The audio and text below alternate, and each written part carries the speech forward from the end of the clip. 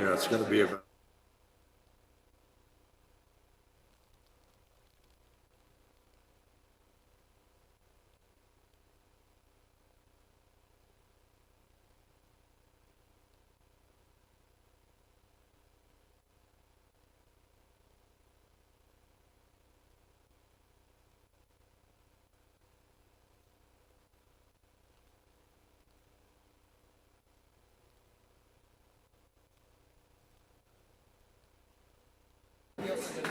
Okay, folks, I'd like to call your attention to the meeting. We'll start up, and welcome to the Planning Commission meeting on the 27th of July. And so, if I could ask you all to join me in the Pledge of Allegiance. I pledge allegiance to the flag of the United States of America and to the republic which stands, one nation, under God, indivisible, with liberty and justice for all. Okay, could we have a roll call?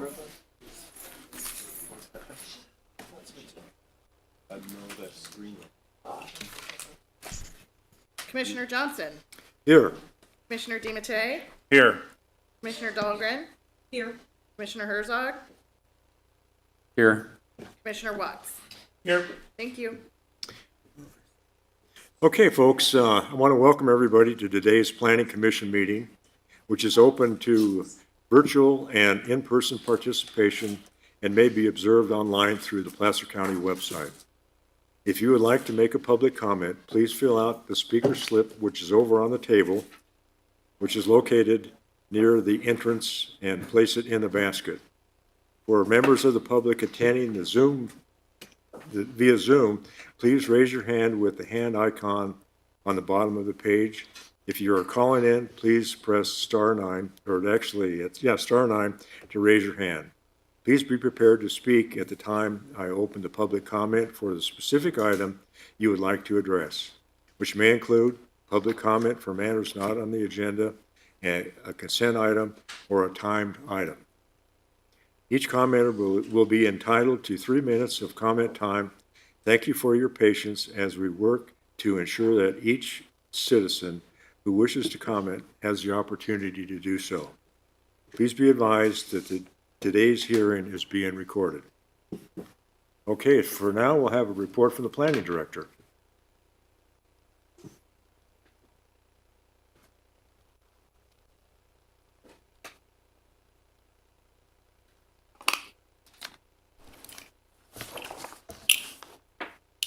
Okay, good morning, Chair Johnson, Planning Commissioners, Chris Pahuli, Planning Director.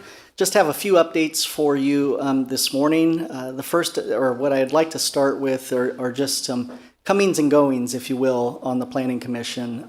So wanted to update you and let you know that Commissioner Powers, Bridget Powers, has resigned from the Planning Commission to take a position with Supervisor Cindy Gustafson's office. I think she may want to make a comment or two during the public comment portion of the meeting. Also wanted to let you know that on July 11th, Mark Watts, Commissioner Watts, was reappointed to the Planning Commission to serve in the vacancy that was created by Commissioner Powers' seat. So he is now serving as the at-large east of the Sierra Crest position. Last week, the Board of Supervisors appointed Jeff Ronton to the District 5 seat. So he was appointed earlier this week for that seat. His first meeting will be August 10th. So we will, at that meeting, have a full commission once again. As I mentioned, the August 10th meeting, I wanted to point out that we will be having that meeting in Tahoe at the North Tahoe Event Center. I would plan for that to be a lengthy meeting. We have a number of items, including the Tahoe Basin Area Plan Amendment, the draft EIR hearing for the Snow Museum. So items that have generated quite a bit of public interest. So I would expect that we will have a fairly lengthy hearing on August 10th, so please be prepared for that. The last update that I wanted to provide to the commission is that on July 11th, the board did hear the residential care homes workshop, a similar presentation to what staff provided to you at your last hearing. And good conversation with the board, a very constructive dialogue. We had 2 representatives from State Housing and Community Development Department in attendance, one virtually, one in person. Ultimately, the board did provide direction to staff to bring back a package that would include for an allowance for residential care homes in single-family zoning districts, subject to a minor use permit. They did direct us to make sure that with that package that we included some objective standards, particularly as it related to life safety and occupancy. So we will be including that in the package. And then finally, there was discussion about adding a new use type to our zoning ordinance for congregate care facilities and a determination about which zoning districts those would be appropriate. That part of the conversation really centered around that there are larger, more commercial or institutional in nature uses that really should be considered different than residential care homes. So staff is working on putting that package together and to return to the board, and I'll keep the Planning Commission informed about when that hearing will take place. That concludes my report, and I'm happy to answer any questions that the commission might have. Okay, well, thank you. I don't see anybody raising their hands, so thank you very much. Appreciate it. I'll stay here and do the introduction for the next item when you call that item. Okay, well, we're going to do Public comment first. That's public right. comment. Okay. Okay, so now I'm going to open the agenda to public comment, and this would be a comment on anything that's not on the agenda today. And I know we have Bridget Powers stepping forward, and she wants to be the first commenter. Thank you, Mr. Chair. I just wanted to say to the Planning Commission and to everyone on staff, thank you so much for being so good to me and my time on the Planning Commission and being so helpful. I appreciated the time. I enjoyed my time very much and loved helping to make a difference in our community as a planning commissioner. I'll miss all of you, but I'm not going anywhere. I'm available at Supervisor Gustafson's office now, where I'll play a larger role for Placer County, and I'm looking forward to that in the future. And I just wanted to say thank you to all of you for the support you gave me when I became a planning commissioner, and I'm not going anywhere, and I hope to see you often. And that's Okay. it. We'll miss you. Well, Thank yeah, you. Yeah, we'll miss you, and thank you, Thank you. Bridget, for your time on the Planning Commission. Really appreciate it. Thank you so much. Thank you. Okay, well, for now then, the next, I'm skipping here too far ahead. Okay, is there anybody else that has a public comment for anything that is not on the agenda today in the audience? Not seeing any hands. I'm assuming that there is nobody here with that. Is there anybody online with a public comment that's not on the agenda? Okay, so now we can move on to the consent agenda. And so, commissioners, want to pull anything off the consent agenda, or anybody in the public? Okay, seeing none, then I'll entertain a motion on the consent agenda. Chairman, I'd like to move that we approve the consent agenda item. I'll second that. Okay, roll call.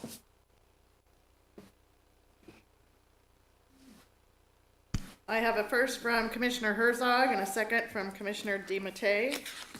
Commissioner Johnson, Yes.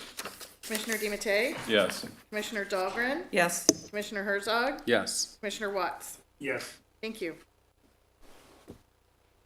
Okay, well, with that, we'll be moving on to the next item, which I'm sure that most people in the room are interested in. And this is the airport overfly zone. And so let me see, I want to start off maybe checking how many people are going to want to speak on this.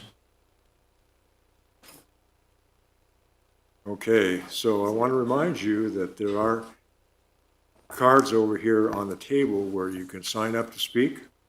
So if you haven't done so far, please do that. And then when we get to the public comment part of this, then we'll ask you to come kind of in order, I guess. We'll announce the names probably. So at any rate, I want to thank you for raising your hand and make sure that you get a, fill out a sheet that you want to make a public comment on. Okay, with that,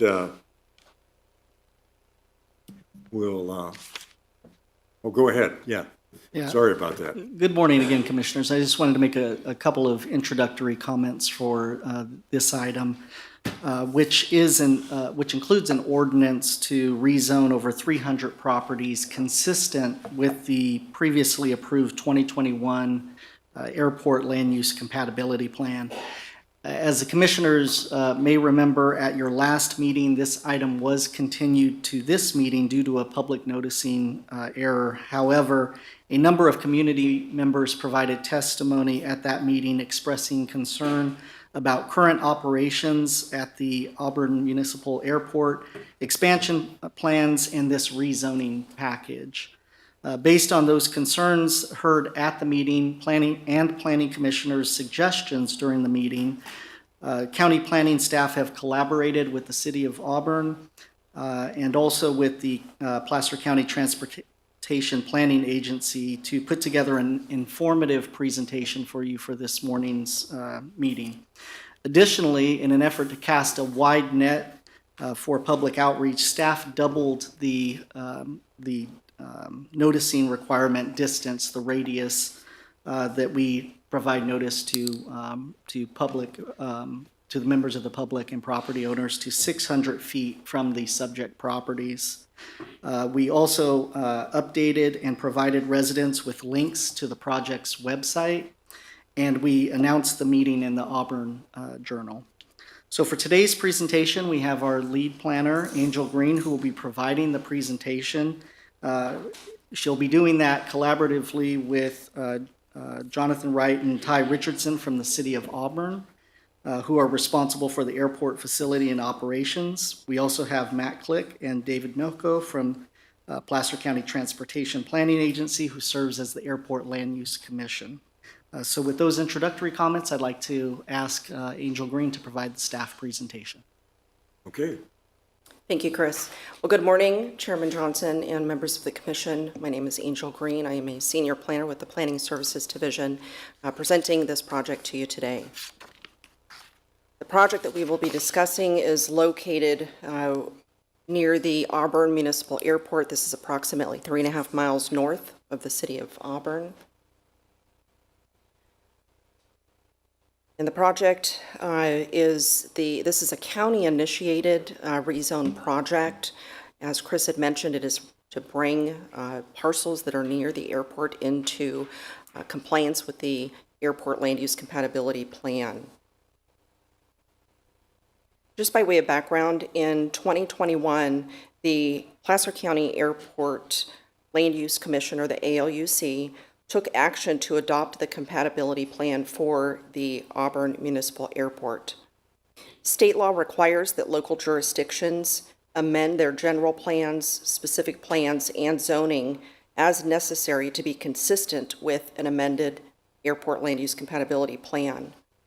And in order for Placer County to achieve consistency with that compatibility plan, we are required to rezone portions of 332 parcels to add or modify the extent of the aircraft overflight combining zone district while maintaining the property's original base zoning. Airport and land use compatibility planning, the process encompasses many steps. There's many documents and plans and analyses. And in order to ensure complete transparency during this presentation, staff would like to provide an overview of this process. We'd like to cover the supporting documents guiding airport improvements and land use compatibility, and how the public can actively participate throughout this process. We will also hear from representatives from the Airport Land Use Commission and the City of Auburn on the airport operations, plans for improvements, and development of the compatibility plan. Staff will start first with a brief introduction to airport and land use compatibility planning, covering the primary objectives, supporting documents, and regulatory agency roles. We'll then hear from the City of Auburn.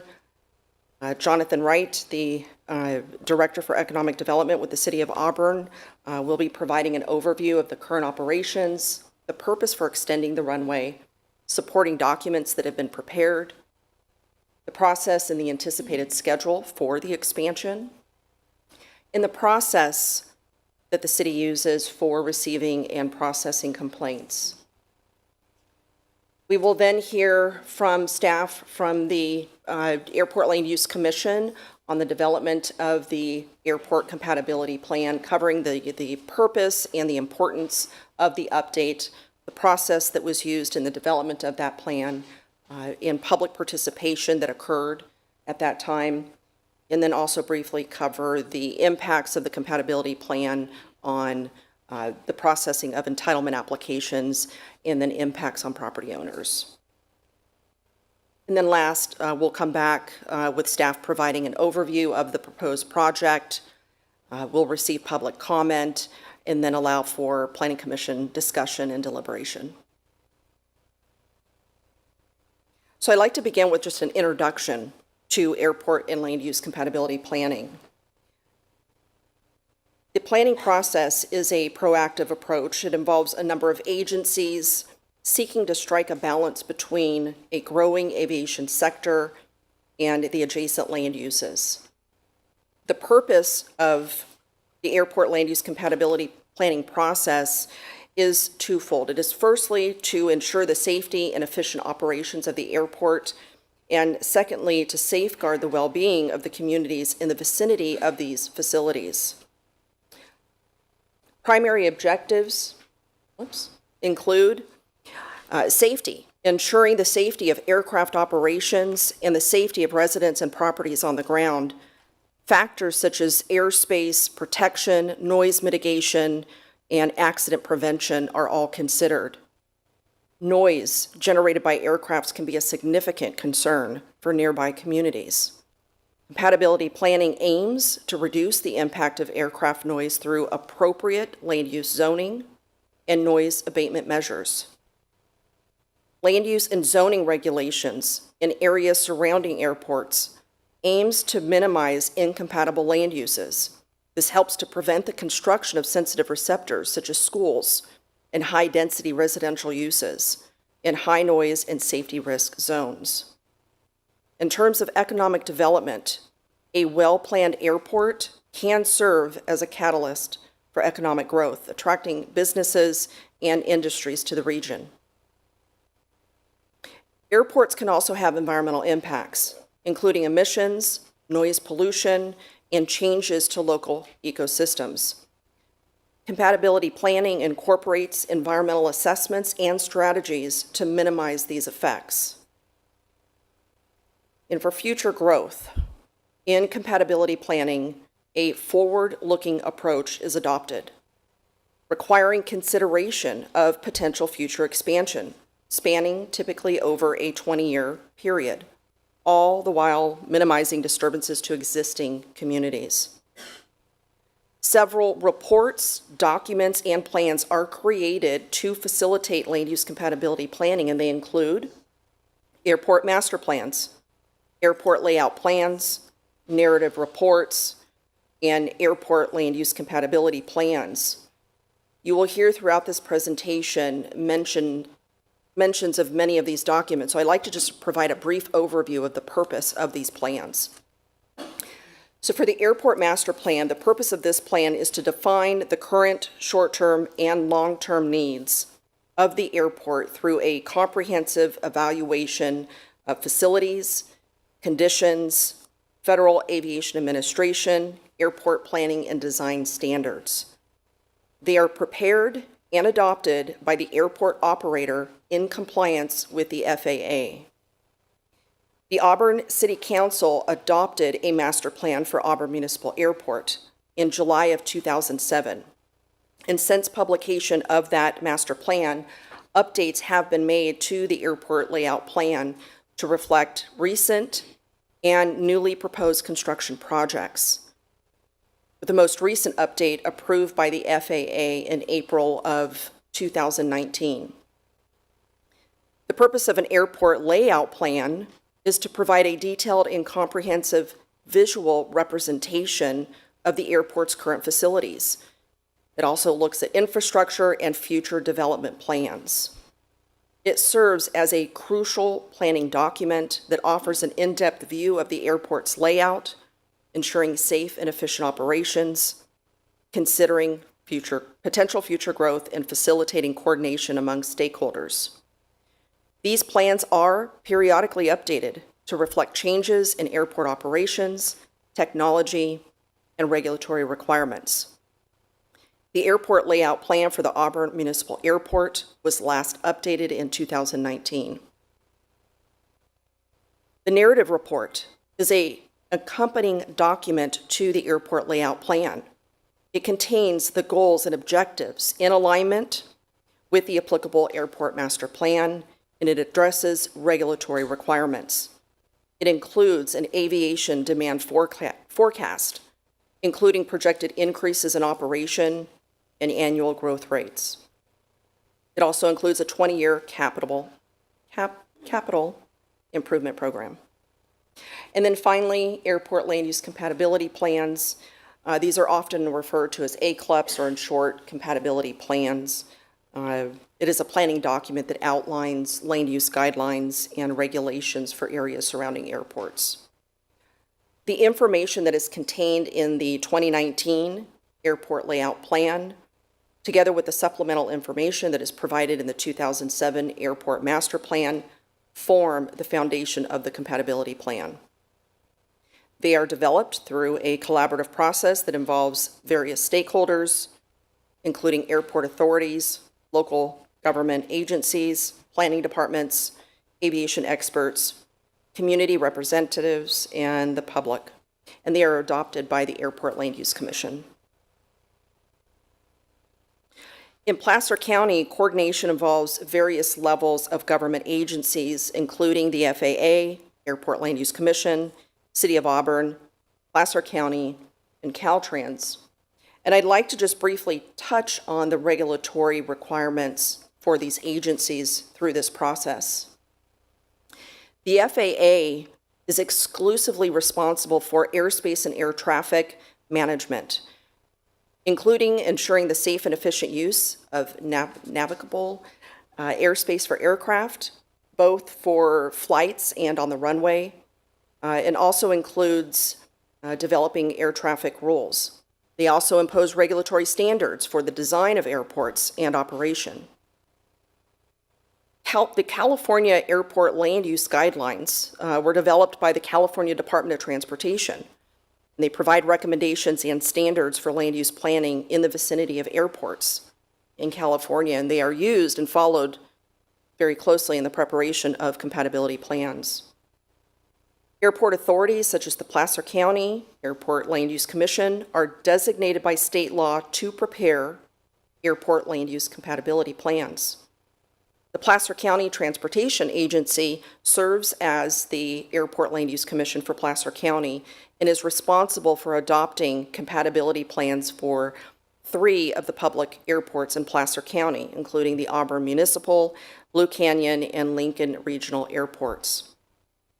In addition to adopting and maintaining airport land use compatibility plans, these commissions are also charged with reviewing changes to plans, zoning, regulations, and other actions of local agencies.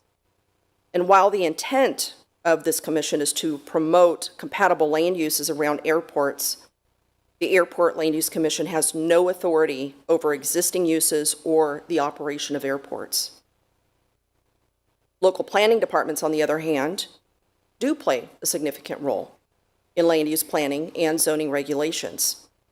They are tasked with implementing the compatibility plans, achieving general plan consistency requirements, and then submitting land use entitlement projects to the Airport Land Use Commission for review. And then last, national, state, and local environmental protection agencies are also involved in various planning efforts to review the environmental impact of airport development and land use planning. And I do just want to mention and add here, although not regulatory and not shown here on this screen, I do want to mention our community stakeholders. Community involvement is essential in the airport land use compatibility planning process. Local residents, businesses, and community organizations provide valuable feedback and concerns about the development and operations of the airport and its impacts on the surrounding area. So what is an airport land use compatibility plan? Well, I've mentioned it's a guidance document. It promotes compatible land uses in the vicinity of airports, and it also serves to protect the existing and future operations. The objectives to a compatibility plan are threefold. It is first, to meet California legislative mandates for the Airport Land Use Commission to prepare and adopt compatibility plans. Second, to adopt a compatibility plan for the Auburn Municipal Airport that will protect public health, safety, and welfare by ensuring the orderly expansion of the airport and adoption of land use measures that minimize the public's exposure to noise and safety. And third, to base that compatibility plan on a long-range master plan or airport layout plan as determined by the Division of Aeronautics of the Department of Transportation that reflects the anticipated growth of the airport. They include compatibility zones that fall within airport influence areas, which are defined as areas in which current or future airport-related noise, overflight, safety, or airspace protection factors may significantly affect land uses or necessary restrictions on those uses. It contains compatibility criteria for new land use development, land use compatibility policies, and it includes a summary of the data that has been prepared as part of the airport land use plan, such as noise exposure maps, which help to inform policy recommendations. And finally, with the compatibility zone boundaries, these represent a composite of 4 compatibility factors. And as I've mentioned, those include noise, safety, airspace protection, and overflight considerations.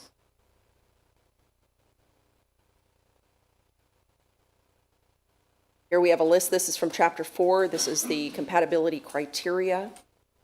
And it includes land use restrictions for each of those compatibility zones that I mentioned. And what I'd like to do at this time is to turn this part of the presentation over to representatives from the City of Auburn, where we will hear about the current operations at the airport and some additional information as it relates to the runway. Jonathan?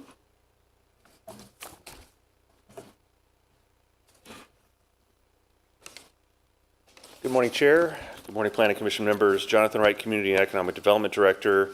Here with me is Ty Richardson. The Community and Economic Development Department houses the airport.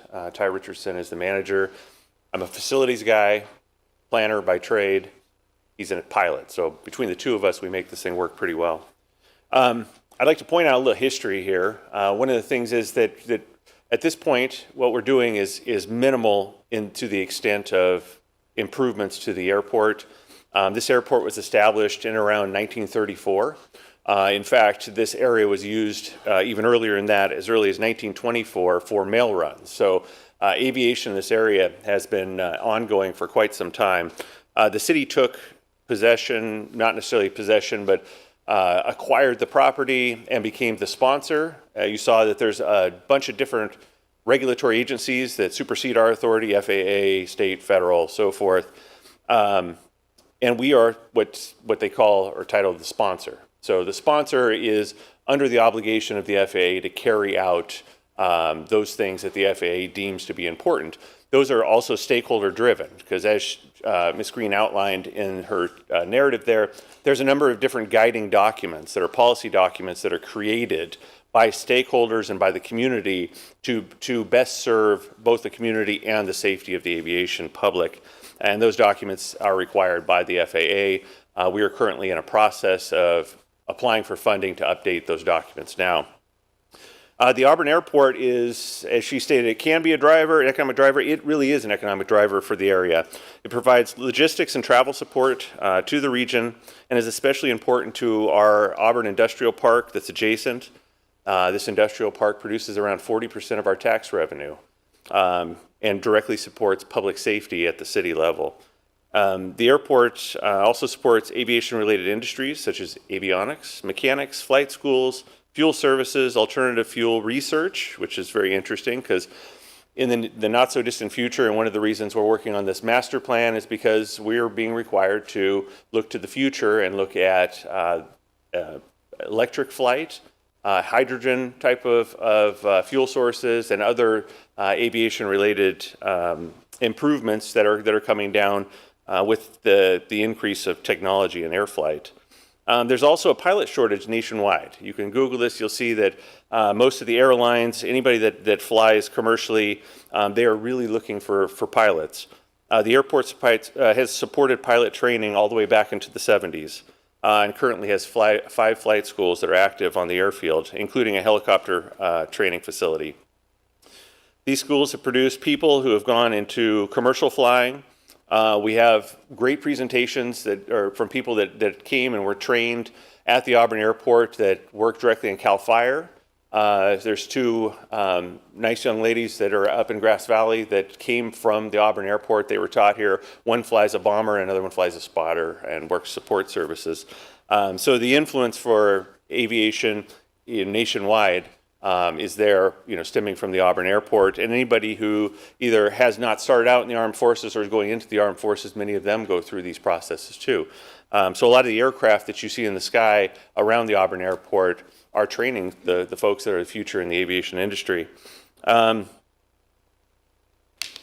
It's interesting talking about public safety. Our location is above the fog and basically below the snow line, although last year, winter challenged that a little bit.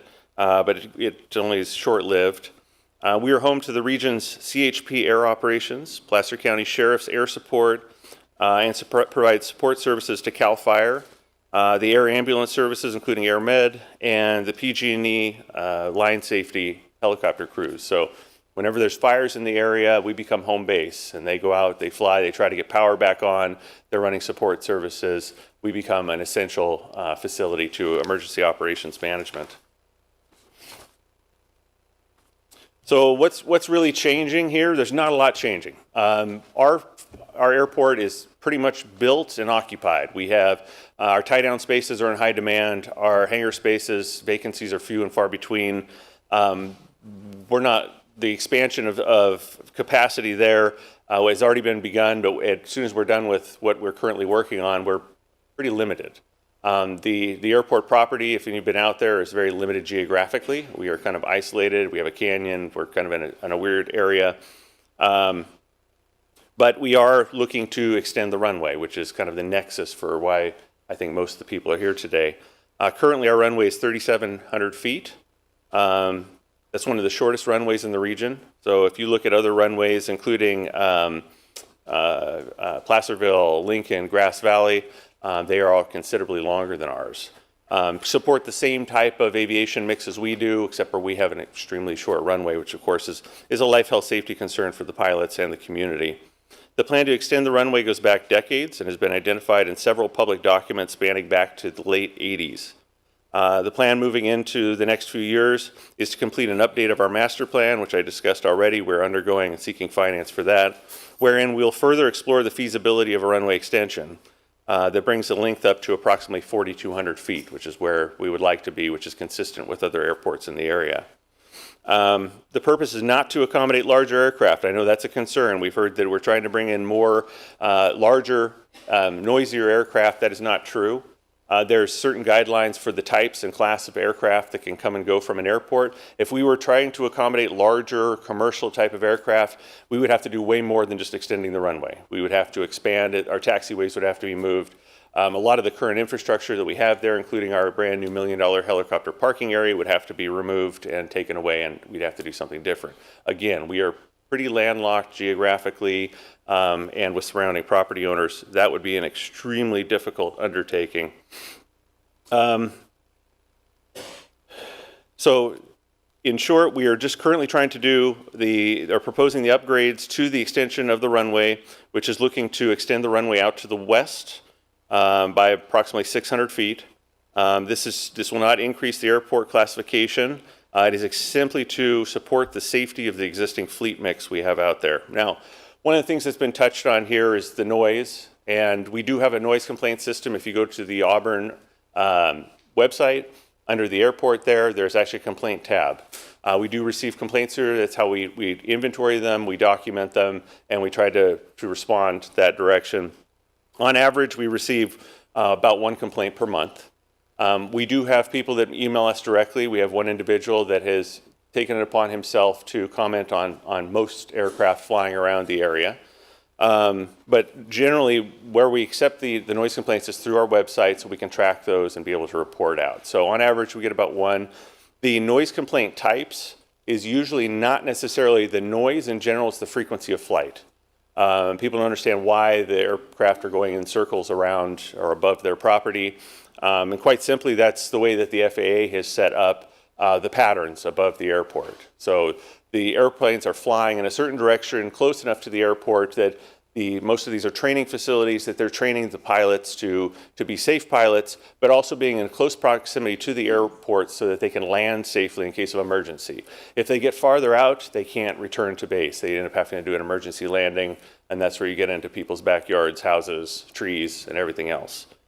I know that now we've announced that we have the complaint system on the airport website, that I'm sure we're going to receive more complaints now.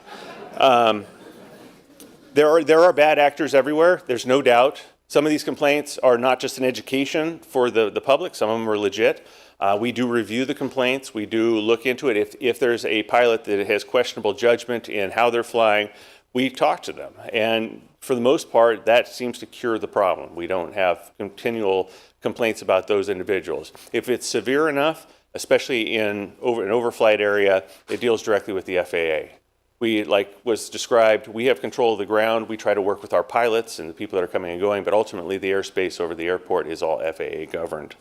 AV fuel, we hear that as a complaint a lot because currently the certain fuel types do contain lead. There's a low lead version. That is critical to certain types and certain ages of aircraft. It is something that the FAA is working to phase out.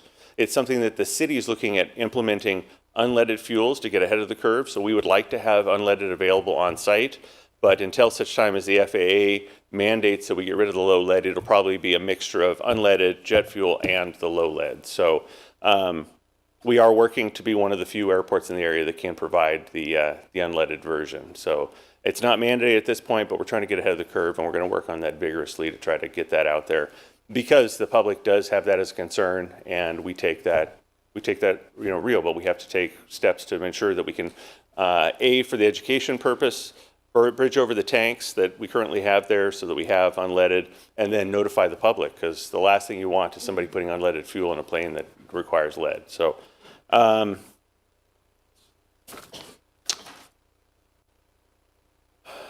so to that end, I feel for people that have bought in and around the Auburn Airport. I hear a lot of people say, I bought a few years ago and I don't understand why we have planes out here that are flying over. This airport's been in existence for a very long time. In fact, it supersedes World War II. It has grown and has expanded. It's a very popular airport, partly because of the area it's located. Again, our climate is conducive to air travel because of the lack of fog that's in the valley, not as much fog as in the valley, and because our weather tends to be more conducive to air flight. Again, a lot of our emergency services use our airport because of that.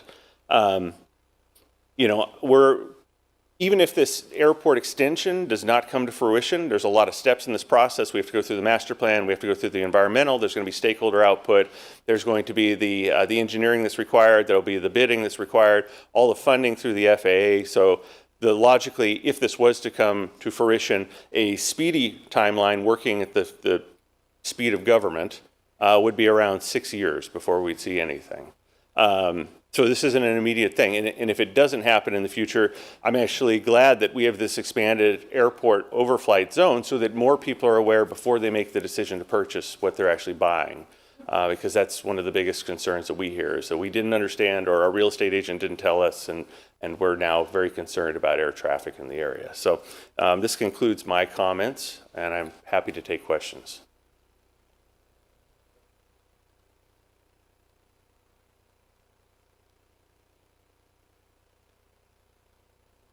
Oh, there's another time for that? Okay. All right, thank you.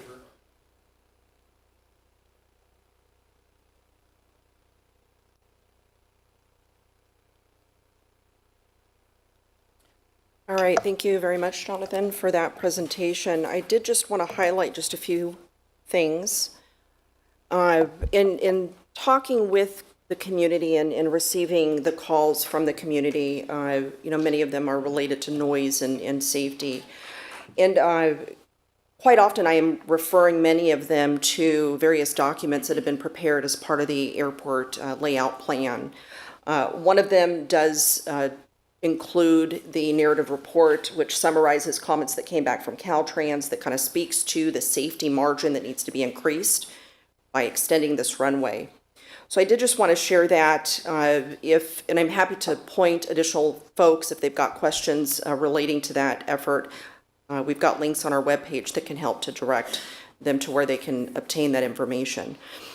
I also heard from Jonathan, right, that we're looking at a 6-year period here before this runway is extended.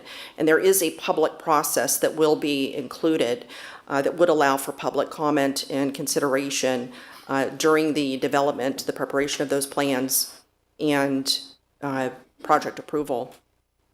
I'll mention, as Jonathan had mentioned, there might be a potential update to the master plan update. That goes through its own process as well and may include revisions to the airport land use compatibility plan, which again provides for additional opportunity.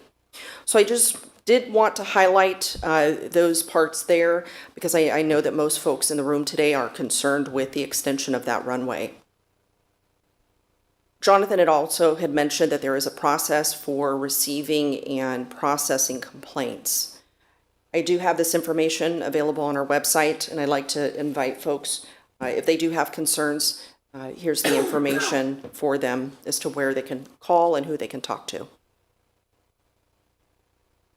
So for the next part of this presentation, we're going to provide an overview of the compatibility plan.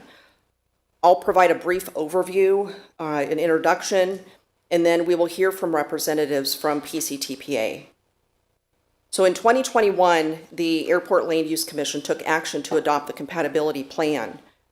This was an update to the previously adopted plan by the ALUC in 2014.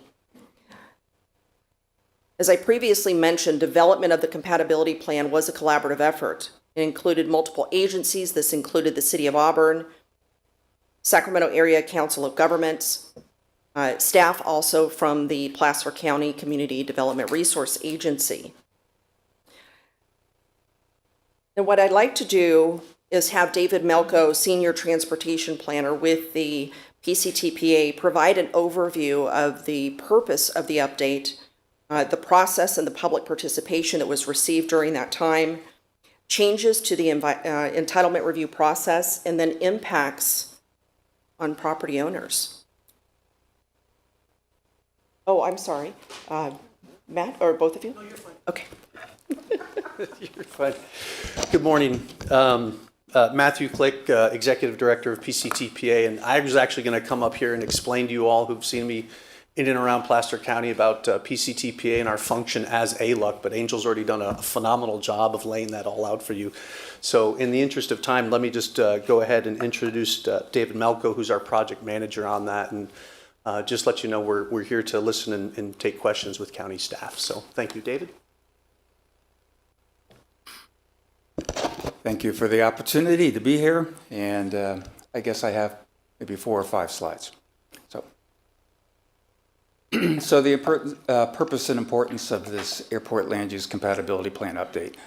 As you've heard, we're required under state law to conform the Airport Land Use Compatibility Plan with an airport master plan and with an airport layout plan. Anytime those facility plans are updated, we need to update the Airport Land Use Compatibility Plan because the nature of those facilities may have an impact on how we define compatibility zones.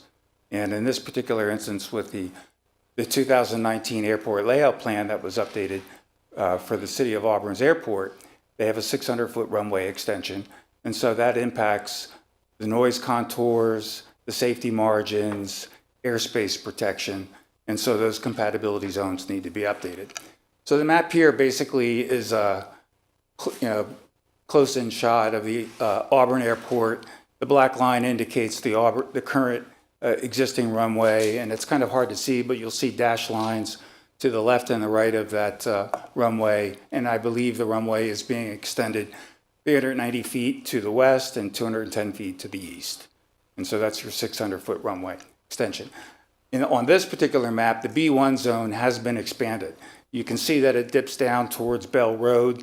That is because 90% of the operations on Auburn Airport basically take off to the west, and because the procedures that Auburn Airport has with respect to informing pilots, they bank left in order to minimize flying over the mobile home park that is on the west side of Highway 49.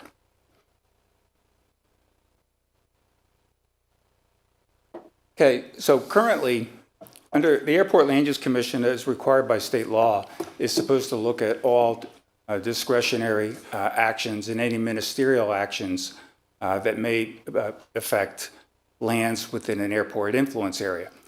So under the current plan, well, let's go back. Under the previous plan, before the county initiated a general plan consistency and zoning consistency with the airport land use compatibility plan, the county staff would send all of these various discretionary actions, these entitlements, for any project that fell within the airport influence area, and I would review them and then provide comments back. Several of those discretionary actions, general plan amendments, specific plan amendments, zoning ordinance changes, rezones, would go to the Airport Land Use Commission, because the action of the commission would be basically the recommendation to the Planning Commission and to the Board of Supervisors with respect to that particular project and its impact and compatibility with respect to airport operations. Going forward, once the zoning ordinance consistency here is achieved, we will basically, as the Airport Land Use Commission, just focus on the first two bullets. Any general plan amendments, rezones, zoning ordinance changes will still come to the Airport Land Use Commission because those are considered mandatory reviews under state law.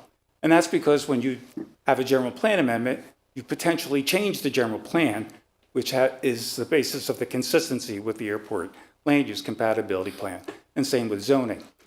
The subsequent entitlements there will all be part of reviews that your county planning staff currently do, and now they'll take into one additional factor when they review projects within the airport influence area, and that means they will look at the Airport Land Use Compatibility Plan to make a determination.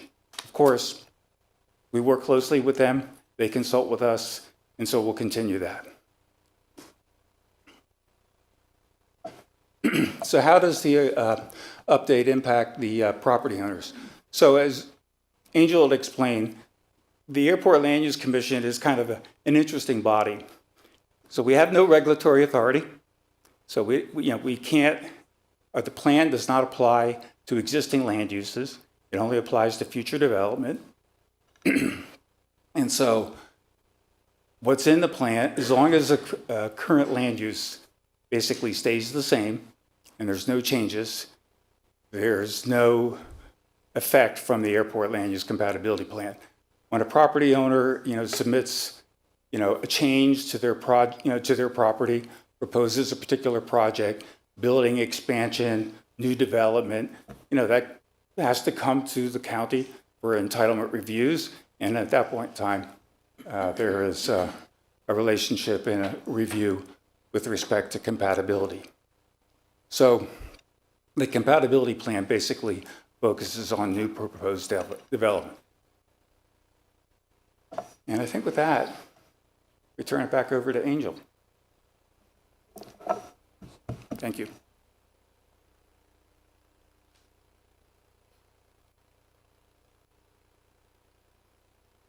Thank you, Matt and David, for that.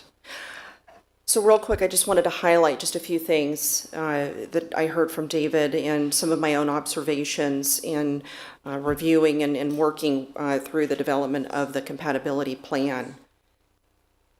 One of the questions that we actually received at the Planning Commission at the last meeting, if you may recall, there was a young lady that mentioned that she has horses on her property, she's got some animals, and she might be curious as to how this rezone would change the permitting process for her if she was to come in for a building permit. And as we just heard from David Malco, by obtaining or achieving general plan consistency here with the compatibility plan, it will streamline the permitting review process, not only for those permits, but then also for the entitlement applications as they come in.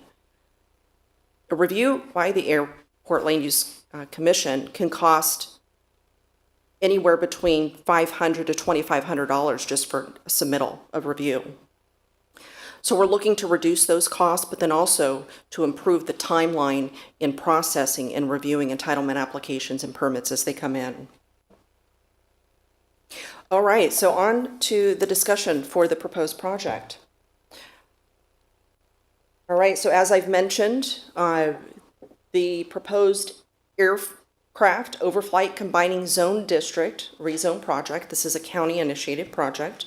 It'll bring the general plan and zoning into compliance with the compatibility plan.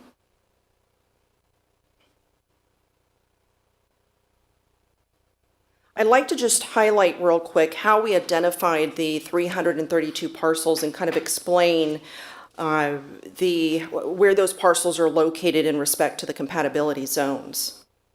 So as shown here in this exhibit, the expanded compatibility zone encompasses new areas that were previously outside of the airport influence area that were defined in the 2014 compatibility plan, where portions of 332 parcels now fall within that extended area. This includes compatibility zone C2 to the west of the airport, as well as compatibility zone D to the west and the east. The rezone will modify the zoning of the properties by adding or extending the extent of the AO combining district while maintaining the property's base zoning. And I have here on the screen for you, just by way of example, if we have a property that is currently zoned farm, that base zoning of farm will remain. We will be adding simply the combining district of aircraft overflight. I'd also just like to mention that combining zone districts, they're often used to address specific zoning challenges in a particular area. Here, the case being that it's near an airport. They allow for a combination of multiple zoning designations and allows us to apply regulations to achieve specific planning objectives. This would be very similar to a property that's located within a flood zone. Or other areas where there might be some additional regulatory requirements that would apply to those properties. In attachment A of the staff report, exhibits have been prepared for the draft ordinance, and they include Exhibit 1, we have 23 map sheets that illustrate the boundaries of the area that it is intended for the rezoning on each affected parcel. Exhibit 2 provides a list of those affected APNs, and it also includes the approximate size of the area that's proposed to be rezoned and the corresponding map sheet. A copy of this map sheet was included within the mailing notice that's been mailed to the affected property owners. And I do also just want to mention that, as I'm receiving calls, a lot of the comments that I've received is that the legal notice has been very confusing. The map sheets that we have prepared have been confusing. And so I have offered up for many of those folks at the request of the property owners to prepare detailed parcel reports. For anyone that is here today that would like one, I'm happy to prepare one for them. But essentially, staff is looking very closely at the zoning areas to be rezoned. We're providing a detailed description of the compatibility zone and the restrictions, and we're happy to do that for anyone else who's not received that yet. And just real quick, because I know we're short on time here, I wanted just to provide an overview of the restrictions of the compatibility zones C2 and D that are provided in Chapter 4 of the compatibility plan. Of all of the compatibility zones, zones C2 and D are the least restrictive. With C2, there, however, are still some restrictions. The compatibility plan looks to restrict land uses and features that would create airspace hazards. This would include tall structures or uses that would attract wildlife. This would include poles, antennas, cranes, or trees that are greater than 150 feet in height. Airspace review would be required for any structure proposed over 150 feet. For outdoor uses, the compatibility plan looks to restrict land and water features such as wetlands and detention ponds that attract birds, which can interfere with aircraft. For outdoor major assembly, there is a restriction that the capacity not exceed 1,000 people. This would not be considered a compatible use. For high density, the compatibility zone C2 actually does not establish limits on residential density. For zone D, this is the least restrictive of all of the compatibility zones and is very similar to C2 with respect to just one change, and that is with the capacity. If we're looking at a land use, maybe a large wedding venue or what have you that wanted to look at maybe attracting more than 1,000 people at a given time, there would be a conditional approval that could be achieved under certain conditions. But very similar to Zone C2, there are no limits on residential density. The staff report provides a pretty detailed report on the completed actions that have been taken by staff to achieve consistency with the compatibility plan, and David had kind of touched on a few of those. But in 2020, the county did work very closely with PCTPA to obtain a consistency determination for proposed amendments that were underway at the time to update the health and safety element of the general plan. And that determination was provided to the county May 26th of 2021, and it outlined a number of sort of requirements and steps that the county needed to go through to achieve that consistency. All right, and so to date, oh, there we go. Okay. Completed actions. I was missing an item, but there it is there. Okay. So we have the update to the 2021 health and safety element that included revisions to land use diagrams and standards. There were also policy revisions in the transportation and circulation element. I'm not going to spend too much time on this because a lot of detail is already provided in the staff report. But I did want to also mention we had amendments that were also done as part of the update to the housing element, including incorporating infill housing consistency with the compatibility plan policies. There were revisions that were made to the zoning ordinance, 2 amendments, where we listed all applicable airports in one of the sections, and then also there was additional text that was added to ensure compliance with AO combining zone districts, or the requirements in case of any language in a plan that's not consistent. What's the word I'm trying to think of? It's not coming to me. Sorry about that. But anyhow, the requirements that are required in the AO combining zone district are now required as part of the zoning ordinance. All right, so the remaining action is to rezone the 332 parcels. This project was brought before the North Auburn MAC. It was provided or presented rather as an information item on March 14th of 2023. Project-related issues that were raised by the MAC and the public included noise and safety, impacts on economic development, potential impacts on properties. So we had a pretty robust discussion on those. We talked a little bit about the compatibility planning efforts as part of the narrative report and the compatibility plan that were done. We talked about the intensities on commercial non-residential development in that C2 zone. And with respect to impacts on property value, it's the county's position that the rezone in and of itself is not going to degrade property values there. So a vote from the MAC is not required for county-initiated rezones, which is the case here.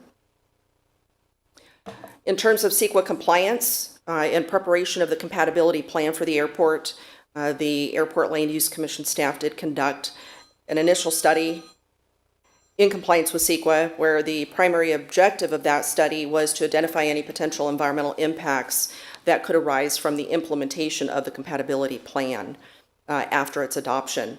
That initial study and the associated negative declaration were circulated for a 30-day public review period.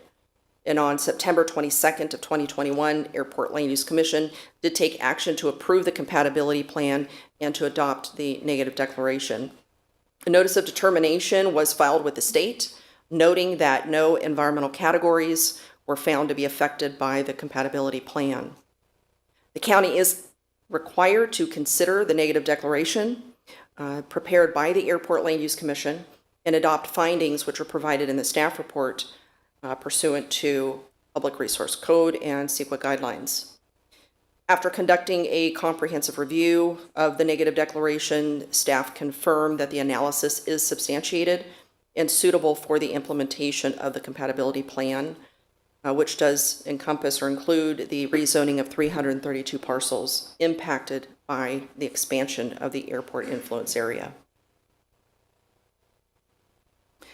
As noted in the staff report, extensive outreach and public notification was conducted during the preparation and adoption of the Airport Land Use Compatibility Plan. This included 2 public workshops, notice of intent to adopt the negative declaration was sent to the Auburn Journal, the Lincoln News Messenger, which I think that was related to the Lincoln Airport. All property owners within the airport influence area, I think there were over 5,000 notices that were mailed out. And then also there was an interested parties list who also received that.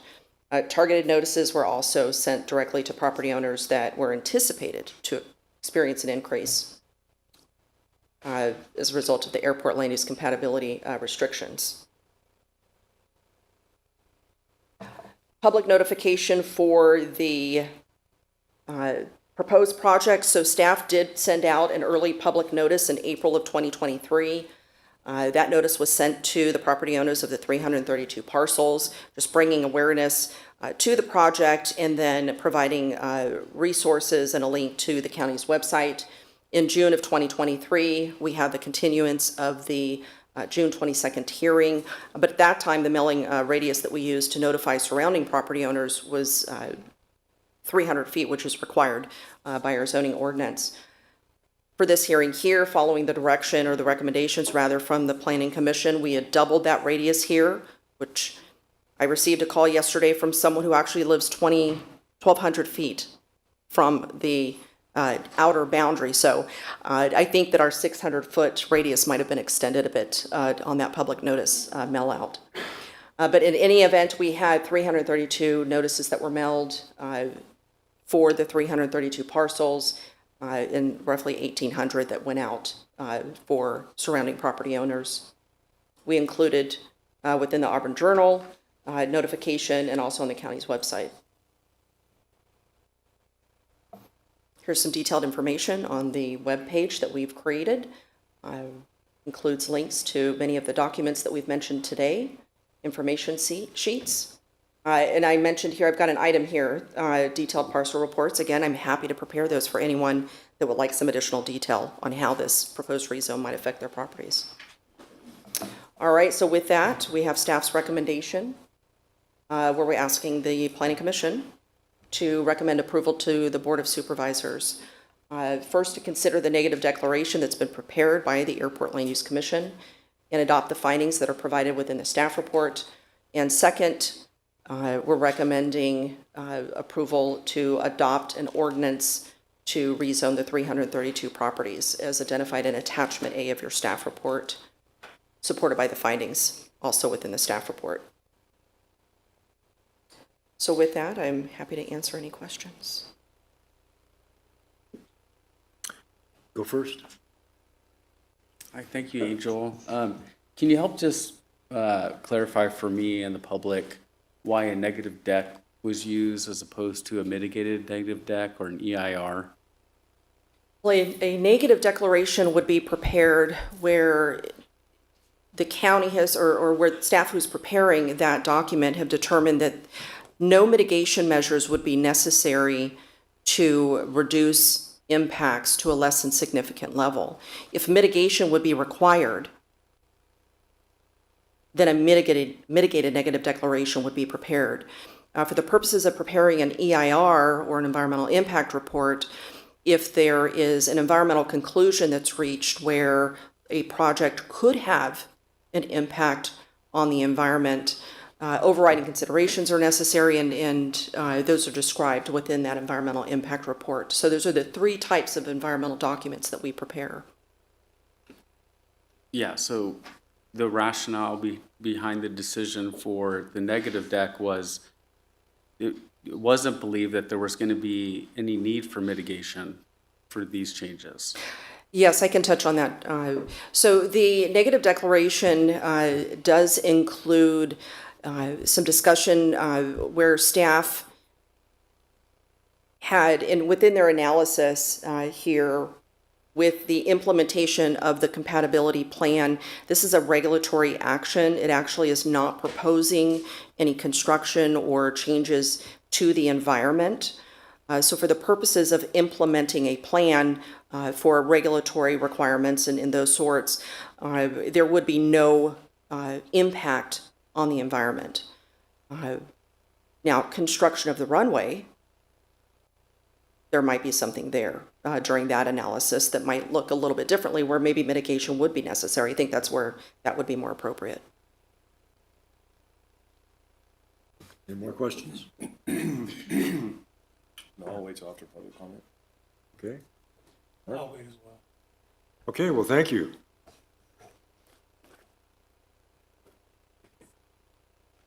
Okay, at this time, I'm going to open the meeting up to public comment, and we'll start with the people in the room. And so hopefully everybody that wants to comment has filled out a comment slip, and they're up here in front. And so I guess you'll be calling off the names? Yeah. Yeah, so we'll be calling off the names, and what are we going to call off, 3 at a time, or? Okay, we'll call off 3 names at a time, and so the people that, the first one will just get up to the microphone, and the other 2 be ready to come up to the microphone. And then we'll go through the full list of comment people that submitted their comment cards, and then we'll move on to the people that are online. So at any rate, let's, okay, and so this is with regards to the airport plan and the AO zoning changes. And so at any rate, we'll start with the public comment, and so first commenter. Okay, if I could get Diane Wood, Patty Dong, and Catherine Gray.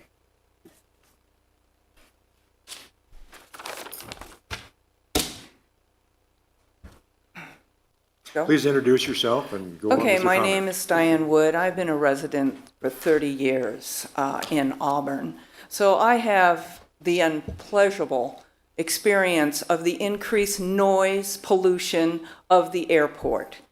I don't know if I can go through everything because the county and all its representatives have been given such a large time, but I'll go over my main things.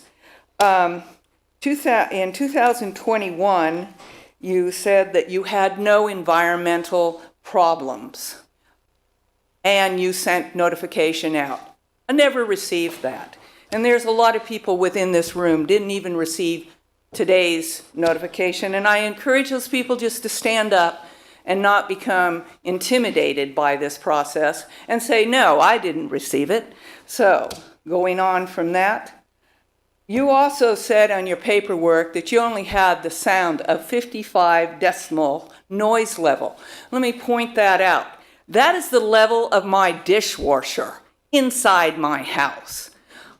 There's no way the planes that fly so low over my house are at 55 decibels. Come on. I know you think we're stupid, but we're not. Anyway, airplanes fly over my house. so low that I can see the full silhouette of the airplane. Then sometimes they tip. You know, jocks like it. So I do not know why airplanes have to go up Bell Road and use that like a airline flight, why they have to fly over my private road as a focus to land. They used to fly to the right of my property over PG&E. Maybe PG&E has more power than me and they told you to stop flying over there. I don't know. So, whoa, I knew I was going to. The majority of firefighting for the state of California is done out of McClellan Air Force Base, not Auburn Air Base. So I'm very much against the increase of this problem, and I hope that the commission really considers what the people are saying here. We have rights. We have rights under environmental protection, and I receive nothing of half of what this county commission or planning division has said. It's out and out lies, may I say that bluntly. And I would like to also say, anybody in this audience, don't become intimidated. Stand up and defend our area. Thank you. Okay, thank you. Okay, could I ask you to refrain from clapping after presentations? Thank you. Because we're going to have various people that want to make a presentation. Oh, well, you're Republican. Hi. Okay, go ahead, introduce yourself and go ahead. Okay, I'm Patty Parapan Dong and live close to the airport on Old Airport Road on the far side of Bell. So we're in the landing zone. They come across our property and you can tell they're going down. So from what I understand, if we get this expansion of the runway, it'll enable them to maybe take off, and so we'll have both of those things happening. And right now, it's fine. The airport has been a good neighbor, but you know, the noise and the environmental impact with the emissions is a concern, and we would hate to see that grow at any point. We've had the property since '78, and we have noticed that there is more need, but we certainly support the use when it's required for the firefighters. But just would like to stand up and say that we hope that it is kept at the level it's at now, and the airport runway is not expanded. Thank you. Okay, thank you.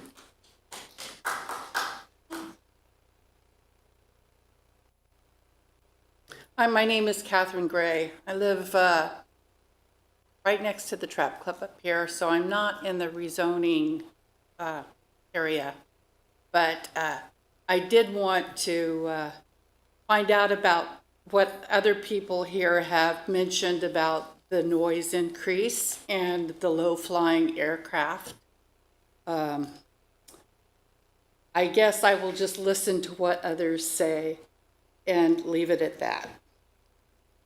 Everybody else shares the same comments, I think. Okay, thank you. You can yield your time to somebody else. I do. I yield my time to somebody else. Oh, just a minute here. We're going to call out the names, and so we'll be calling out the names that have filled out a comment sheet, okay? So if we could have the next. Hey, sir, can I ask you to not talk? Because we are calling out names in order. Okay. Next list of 3, and the next person. Can we get Bonnie Lee Bowick, Walter Stockman, and David Knoll? I'm Bonnie Lee Boyd, and I have several concerns. We are 300 feet from the flyover zone. We're in Christian Valley. The problem is this is an agricultural area, it's a farm area, there are ranchers there. There's wildlife, it's a bird sanctuary, there is water there, there are reservoirs there, there's NID irrigation ditches there.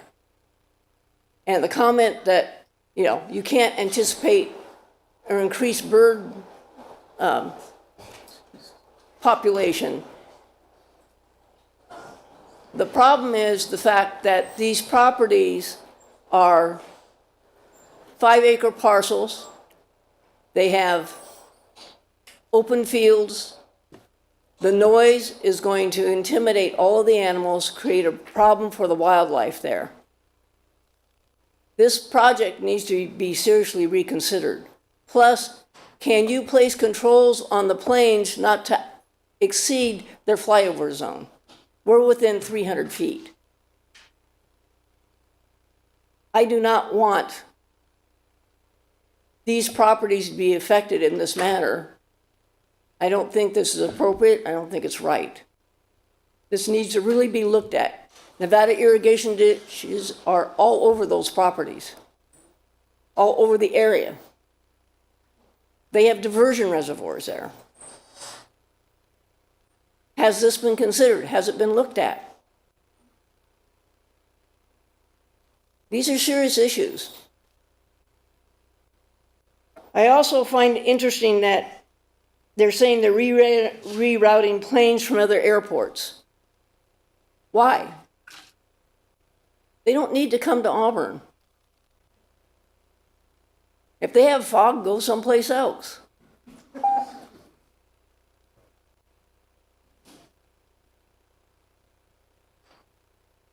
Concerned about the pollution, concerned about the noise increase, concerned about fires from accidents, concerned about the traffic at the airport that this is going to cause.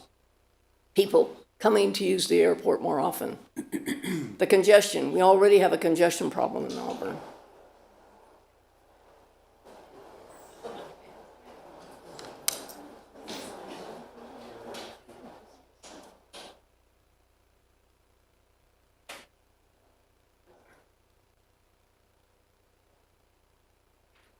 I really seriously feel the commission really needs to step back and really take a look at this and evaluate the properties that are just outside the area of these flyover zones. Thank you. Okay, thank you. Okay, next speaker.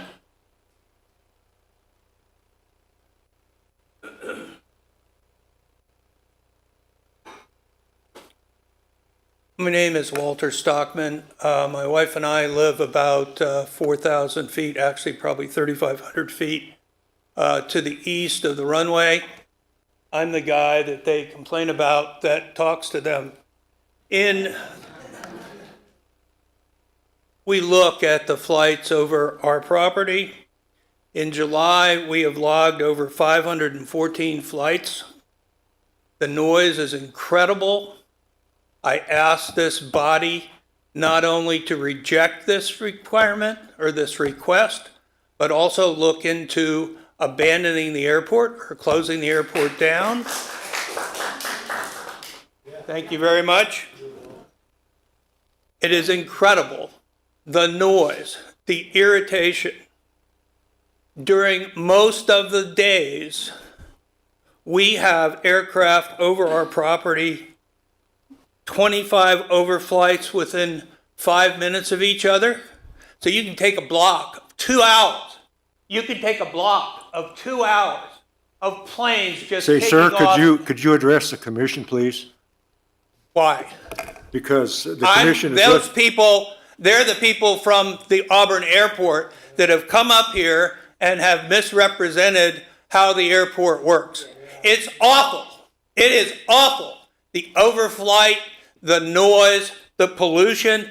Our property was there in 1924, 1928. We've lived there since 1974. It has gotten worse and worse and worse.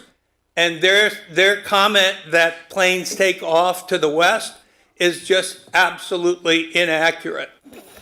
So my request of this body is to reject this requirement and do everything you can to close the airport. Okay, thank you. Okay, next speaker, please.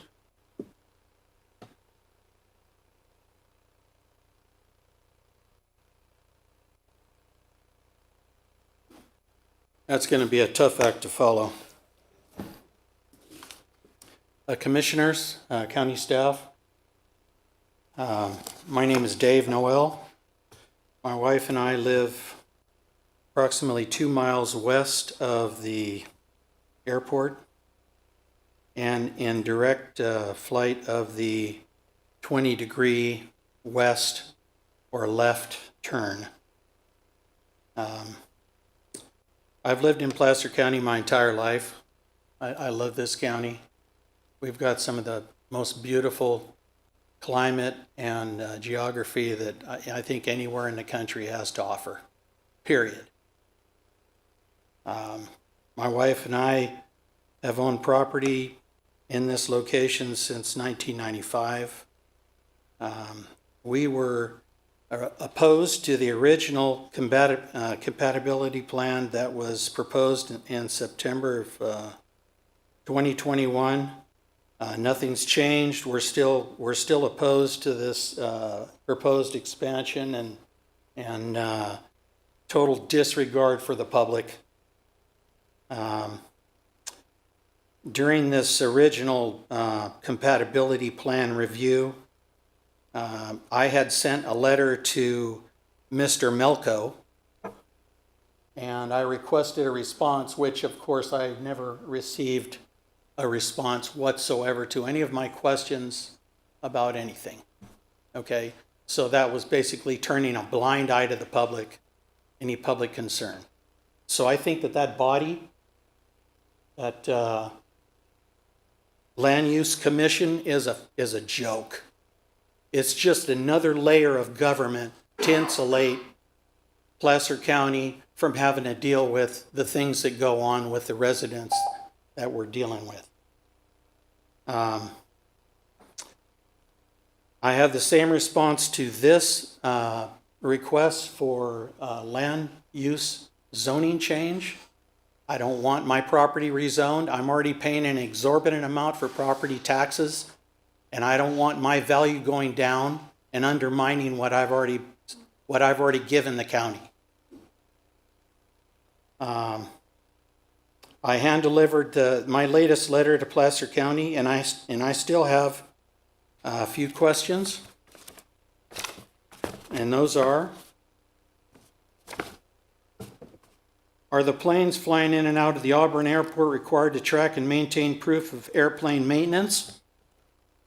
Do these planes possess current and adequate licenses and proof of insurance? Does the Auburn Airport carry insurance for the obvious liability and potential issues relating to operation and management of facilities?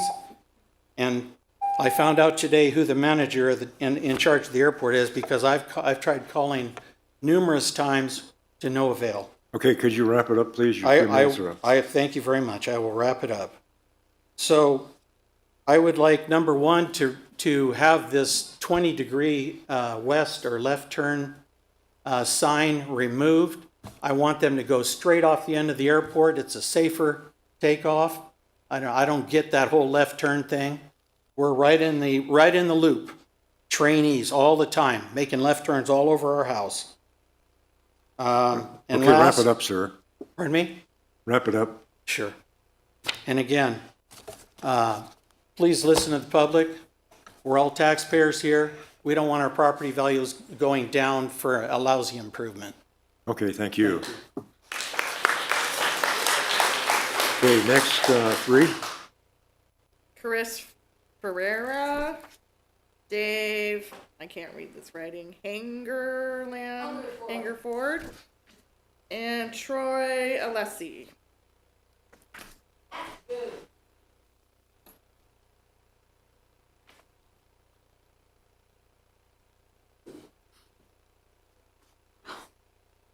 Good afternoon. I am Chris Ferreira, and this is my first time to come to any kind of a public meeting. It was very scary. First of all, I would like to recognize all the hard work I know your guys are doing. But I need to concern myself with what's happening in my community. I live at Rock Creek Mobile Home Park, which has 220 homes. Don't know how many exactly residents that is, but we're in the flight. In the flight plan, we're west of the airport. We're right on Highway 49. And I've been there since the 90s, and we see an increase in the amount of airplanes that are flying over our homes and flying very, very, very low and being very noisy.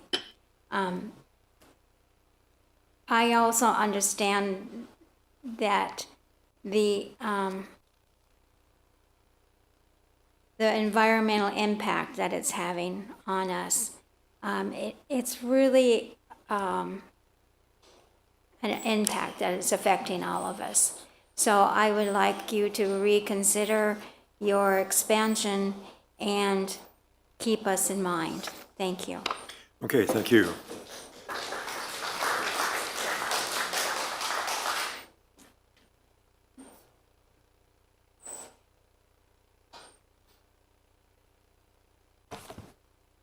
The name is Dave Hungerford. I'm a current member of the North Auburn MAC. This item was brought before the MAC in March as an information item only, so the MAC was unable to make a recommendation to the commission regarding whether we approved of it or not. There's a lot of discussion, as was spoken of, but we had no opportunity to make a recommendation. I would like to know why that would be. North Auburn MAC is a local group that would be responsible for making a recommendation to you, if I'm not mistaken. And one of the things that's concerning me as much as anything else is they're rezoning 332 parcels. We were never notified. We live in the flight path of the airport. We were never notified of any of this stuff. And those rezonings will affect people's property value because the commission was not able to rezone properties, so they actually just laid over a zoning over top of the properties we had. Because from my reading, they cannot rezone properties. Well, they actually are rezoning our properties, and that will be displayed during the sale of our property in escrow. That we are an airport overflight area. I know it's a financial issue for the county and the city. But the last time we had a financial issue coming through our area regarding Costco, the city manager threatened to sue the county over tax revenues from Costco, which would have been very helpful to this area. People could have gotten jobs here. There would have been opportunities for people not to travel down to Roseville, and yet that wasn't allowed because they just basically didn't want it. They didn't want to share the sales tax revenue. That was the issue. I really would like you to think about the fact that this did not go through the proper channels. The MAC should have an input into this, and if it has to go back to the MAC with your recommendations, I would appreciate that. Thank you. Okay, thank you. Can I ask him what his address is real quick? Huh? I want to ask him what his address was. I'd like to inform the board before I speak that I'll be claiming the time left over by Chris and the lady in the third row. So I'll be claiming 7 minutes. Hold on. He didn't hear you. Okay, so what would you like to say? Lady back here, Chris, has yielded the minute and a half that she had left over to me, and the 2.5 minutes left over by Catherine has been What's your yielded to name, me. sir? My name is Troy Oleski. Okay, is he on the list? Yes. Okay, and he's next? Yes. Okay. Okay, go ahead with your comments, sir. Thank you. Hold on, time out. Before you start, I have a question for staff. Yes. Please, you'll get your time. You'll get your full 3 minutes for sure. In this hearing, I'm asking legal counsel on this for all of us, me and you guys, so I have clarification. So is it okay or not okay for somebody to yield their time? This is not Congress, this is not the Senate, in this hearing body. It is ultimately up to the chair Thank you. whether or not to allow it. And if it's allowed, it should be handled equally for all speakers. So you couldn't allow one person to accept yielded time and other people not to. So, for example, if this gentleman wanted to yield or take somebody else's time, that time has to be equally balanced to other people, or? No, what I mean is the chair could say, we are not going to allow comments beyond 3 minutes, period, no yielded time. Or the chair could say, I will allow speakers to yield time. And in this case, if these two ladies would like to yield their time to him, that's fine. But if another speaker wants to yield, you have to let them do that too. You can't change the rules halfway through the meeting. Right, okay. So, hold on. Okay, well, sir, you have 3 minutes.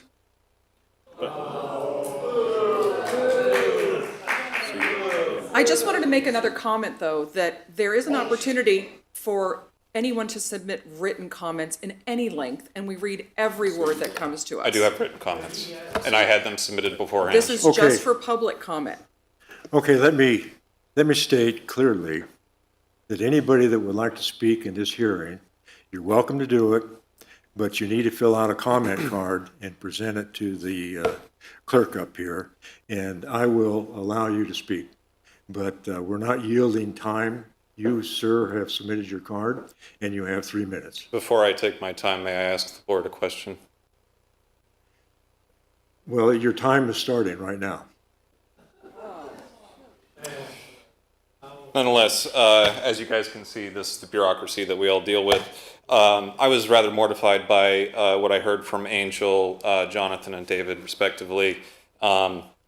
The airport land use compatibility plan would seem wholly irrelevant, considering that it does not compare into the scope of material effects that it takes onto the residents, whether it's physical, mental, emotional, all of those things. I even heard things that were just casually dropped through what was a rather robotic presentation of possibly reducing wetlands in order to assist in what is this overall plan for an expansion. I also heard that this is quote unquote a growing aviation sector. Why would it be growing? There is absolutely no need for Auburn to continue to grow. There is a sustainability point. There are breaking points when you exceed those. So ultimately, we're not only dealing with the effects of what has been my life since 4 years old in this location, more or less steadily, minus a little bit of time, but I've heard, and you've been hearing from the majority of the public, that these are the prolonged effects of having allowed for the increased traffic and frequency at the airport, which is, again, for the sake of 40% revenue to the city of Auburn that, again, not a lot of the residents directly see.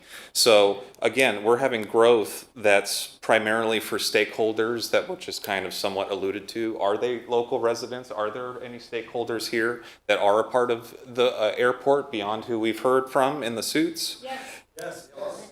Yes? So you guys are in favor of the, Say, sir. the rezoning? Sir, you need to address the commission, okay? Okay, so thank you. We do have a few, thank you. Infinite growth on a corporate measurement is not sustainable, and that's ideally what I would hope that our government officials would be looking out for us.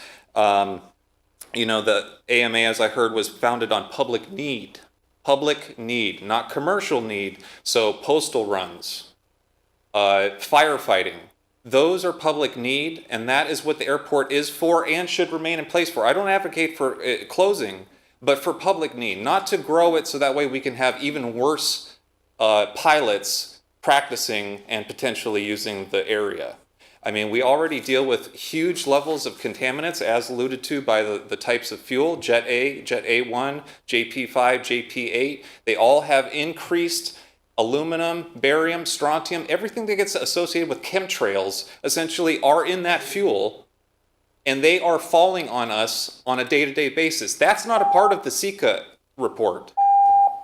So again, I ask for you guys, if you're not going to offer me the time that was yielded, to ultimately state, if you guys allow for it to be rezoned, claims during the expansion phase are futile.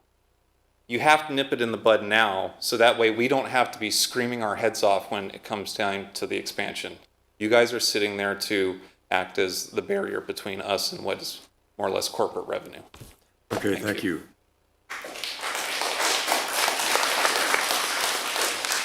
Okay, next three, please. We could have Reba Stern, Ron Best, and Jeff Refgarden.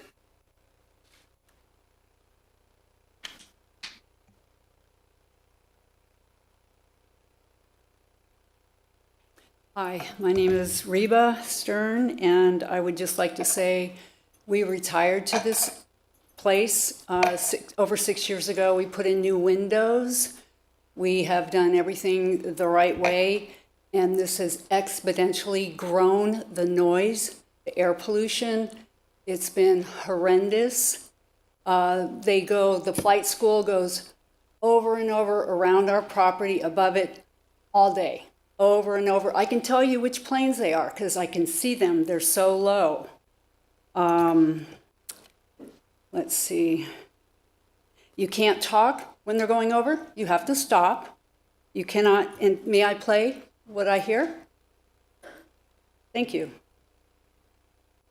This is on the daily, over and over.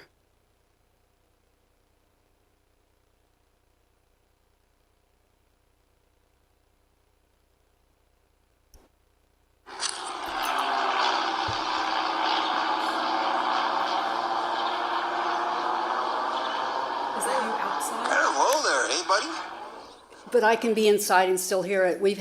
I just wondered for Yeah, we've had jets come over, waking us up at 10:40 at night. We're retired, we're in bed, we're asleep. It's like incoming. We did not sign up for any kind of war zone, which is what it sounds like. Here's just another sampling of the lovely sounds we hear all day long. Oh, that's joyous. And there was no emergency for the helicopter to be going over. I understand that they are emergency aircraft. There was no emergency. Yeah.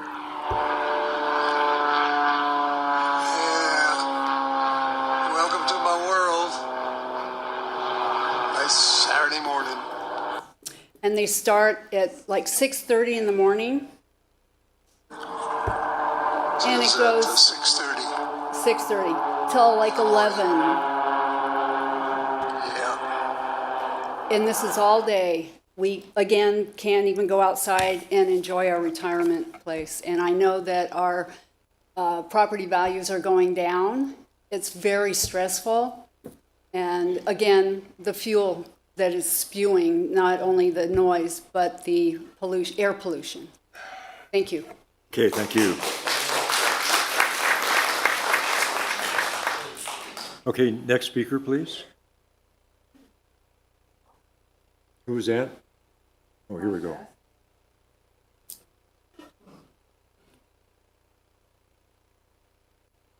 Hello, my name's Ron Best. I live on Dry Creek, kind of up by Joger, a few driveways down from the church.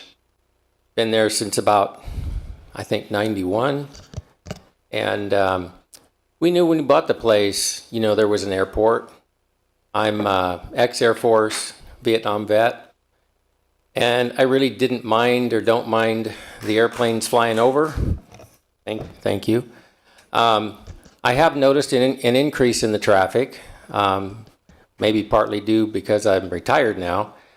But I really don't like the sound of there's at least one, it's like a business jet or a personal jet that flies in and out. It seems like the reciprocating engine ones I kind of got used to, and when the jet goes, it raises the hair on the back of my neck. So I'm opposed to lengthening the runways and any of this rezoning stuff that's going on. I just don't think it's good for our little community. And that's all. Thank you. Okay, thank you.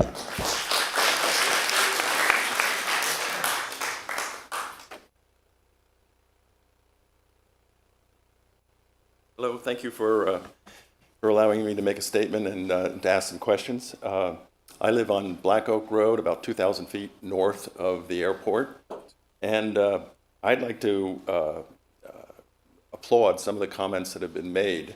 In particular, this gentleman here who asked, what demand are we serving? Why do we need to increase or to meet the demand for additional flights and longer aircraft or whatever. We don't meet demands for drugs. There's a demand for drugs, we don't have to meet that. And we don't have to meet the demand for more activity in larger planes. Secondly, I strongly oppose the negative declaration and adopting the findings of the draft CEQA document. That document is false. It makes a mockery of CEQA, the California Environmental Quality Act. Specifically, it says a number of things that are false.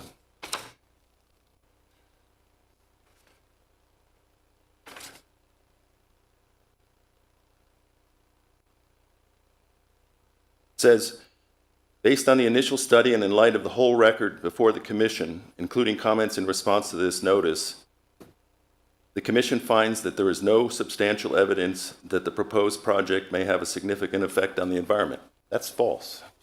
For example, on page 6, it's in the middle paragraph, it says, the proposed ALUCP would not result in any direct or indirect impacts in the following environmental categories. In particular, air quality, come now. Greenhouse gas emissions, no effect. Hazardous materials, airport fuels, air fuels, leaking underground storage tanks. Water quality, noise, no significant impact. No significant impact. Who wrote this thing? This is absurd. On the next page, the analysis found that while there was a potential for displacing future housing units within the unincorporated portions of the airport influence area, the displacement of future housings was deemed less than significant. Your house going to displace housing units to meet an unnecessary increase in demand? Then this thing also just sidesteps the requirement to inform Native American tribes. They go, well, since nothing's proposed any real new development, construction, or physical change to the environment, therefore there's no disturbance of the land or culturally significant resources, no tribal consultation is required. What this asks here is on the basis of this draft report that the final negative declaration be accepted. First off, it's a draft report. Could you wrap it up, please? I'll end up. It's a draft report. You can't make a final determination based on a draft report. It's not the procedure. Excuse me, the whole sir. thing is bogus here. Excuse me, sir, what was your name? I'm sorry, I didn't. Jeff Roughgarden. Thank you, Jeff. Sure. Okay, thank you.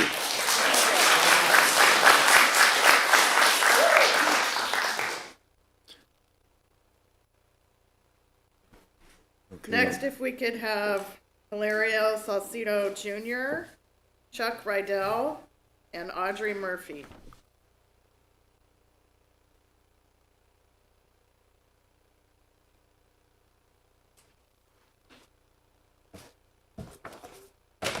Good afternoon. I have not been to a board meeting in years. But I wasn't going to pass this opportunity to let the board know just how I feel about this expansion.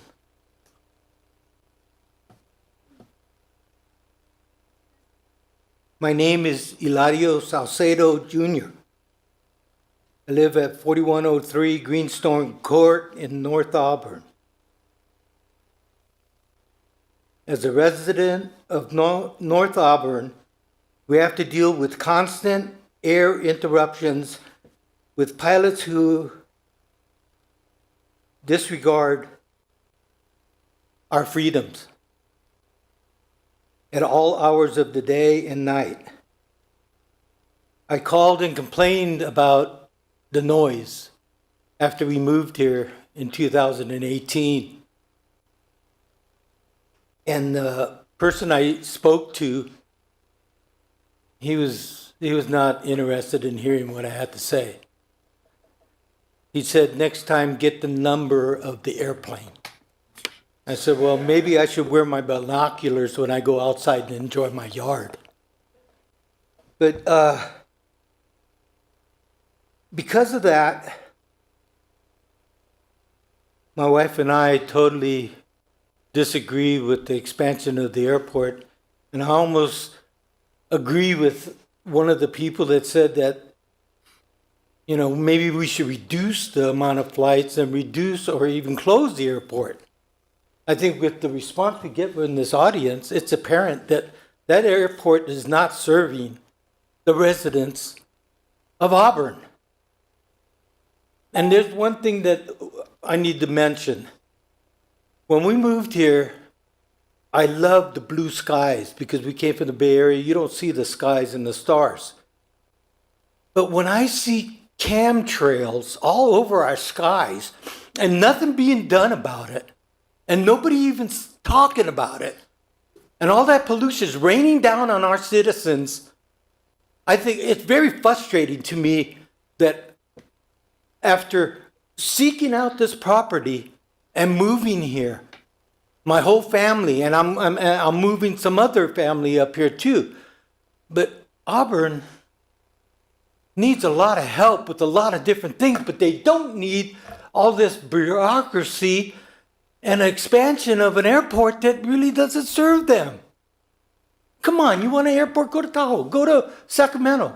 There's lots of airports. Go to Lincoln. They're even longer. But, Okay, wrap it up, sir. pardon me? Wrap it up. All I have to say is that, come on, let's really look at this and say what it is.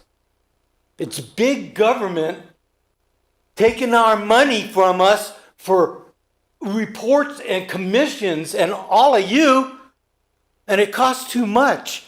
And we're paying for it through our noses. And I don't see anything changing until we change all of you. Thank you. Okay, thank you.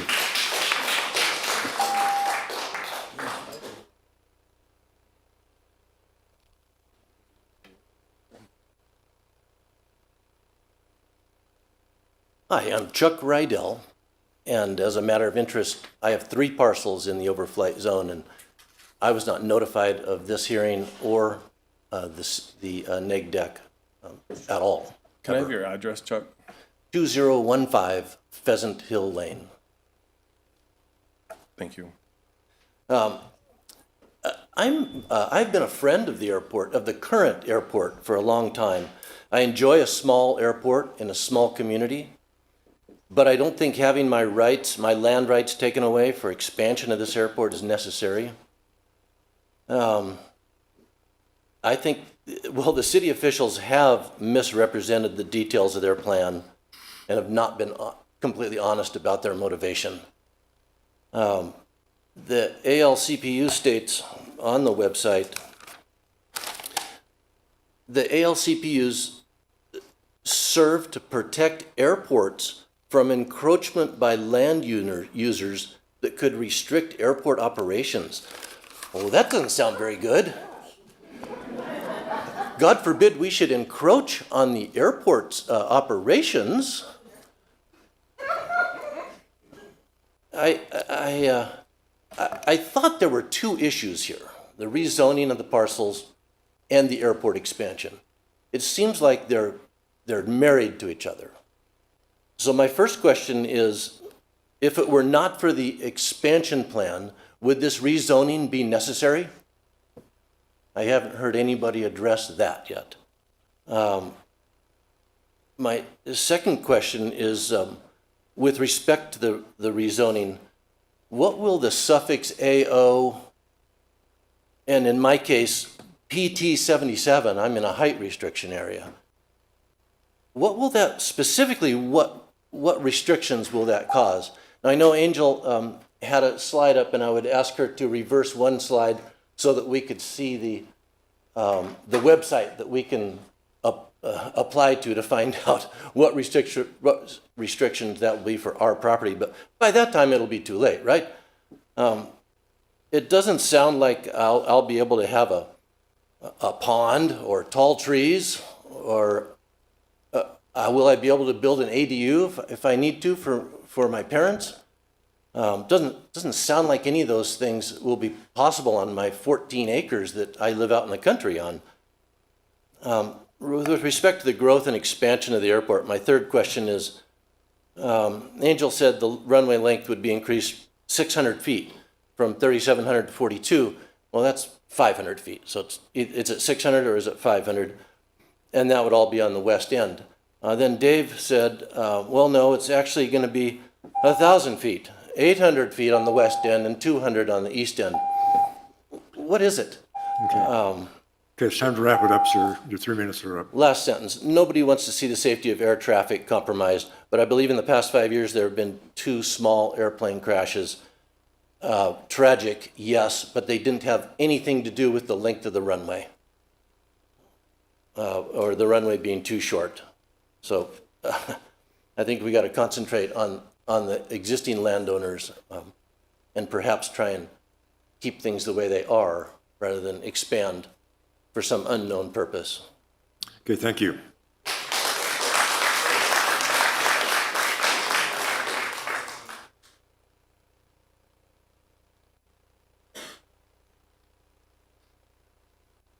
Good morning. I'm Audrey Murphy. I'm a property owner on Black Oak Road as well as a real estate agent here in the county. And I have a couple questions. One is the affected overlay map that was shown. If you go to that county map, it is so confusing. Why don't they put it in layman's terms?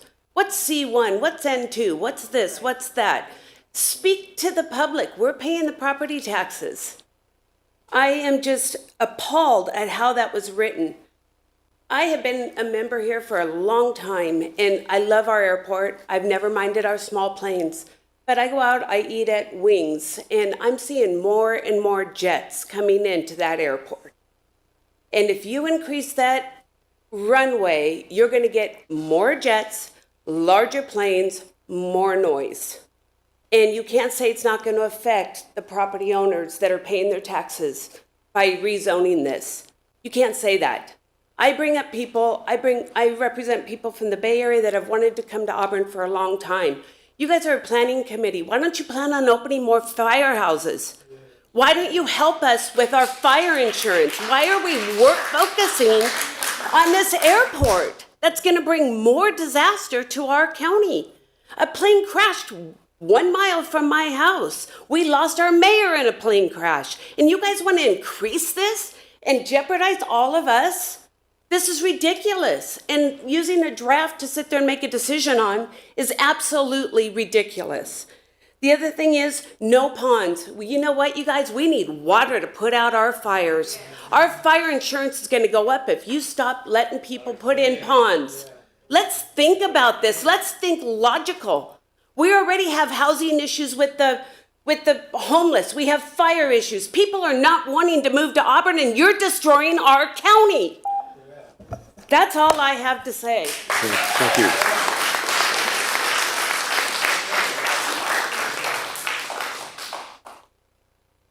Okay, next speaker.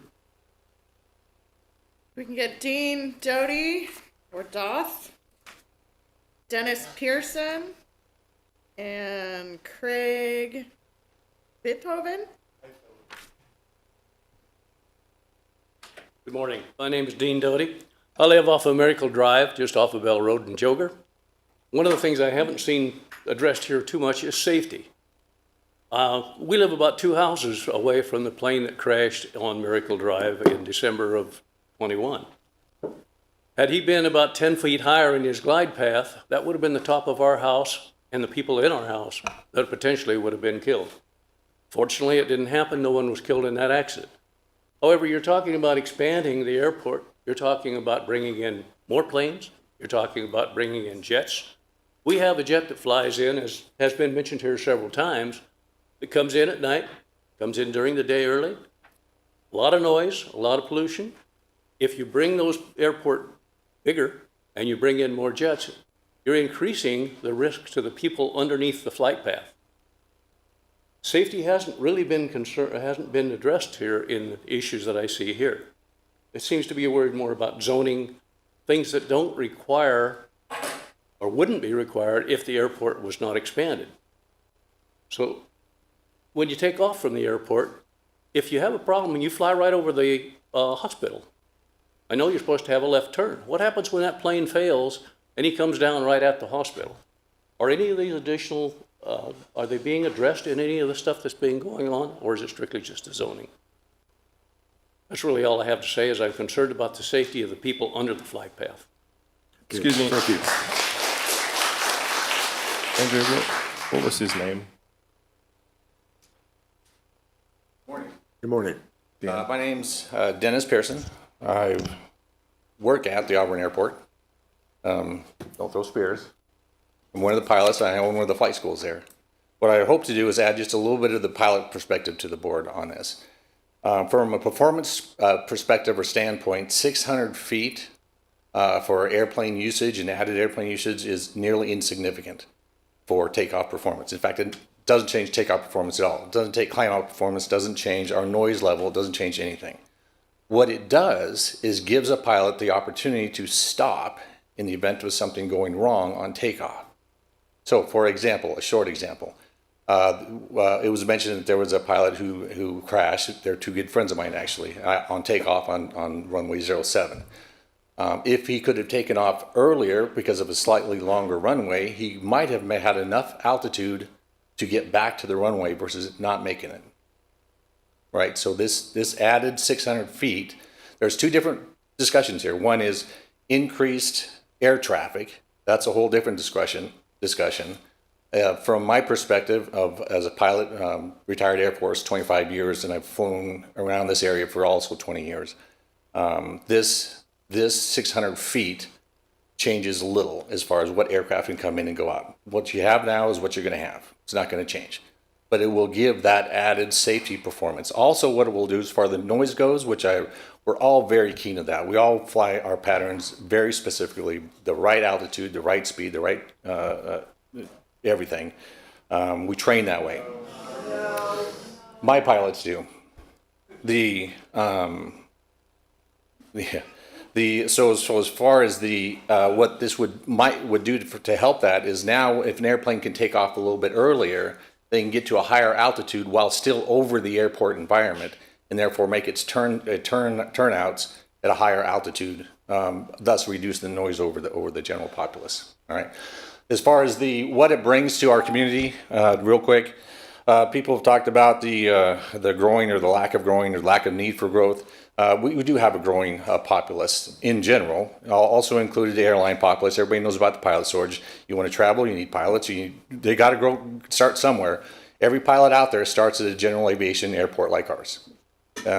Some pilots, General Chuck Yeager, for example, started out here at Auburn. We have a lot of history here. I've sent pilots off to be airline pilots, to fly with the military, to fly locally, fly with CAL FIRE, to fly for fun, or fly their family, to go see their family.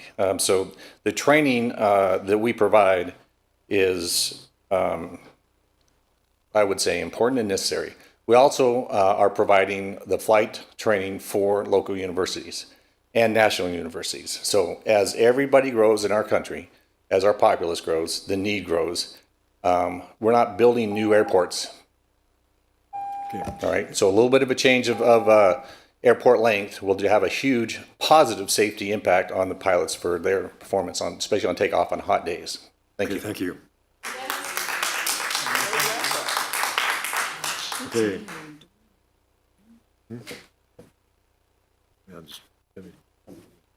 Okay, next speaker.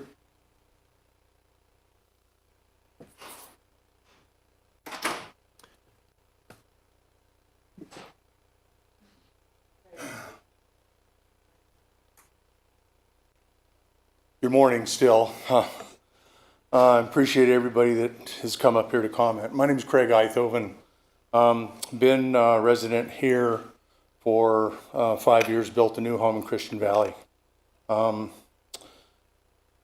only reason that I have heard so far that this airport runway needs to be lengthened is because other airports have it.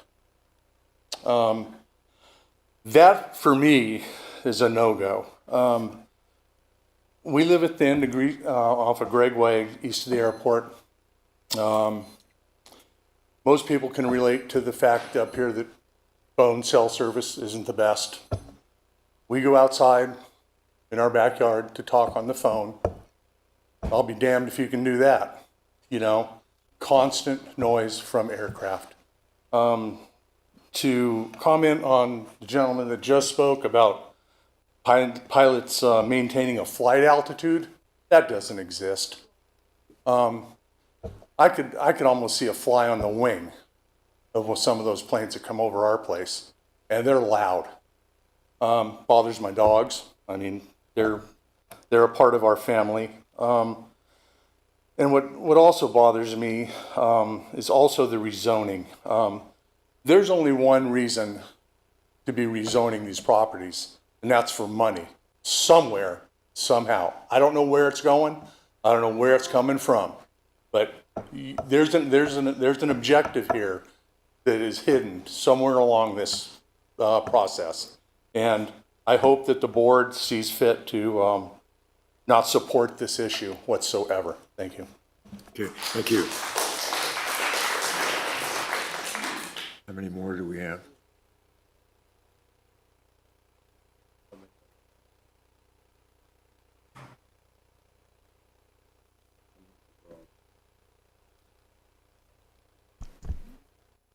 Hi, Silver Lady, would you please turn on your mic, state your name for the record? You'll have 3 minutes to make your comment. Can you hear me? Yes. Hello? Oh, very good. All right, thank you, board. Appreciate what you're going through. As I am Diana Lessie, I am the current chair for Christian Valley Park Community Services District Board.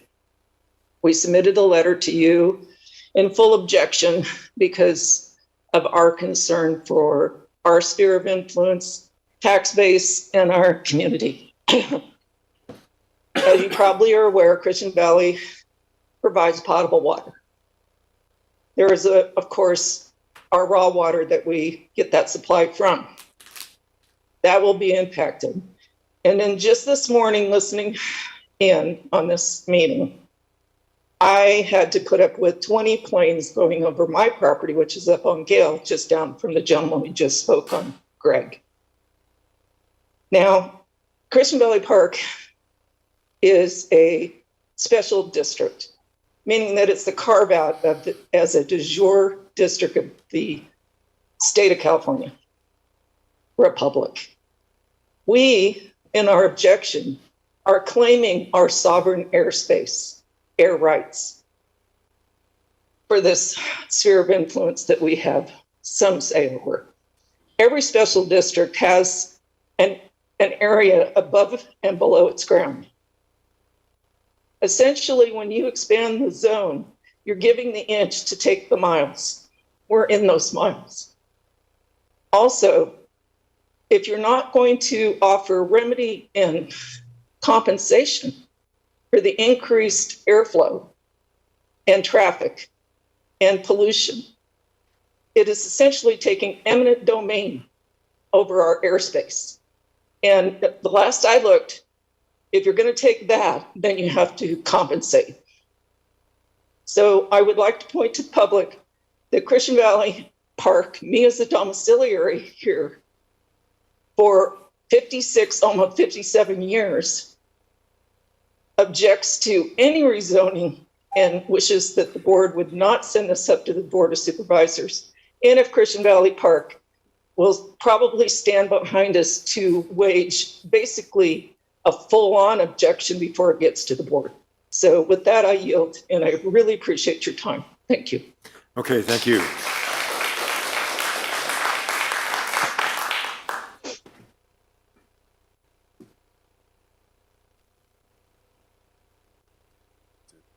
Is that it? Yeah. Okay, and so hopefully everybody that wanted to speak in the audience has filled out a comment card, and This will be kind of a last chance if you want to go fill out a card and submit it.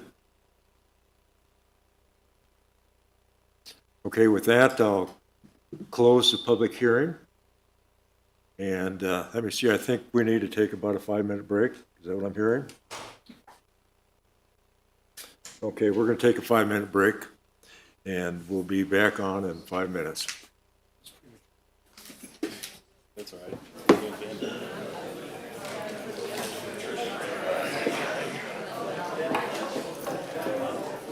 I don't Bag know. of M&Ms. Bag of M&Ms. Did they get us lunch today?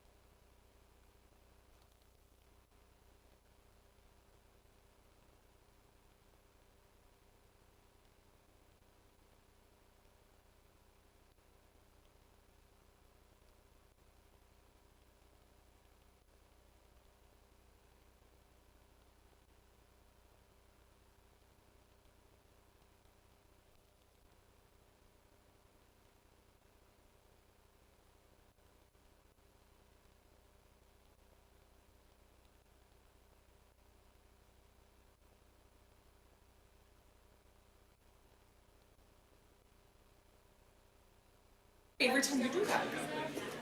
Okay, folks, let's get back together again. We'll start the meeting again.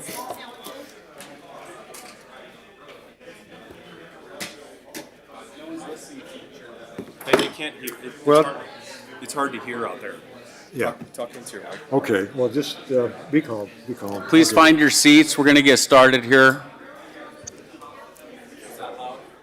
That's good. So, folks, we're starting the meeting again, so if you could find your seat.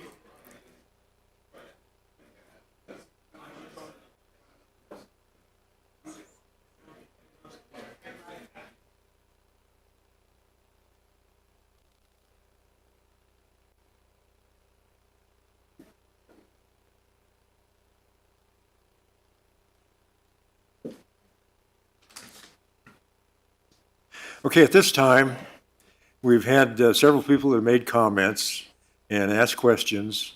And so I want to give our planning director an opportunity to make a brief statement, as well as staff to address any questions that you would like to address and focus us where you want us to focus.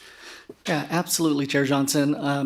Angel Green, our lead planner, is going back to the podium, and she's going to respond to some of the specific questions that came up during the hearing to provide answers for those, and then answer further questions that the commission might have. But I did want to lead in with, we obviously heard quite a bit of comment from the public. There's quite a bit of frustration, which we understand, about the current operations and concerns about the future expansion of the airport. But I do want to remind the commission and the public that are here about what led us to the events to this hearing today. And I thought Ms. Green did a great job with her presentation of laying out the steps that got us here, but just wanted to remind the commission and the members of the public that back in 2019, there was the approval of the Auburn Airport layout plan that was conditionally approved, which allows for the expansion of the runway at the airport. That in turn then led to the 2021 Airport Land Use Commission's approval of the compatibility plan, which again, Ms. Green went into some detail, quite a bit of detail actually, about the components of that plan. And that plan is what is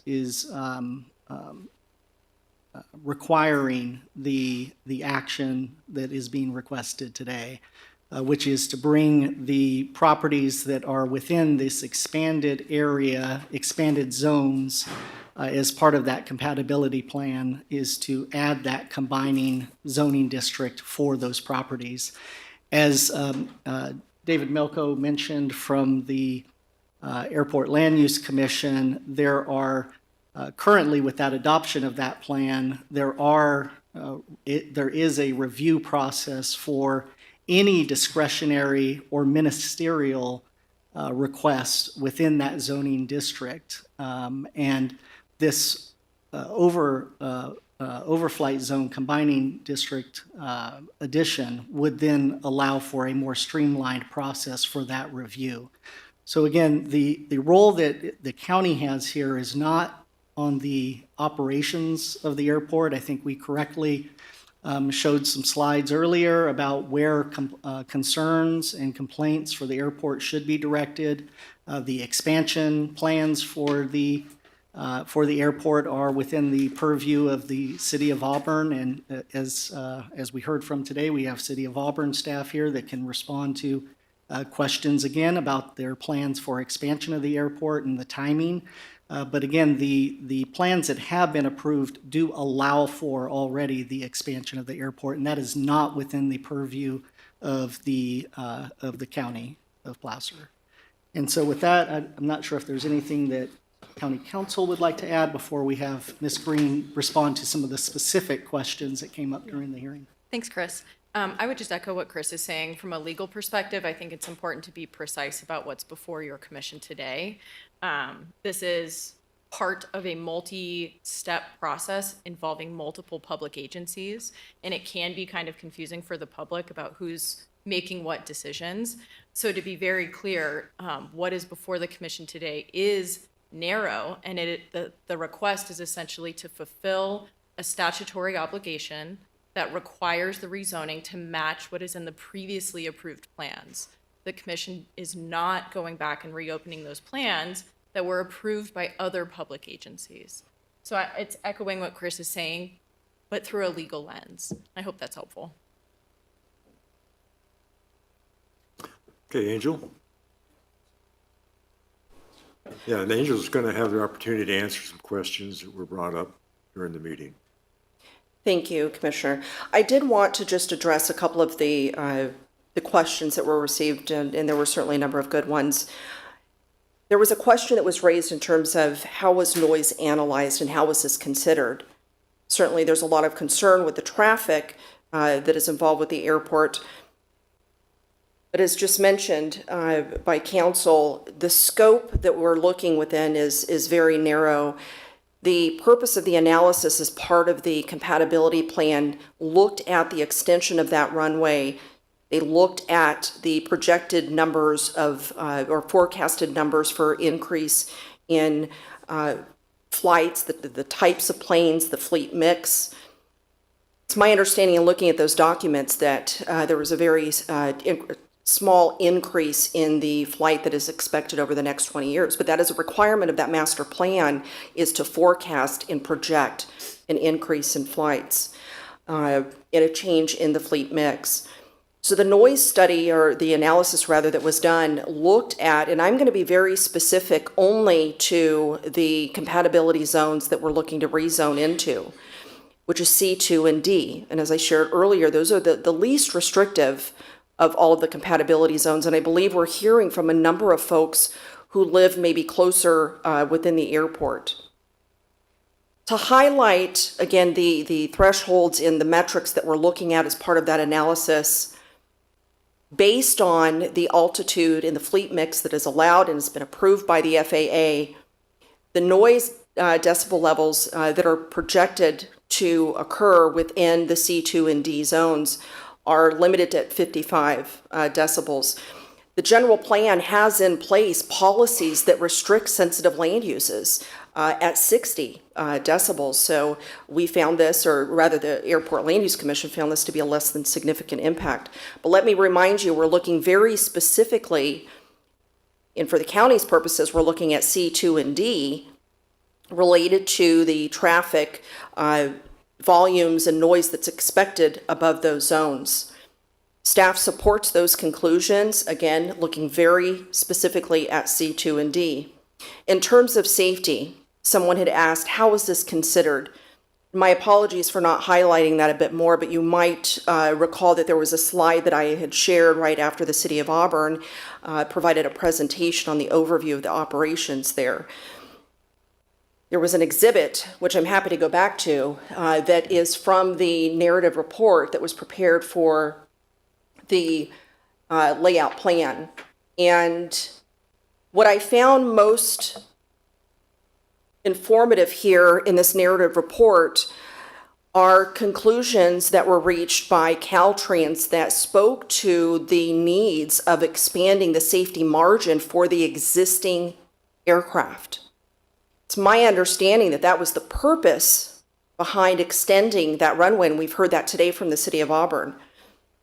So yes, most definitely, safety has been taken into consideration, and we've heard this today from Auburn, that that approach in that departure zone, the existing planes that are currently operating that airport need more flexible room to be able to do their departure and departure safely. That expansion was looked at very carefully during the development of the compatibility plan. The definitions, or the size of the compatibility zones, are dictated on a distance from that approach and departure zone. And so ALUC staff looked very closely at the altitude, the noise, the safety, the overflight protection spaces. And in their conclusions in the environmental document, they were able to determine that by increasing that runway, there would be no additional or no safety impacts, but rather the compatibility plan is designed, and the purpose of that plan is to increase safety. And so policy recommendations, land use restrictions, which are already in the plan, are there to protect the residents there in that community. There was a question on environmental review for these various documents. I did just want to mention and highlight, I had this earlier in my presentation, and my apologies if it was a bit heavy on the information piece, but the master plans that are prepared for these airports do go through environmental review. I had mentioned there's NEPA, there's CEQA, and there is an analysis that was done as part of the 2019 update. It looked at the increase in traffic. If you recall, I mentioned there is the flight mix. The name of it is escaping me at the moment, but the anticipated flights, the demand for flights, all of that is considered within that master plan update. I understand in my communications with the City of Auburn, as they're working with the FAA on the actual construction of the runway, that there might be a need to update that plan. And I would like to remind folks that that might be the best opportunity to speak and share any comments that are related specifically to the construction of that runway. For our purposes of environmental analysis, we are limited to looking at what are the actual impacts, the physical impacts to the environment as it relates to rezoning properties. The rezoning of this property is not supporting approval of any construction of projects. Therefore, our environmental conclusions are limited to looking at the regulatory impacts when it comes to noise and safety. I think the master plan and those other plans that are developed as part of the airport operations might be a more appropriate time to address some of those concerns when we have a better idea as to what are the physical impacts. There was mention of increase in traffic, in noise, in the types of jets and flights. And although I can understand and am sympathetic to those that live near airport, I'm in Sacramento right next to the Sacramento airport, so I understand. Although I'm not maybe as close as some of these folks are, but I see them and I hear them. These are outside of the purview of the county today. But what I will offer and share is you make and you consider a recommendation for the board. We have 2 board supervisors that do sit on the Airport Land Use Commission as part of PCTPA. And within their authority, they have the ability to look at compatibility measures and policies that we can incorporate if they are not already there. I believe they are. But that is something that our board can consider with the next update to that compatibility plan. And then also in working with, again, the Airport Land Use Commission works very closely with local airports and the City of Auburn. So I think I've summarized at least the comments that I thought were most important in addressing, but I'm happy to answer any others that you might have.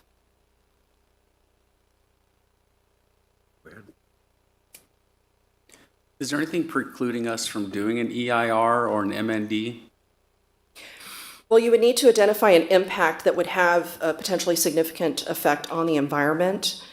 And again, that would be an action that would result in construction.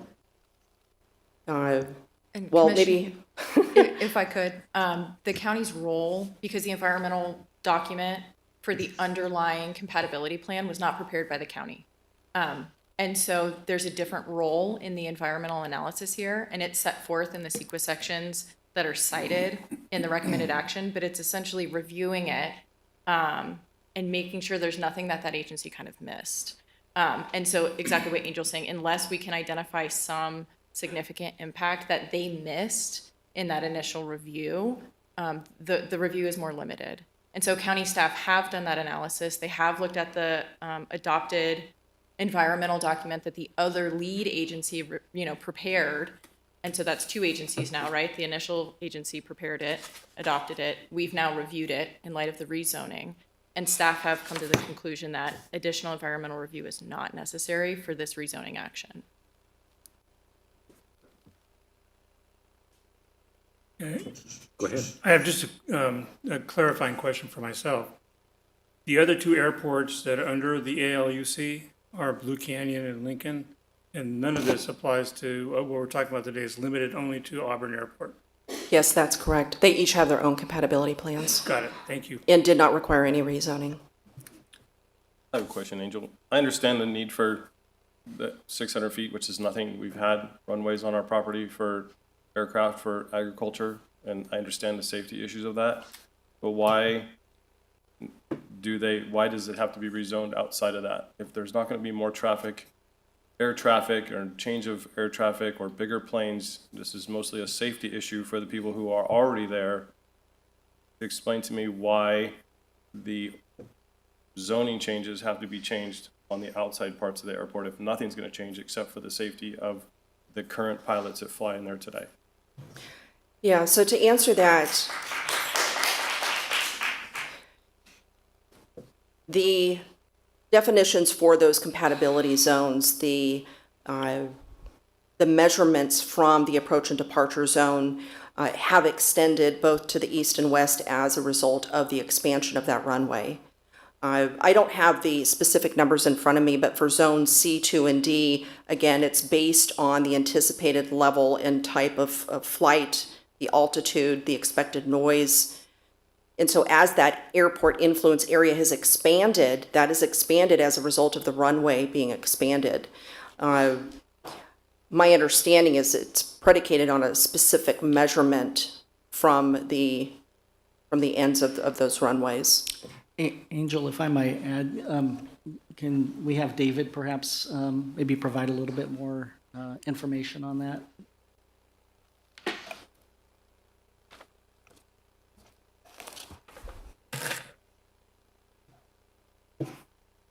Could you clarify your question again, just so I make sure that I respond to it correctly? So you're going to expand it almost 300 feet north and south or east and west at the ends, the end caps of the runway, right? For better safety for landing and taking off. I get that because we've had a runway on our property and I understand that from our pilots. But why the next section to have that expanded ordinance or zoning change? Is it because the flight may take off a little earlier or may land a little later? If the flight patterns are still going to be the same and they have to take off to go straight, right, or left, howbeit the weather, why is it the surrounding areas, if it's only 600 feet, which is insignificant on a 1,300 square foot runway, have to be changed? Why did the zoning have to be changed? So it's not just the runway. So when we looked at the airport layout plan that was approved by the city and the FAA gave it conditional approval, that airport layout plan takes into account the runway expansion, but it also takes into account that there's a fleet mix that's going to change over the next 20 years. The airport layout plan looks out 20 years. And so there's a facility and a fleet mix change. And so all of that together has an influence in terms of how the airport influence area changes. And it doesn't change a lot, but it does.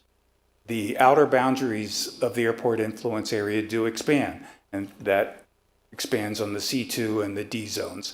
There are some interior zone changes, particularly in the B1 zone along Highway 49. And so they all flex because when you look at we develop a compatibility zone, and it's not like that. There's like factors that go into it. There are 4 factors. There's airspace, there's overflight, safety, and noise. Safety and noise are probably the primary factors in terms of defining the geographies of those zones. And so all of that, gets mixed in, but the runway is one part of it. But the fleet mix, as defined by the airport and concurred by the FAA over the next 20 years, also has an influence in terms of how those zones change. Because that fleet mix has, just like new automobiles, new planes, different emission profiles, different noise profiles. And so all of that gets taken into account in terms of the modeling when you define new noise contours and new safety zones for surrounding the airport. So when you say fleet mix, we was told to us, well, what I heard, is that what's there will be there. Because you have a prop plane doesn't mean you're gonna bring in a 747 or a jet or a Citation or whatever. But if the fleet mix is not gonna change, and this is just for the safety of the current airlines and airport and the airplanes that are there, how is that gonna change the fleet mix if this is not, that's what I'm not understanding. If Okay, there's so no need of- I think there was a simplification in terms of the description of the fleet mix. Because the fleet mix will change over the next 20 years. Because as new planes are purchased and acquired, they will respond, to new requirements, from the EPA in terms of unleaded fuel versus leaded fuel. There's also, when you look at the airport, you also have to, in terms of runway design and facility design and airport operations, you look at a design fleet with respect to the airport. And that's typically, or design aircraft. And the design aircraft is usually an aircraft that operates at least 500 operations annually at an airport. And so I think that's a Cessna Beechcraft aircraft for this particular airport. And so that is kind of taken into account. And so a lot of the factors that go into the runway design and some of the other facilities are kind of flexed around that particular aircraft. But if the fleet change is gonna change to better, quieter, safer planes or what have you, this is not, a 1,500-foot runway or a 1,700-foot runway is not gonna allow you to go land a MiG there. It's not long enough. You need a mile. Right. So if it's not gonna change, it's saying it's changing the fleet mix. Is it fleet mix can't be in size because this runway is way too small? Right. Right? So is the fleet mix just the power of the aircraft, the engines of the aircraft? How is that, for me, a fleet max is, well, I'm not taking a prop, I'm taking a jet that now sits 20 people instead of 5 people. So that maybe I don't understand. I'm not a pilot, I'm just a farmer. We just had crop dusters, not jets. So I guess explain to me in the audience, when you say fleet mix, how does that change? If you can't put a bigger airplane on this short runway, what is the difference? What is a fleet mix? You're not going bigger, you're staying the same size. If it's efficiency, then again, why does that change the boundaries of the zoning? Yeah, I wish I had a table that showed, from the airport layout plan, and perhaps Auburn staff can, address this more appropriately. But there's a table that basically shows the current fleet mix at the airport. Single piston aircraft, multi-piston aircraft, jet, helicopter, those types of aircraft. And there is also then forecast 20 years out how that particular fleet mix will change. And it will change slightly over time. And also, as pointed out in the report, that even though the type of aircraft, multi-piston versus single piston versus jet, increase, the consultant that prepared the report also notes that the technology behind those planes, or that goes into those planes, will also change over the next 20 years. And so all of that is kind of taken into account with respect to, how noise contours, for example, are developed, for that particular airport. So if they're looking at assuming that aircraft is obviously going to become more efficient than it was 20 years ago and 20 years in the future, is it saying that this would be compatible to land larger fleets of aircraft? I don't think there's anything within the airport layout plan that indicates that there will be larger aircraft, because the size of the aircraft is also, a larger aircraft needs a different sort of runway configuration. Right. And so there is, over time, I believe, the standard aircraft is basically a 10-seat or under, 10 passenger seat or undersized aircraft, 40-foot wingspan, I think 29 feet in height. So that sort of style. It's just the makeup of the plane itself does change over that 20-year period. What goes into it, the type of fuel changes, the type of noise requirements that that they have within the plane. And so that then comes back and that affects the noise contours within, around the airport.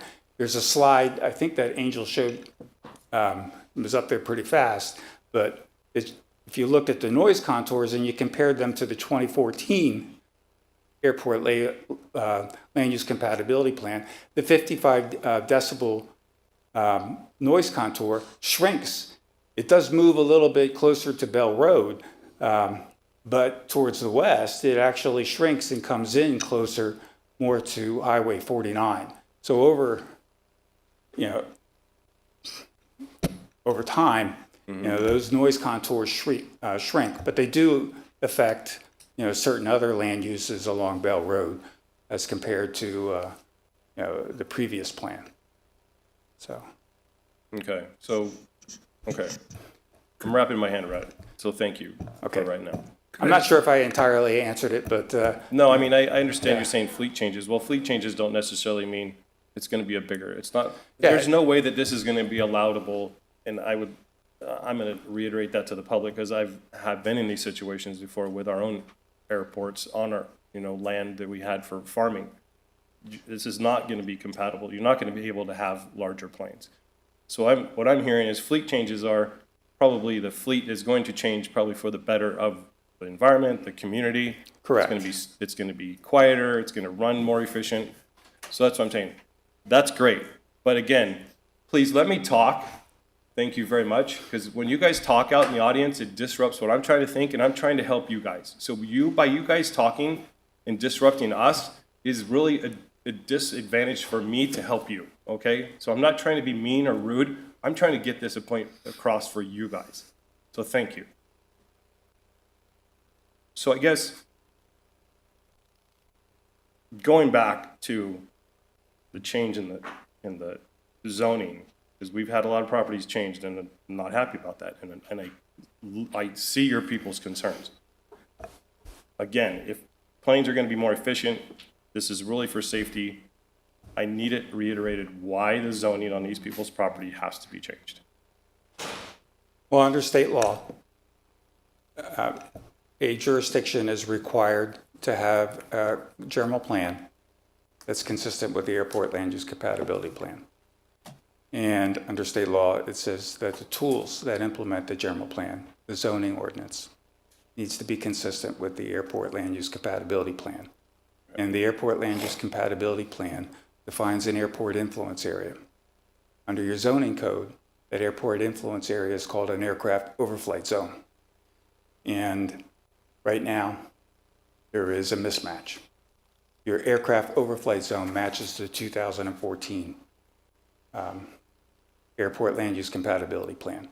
We've updated the airport land use compatibility plan to take into account Auburn and the FAA's conditional approval of the airport layout plan, which expands the runway 600 feet, 390 feet to the west, 210 feet to the east.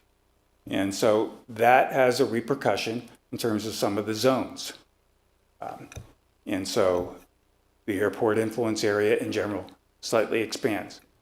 So your responsibility is to conform your zoning districts to the airport land use compatibility plan. So this is probably something that should have been done 30 years ago. Should have been done when? It should have been probably 20, 30 years ago before we got to this point. Well, it has been done. I mean, so the Airport Land Use Commission is, at least in this county, has been in existence since 1998. Prior to 1998, there was another body that I really don't want to get into that covered 10 counties.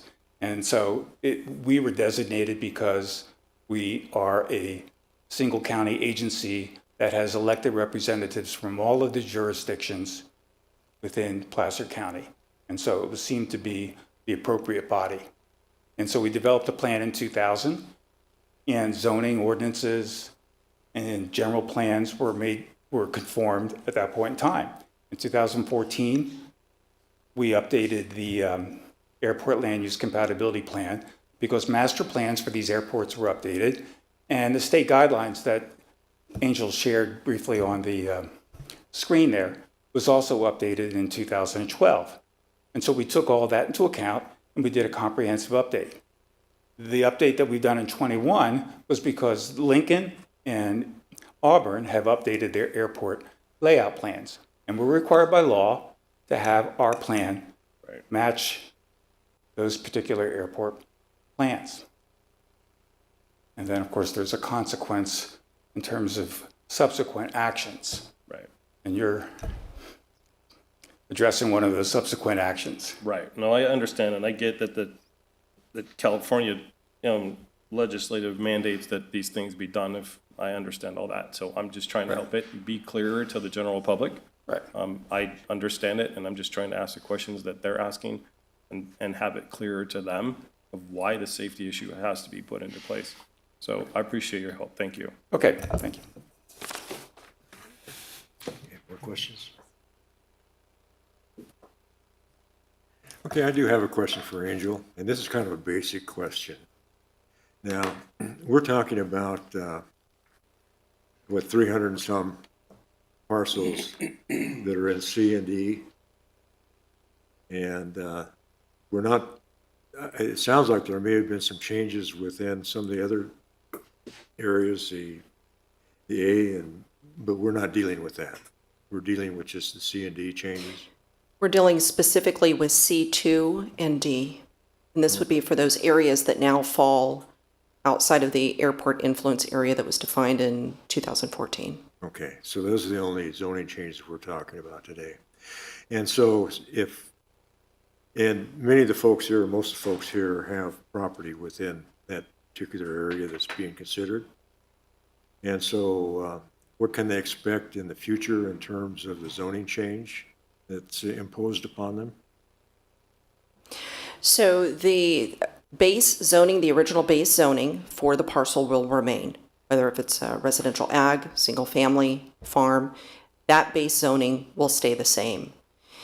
The aircraft overflight combining zone district will be added to that zoning.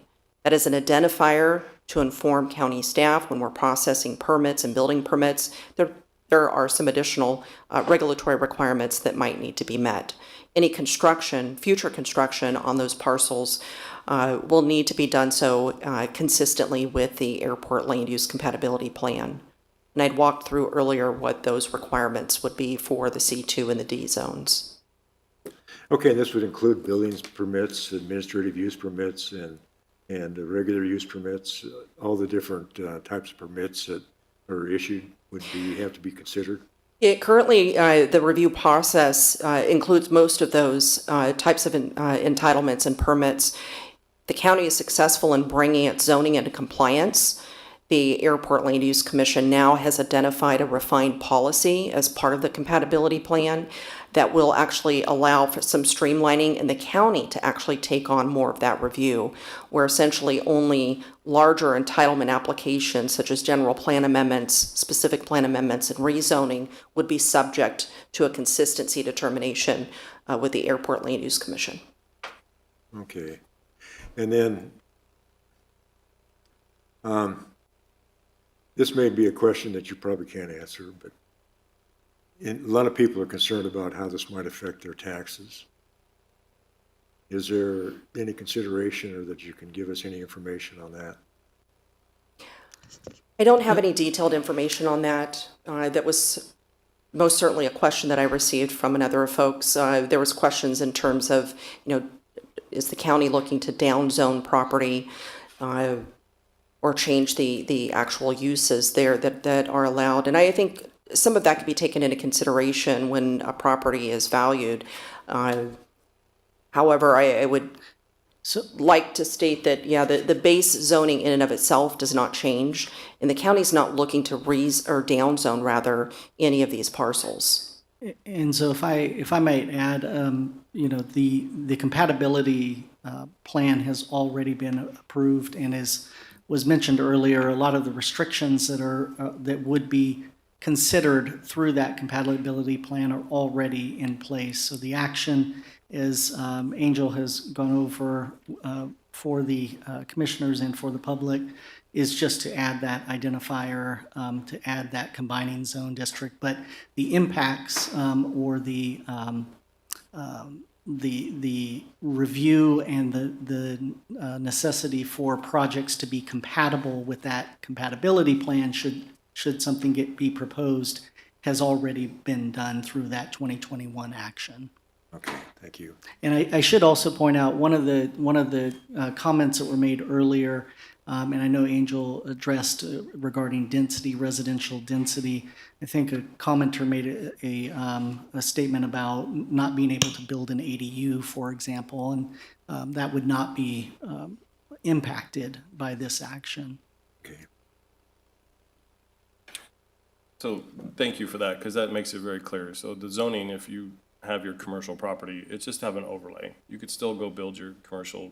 I mean, obviously there's towers next to airports now in big cities, so it's not going to really limit to what people can do. I don't see why there are concerns that your property values are going to go down. As a landowner, I don't see that happening. I think it's just an overlay if you want to go get your permits. And I'm thinking about you guys in ag, or whatever, you're going to go get a building permit. It's going to pop up, and if it's going to be streamlined, it's probably going to be easier for you to go get your permits and get stuff done. So this probably, in the long run, could be added value to your property close to an airport. And I'm just thinking economically, because we've had land next to an airport, and I thought for sure we'd have farm ground there, and it exponentially went up because people, for some reason, wanted to live by the airport and didn't care about the noise, but they wanted to live by the airport because it was close to the airport, and they commuted. So I guess my question has been answered, so thank you. Sorry. Didn't mean to deliberate and all that. Thank you, though.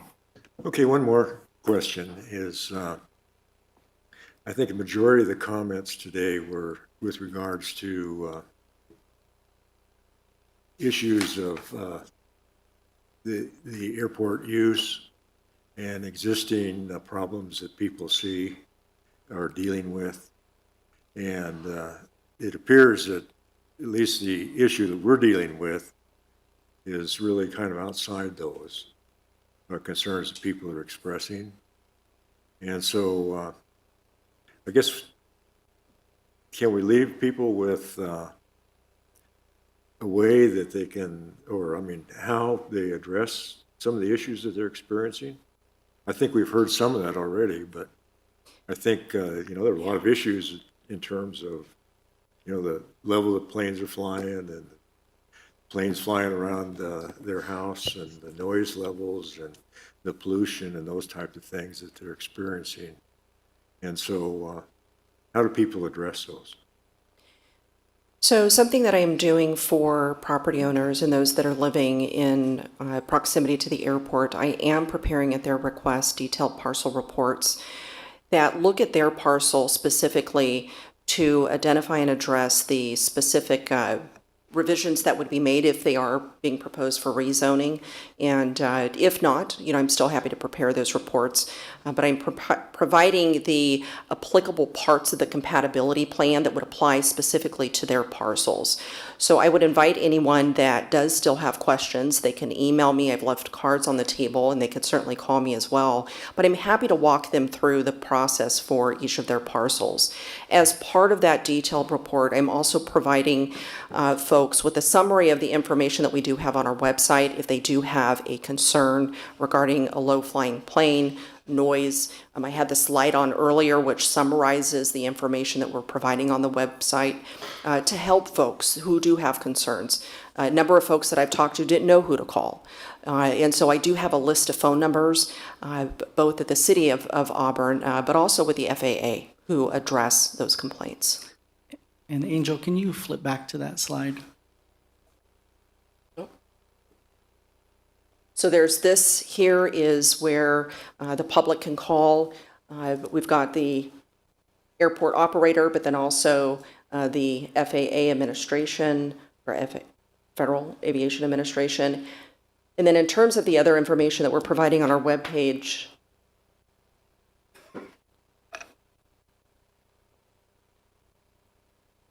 a lot of these exhibits I'm emailing to folks so that they have clear ideas to what's changing with their property.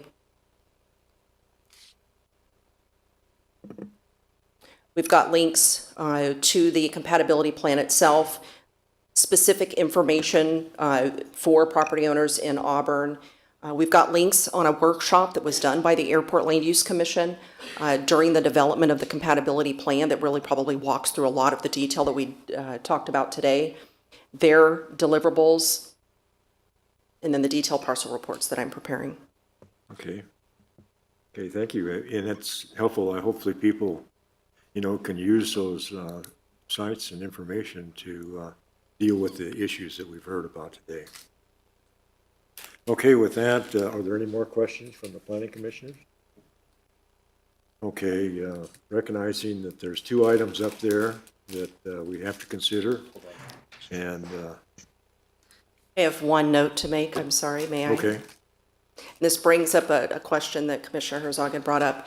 I just want to clarify, I left out one of these CEQA guidelines here. So as you're working through these, they are correct in your staff report. But when we're considering the negative declaration that's been prepared, we're using 2 different provisions in the CEQA guidelines. So the first one, section 15096, allows us to tier from the environmental document that's been previously prepared. But then second, as I have in the staff report, and I'm going to grab that number for you, I think it's 15162. This is in relationship to then the county looking at that environmental document to determine whether or not a subsequent EIR would need to be prepared. Okay. And so with that, those are the 2 items that that we're considering today, and it's probably very much narrower than what a lot of the comment that we heard today. But with that, I'd ask the commission if you want to make more comments personally, or if you would like to make a motion, you're sure welcome.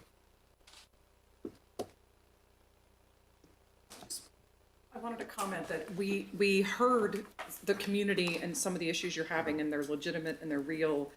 They're just not under the purview of the things that we, as a planning commission, have to make a recommendation on. And that recommendation goes to the Board of Supervisors. We don't have the ultimate say. And we are volunteers. We live in your communities, and we volunteer our time to listen to you and to read these voluminous reports and to try and understand these issues and make recommendations to your elected officials, who is the Board of Supervisors, 2 of whom sit on the ALUCP. 2 of whom sit on the ALUCP. So it was really important to hear from you, and I appreciate it. But the scope of what we're recommending to the Board of Supervisors today is very limited compared to what we heard from a lot of the public today. I just wanted to clarify that. Okay, thank you. Okay, recognizing this is a recommendation to the Board of Supervisors, is there a motion from the commission? I mean, I want to make some comments too. Okay. I really value the public's input, and I try to let it influence my decision. And purposefully, I think it's important that the public feels heard. And, I had questions coming in. Was the negative deck really adequate enough to justify the rezone? I'm crystal clear on the decision we're making. And I think we may have missed some investigation of some areas that would have been discovered with an MND or an EIR. And so I'm not certain that we have the right CEQA process being followed. And I understand that it's with the rezone, but I don't know. I feel like the public health and safety and need has been communicated. Okay.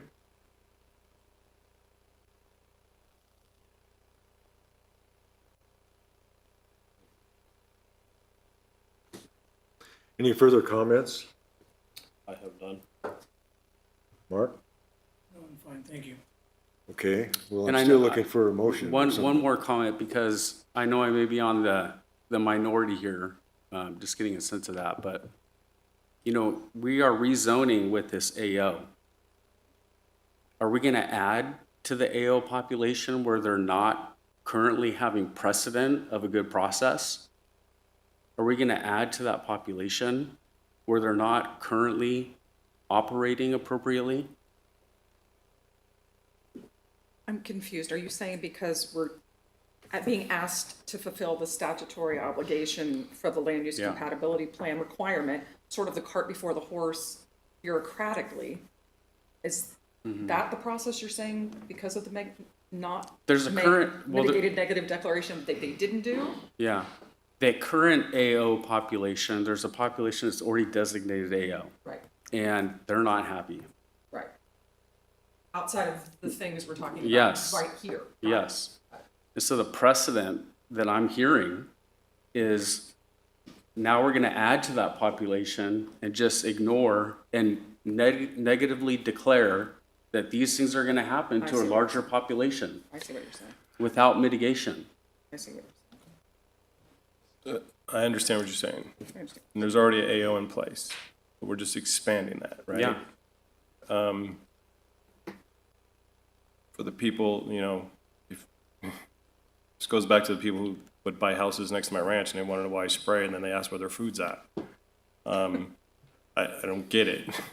But if there's already AO in place, but if it's, state legislator says that if you have to expand this runway for safety, and then the AO has to be expanded because of that, I think it has to be known as a landowner that that's a possibility, living next to an airport. But it doesn't mean that you're gonna devalue your property.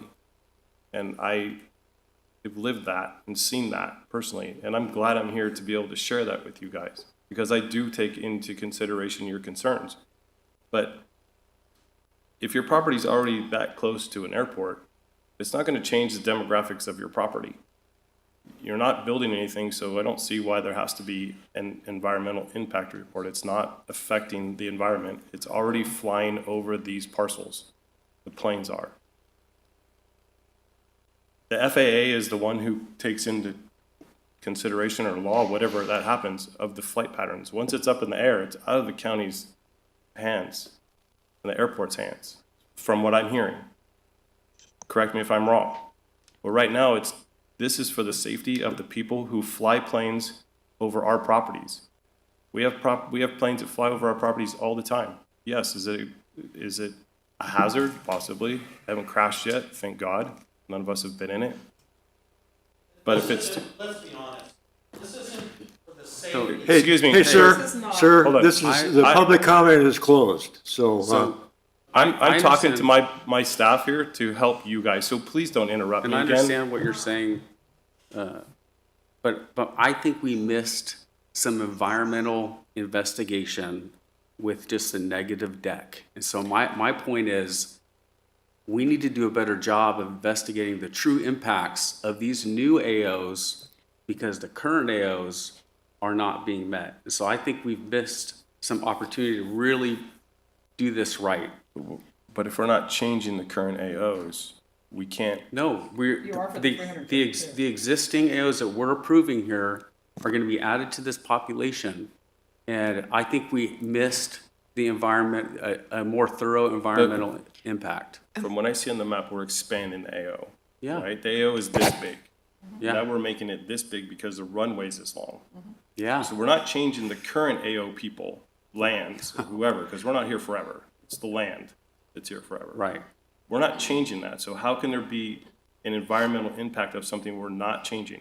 But if we're expanding that circle, yes, I could see that there could be an environmental impact on that outer circle of the 372 Yeah. parcels. Noise. But the noise is already there, right? That airplane is not gonna just go here instead of here, right? That airplane is Yeah. still going in this direction. I know, I might not be able to convince you. I I'm understand. not asking to be convinced or not convinced. I'm asking for clarification from you guys and me. From what I understand, that I have this piece of property that's next to the airport, that plane is not gonna all of a sudden move over to the right 20 feet and take off. The runway's just longer for safety. So how does that change the environmental impact if there's no construction on that piece of land? This is airspace controlled by the FFA, and they're requiring this. Because a mitigated negative deck requires some mitigation to occur and to understand more about that. And I feel like we missed an opportunity for those To rezone these properties, I think we need more thorough investigation. That's my point. Okay, May- but it's a rezone overlay, not a rezone. It's not going from residential ag to commercial or commercial to residential No, ag. It's no. staying as a base. It's just being added to it. Yeah, yeah. So how is that an environmental impact? May I ask a question, Angel? Yeah. When the staff went through and considered the type of environmental analysis that was necessary, there's a, for lack of a better word, a checklist. You examine each of those points and you make a determination at that point, in my view, of whether you need to mitigate it or not. And if it's all clear, you don't need a mitigated negative deck.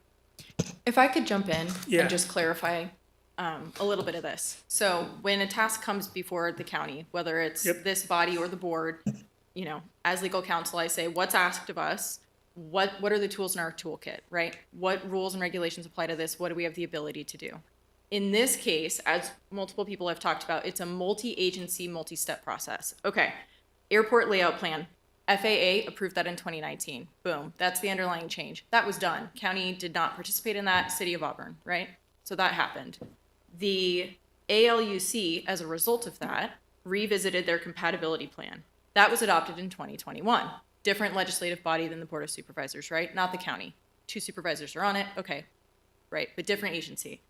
As a result of that, what is now coming before you today, and what will go before the board, depending on your action here, is a statutory obligation that says, because those prior decisions were made, the zoning, it's a technical change, the zoning needs to match this substantive decision so that when building applications come in, when permits are processed, we know there's a flag on those properties that says, hey, this is in an air flight overflight zone. And so this is a technical change recognizing the decisions that have already happened. Regarding the environmental review, I hope those agencies had the level of care and discussion that you're having today. And they should have, and it would have been their obligation. That's fantastic, right? Like your care and concern, that's what public agencies are supposed to do. But our role today is specified, and I'm looking at CEQA guidelines section 15162, and I'm gonna paraphrase a little bit, but it says, when an EIR has been certified or a negative declaration adopted for a project, which it was in this case, no subsequent EIR shall be prepared for that project unless ... substantial changes are proposed in the project, which will require major revisions of the previous document. I mean, you have to make really specific findings. Our staff looked at that and determined, given what our role is here, we were not implementing and approving and certifying that underlying environmental document. And so based on that, again, the decision is really narrow for what the county's doing. And it's essentially correcting zoning to reflect these big substantive changes that happened 2 and 4 years ago. So I hope that helps. And that's not to diminish the comments or the care and the environmental concern. It's just recognizing the limited tools in our toolkit today. What are the consequences of not this body necessarily, but the Board of Supervisors who the recommendation goes to and who ultimately decides this? What are the consequences if the Board of Supervisors says no? So that's a great question.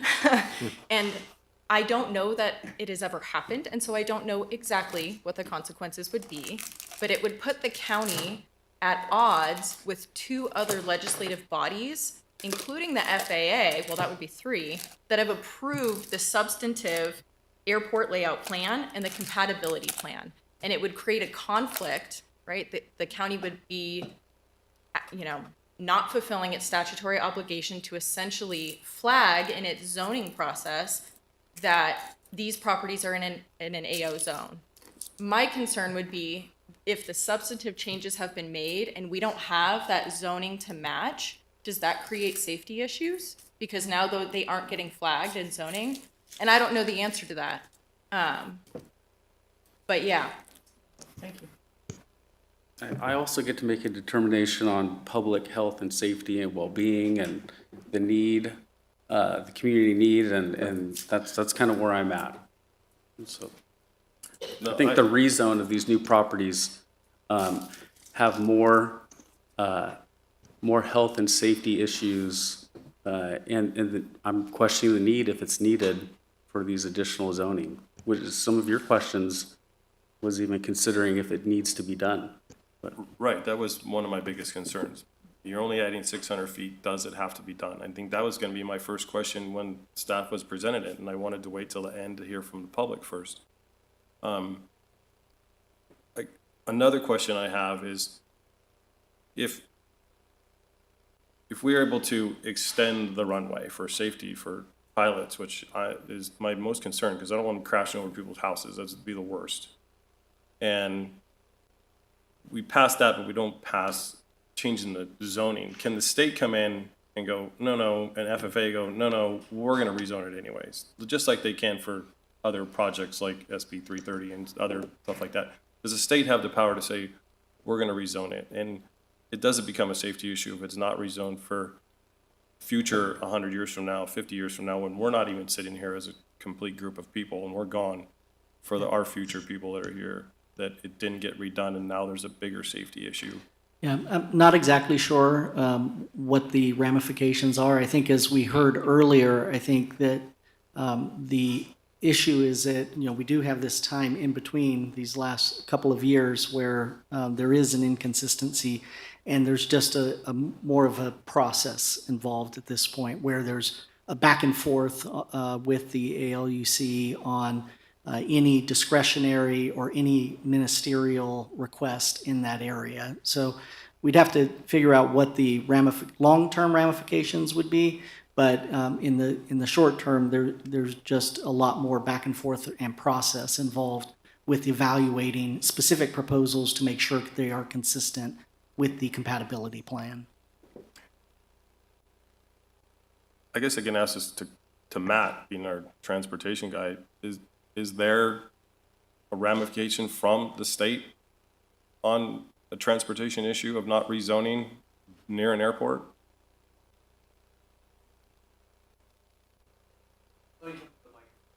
Thank you. You're asking a good question, and the answer is, I'm just going to start with the truth, is I don't know that we know. I think we'd have to go back and investigate it so we could give you a full and complete answer. But as I've understood it from staff, as we've prepared for today's meeting, and I think what you're hearing from legal counsel and your county staff is, we are talking about a technical issue and an administrative issue at that. So these restrictions are already in place. The question is, where will the decision making for some of these less than larger administrative decisions reside? Will they reside at the ALCU with my staff, or will they reside at the county? Right now, what happens is the county and our staff, they get together and they process this. The action that you're taking today through the expansion of this overlay zone does not put any further restriction on any of these properties. All it does is streamline the way with which those restrictions are evaluated and enforced. So this is really a procedural and technical question. Do you want, as these 332 properties come in for certain actions, your county staff to call our staff, we work together, have findings of action, or do you want them to self-perform the vast majority of that work internally? That's really the outcome that will occur if you take this recommendation forward to the Board of Supervisors, and then let's say if they vote to the positive. But your vote, yay or nay, will not have any further regulatory or restrictive action on these 332 parcels. That restriction occurred when the ALUC compliance, the plan was adopted. Okay. And when that zone was expanded, which was, again, we were sort of, you're at this end, we were sort of in the middle end, right? Which we did after the FAA and the City of Auburn's desires for an expansion of the master plan of the airport. So I guess if I'm a landowner and I came in for a permit and this wasn't there, then they're gonna say, well, you're gonna have to wait because we gotta go deal with these people. And then I know the public gets frustrated because it already takes 10 years to get a permit. And without this, hopefully it only takes 5 years to get a permit with this. So if it does help streamline it, it does just not, we're not rezoning your property.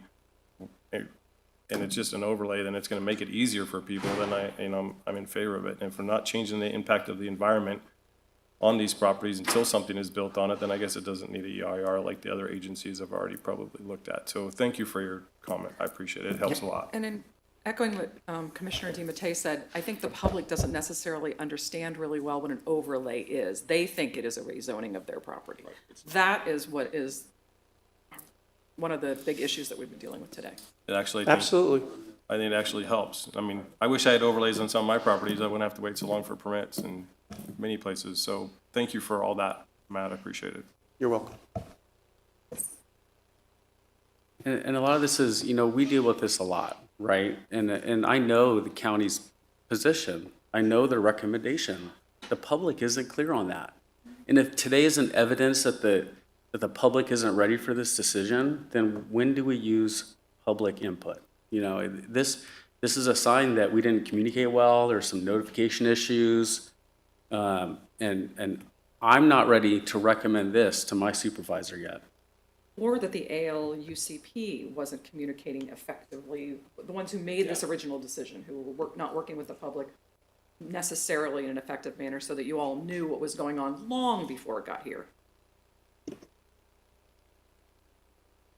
So if you're recommending that it has more time for public comment, this doesn't fall into one of those things where you only get 5 meetings and it has to be to the board, right? So there's a lot of negativity, and I think the public does need to be, and that's what my questions are for, is to make it clear that your properties are not being changed. It's not gonna devalue your property. It's probably, if anything, would help things get done faster on your property, like Matt had mentioned. And I've been in situations where it takes a long time to get things done, and if there was something to streamline it and help it for us as a general public, that's why we're here to help do this.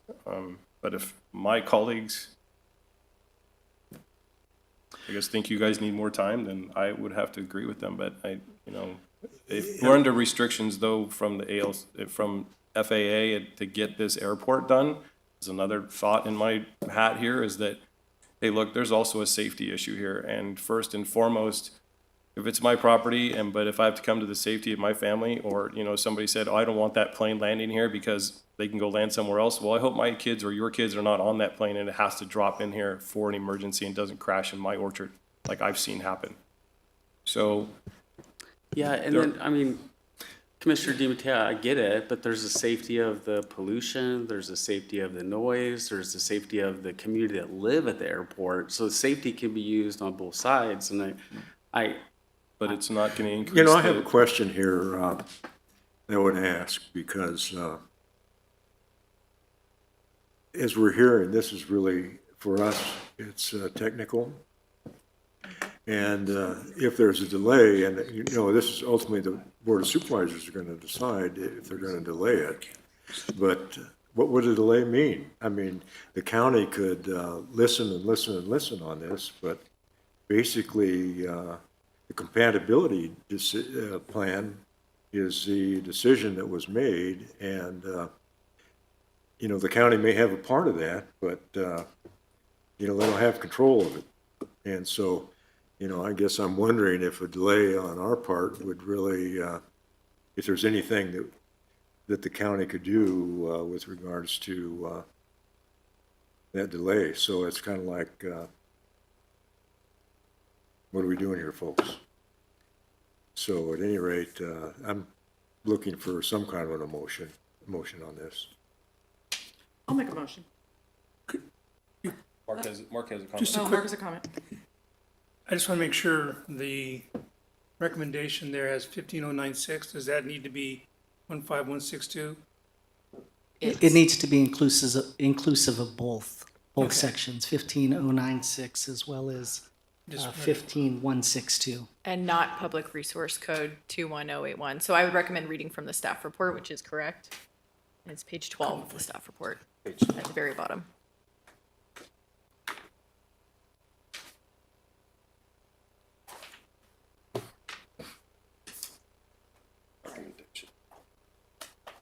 Read all 1A through D. I would recommend making a motion for number 1, supported by the findings in the staff report. So, make a motion that the board approve, the negative declaration prepared by da-da-da-da, and then you can simply say supported by the findings in the staff report. Okay. I'm going to make a motion that the commission recommend to the Board of Supervisors that we consider the negative declaration prepared by the ALUC, the lead agency, and adopt the findings provided below in the staff report consistent with CEQA guidelines, section 15096 and 15162. Should I do 2 now too? Together? Okay. And adopt an ordinance to rezone 332 properties as identified in attachment A to this report, supported by the findings set before in the staff report. She said she's. It's fine. Should they been? Well, we combined both of them? Yeah. Okay. You're okay with that? You can do it either way. I'm gonna restate my motion and we're gonna separate them because we might have divided, okay. I think that's a good idea. Start over. I am recommending, Planning Commission recommend to the Board of Supervisors that we consider the negative declaration prepared by the ALUC, the lead agency, and adopt the findings provided below in the staff report consistent with CEQA guidelines, sections 15096 and 15162. Okay, is there a second? Second. Yeah. Okay, there's a motion and a second. And so let's go ahead with a roll call. I have a first from Commissioner Dahlgren and a second from Commissioner DiMattei. Commissioner Johnson, Yes? Commissioner DiMattei, Yes. Commissioner Dahlgren, Yes. Commissioner Herzog. No. Thank you. What about, there's one more. You need to call it my name. Oh, I'm so sorry, Commissioner Yeah. Watts. Yes. Okay, and then I'm gonna make another motion that the Planning Commission recommend to the Board of Supervisors that we adopt an ordinance to rezone 332 properties as identified in attachment A to this report, supported by the findings set forth below in the staff report. Second? Second. Okay. First and a second, roll call? I have a first from Commissioner Dahlgren and a second from Commissioner DiMattei. Commissioner Johnson, Yes.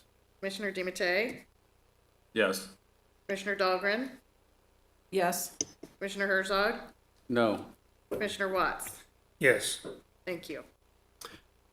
Okay, well, thank you, folks. It's been an extended session. I appreciate all the comments that you provided today. And you can see that we've given a lot of discretion, a lot of consideration here. And so, at any rate, thank you very much for being here. And Next item. our recommendation goes on to the Board of Supervisors. With that, we'll take 5.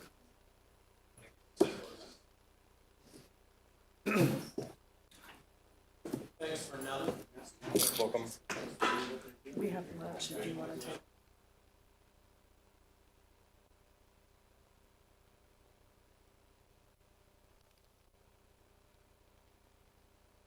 Okay, for anybody that's waiting for the next item, hour break. And it's.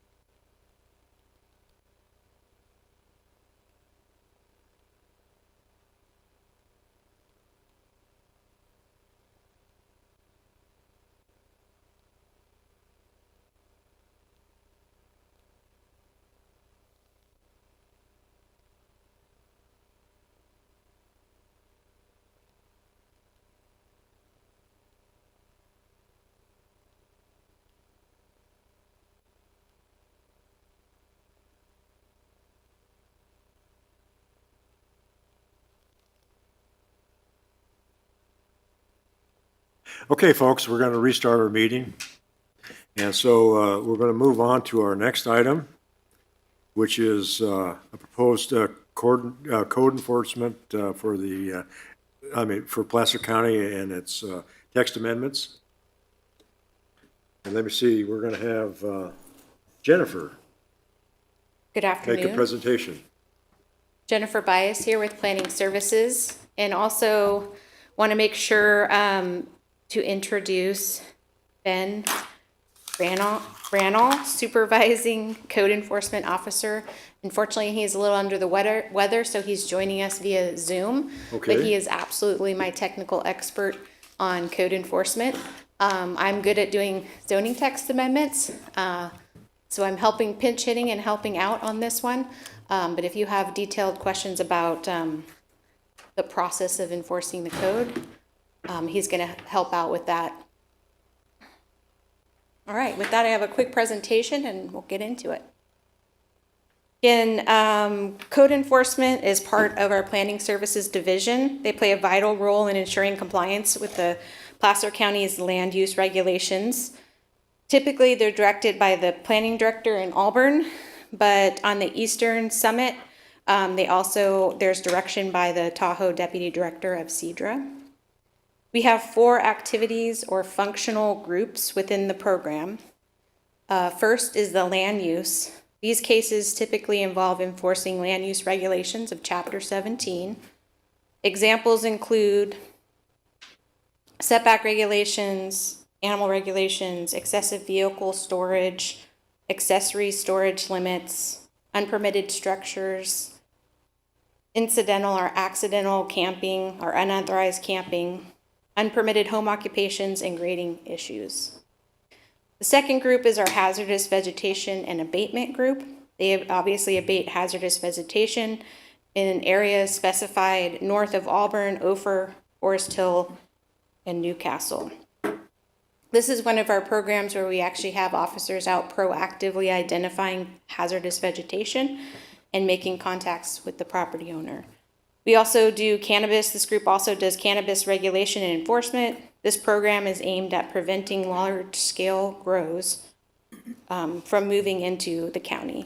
And then our short-term rental enforcement, which is Tahoe only, they ensure compliance with our regulations related to short-term rentals in the Tahoe area. So that's a little bit of background on the group and why I'm here today. In May of 2022, the board conducted a workshop to discuss the code compliance and enforcement program for Auburn. Specifically discussed at that workshop, there is focused on enhancing code enforcement for the county, efficiencies for code enforcement, addressing violations promptly, and considering additional resources to manage the current workload more efficiently. So to support the program and kind of the vision the board outlined at that workshop, we've increased, or they actually provided increases to staffing to add 9 additional code enforcement officers, 2 technicians, and 2 additional administrative personnel. Staff is currently working to hire those positions, but also as part of the request to approve efficiencies, the code enforcement program, we are required to make some changes to our code. And it's not just Chapter 17. There's various code amendments proposed with this, but all of them are related to how we're doing enforcement of our code. And that's why we're here today, to talk to you about the changes. So what's changing in the process? And I am kind of going to read through a little example I came through that helped me understand what we're proposing here.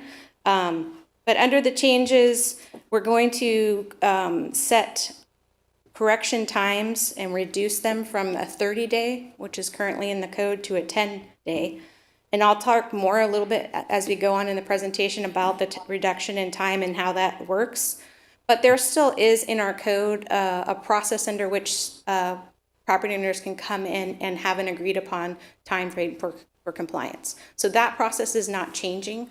This is really more, as property owners don't comply, we have a more effective timeline to achieve compliance. The other proposed amendments would do two things. First, replace the Planning Commission with a third-party zoning administrator hearing officer as the hearing body for nuisance abatement process. And the second would no longer allow for appeals of administrative citations to the Planning Commission. So again, what does this actually mean for, especially since you guys are the Planning Commission, this would change a role you currently have. So for me, it was helpful to kind of understand a little bit about our current process as well as provide a basic example. So our current process, the code enforcement team identifies a violation, following the process to get compliance, but the property owner does not address the violations and multiple citations have been issued. The code team would move into the abatement process. This means that the county or the code team will correct the violation. Before the county can do this, a public hearing is required. Currently, the hearing body for that hearing is the Planning Commission. Under what is being proposed to change is the hearing body would become an administrative hearing officer. So again, let's run through a really quick example. A property owner has excessive vehicle storage. The property owner does not remove the vehicles in a timely fashion. So before the county can do anything to remove the vehicles, they are required to hold a public hearing. Right now, that public hearing is required at the commission. The Planning Commission's decision is not appealable to the Board of Supervisors. So the county would be moving to abate, or if the Planning Commission did direct for the abatement, they would move directly into abating the violation. The cost for the abatement is also billed to the property or is liened to the property. And all of that process exists today in our code. The liens or the billing is all through the board. That would all go to the Board of Supervisors to get those actions done.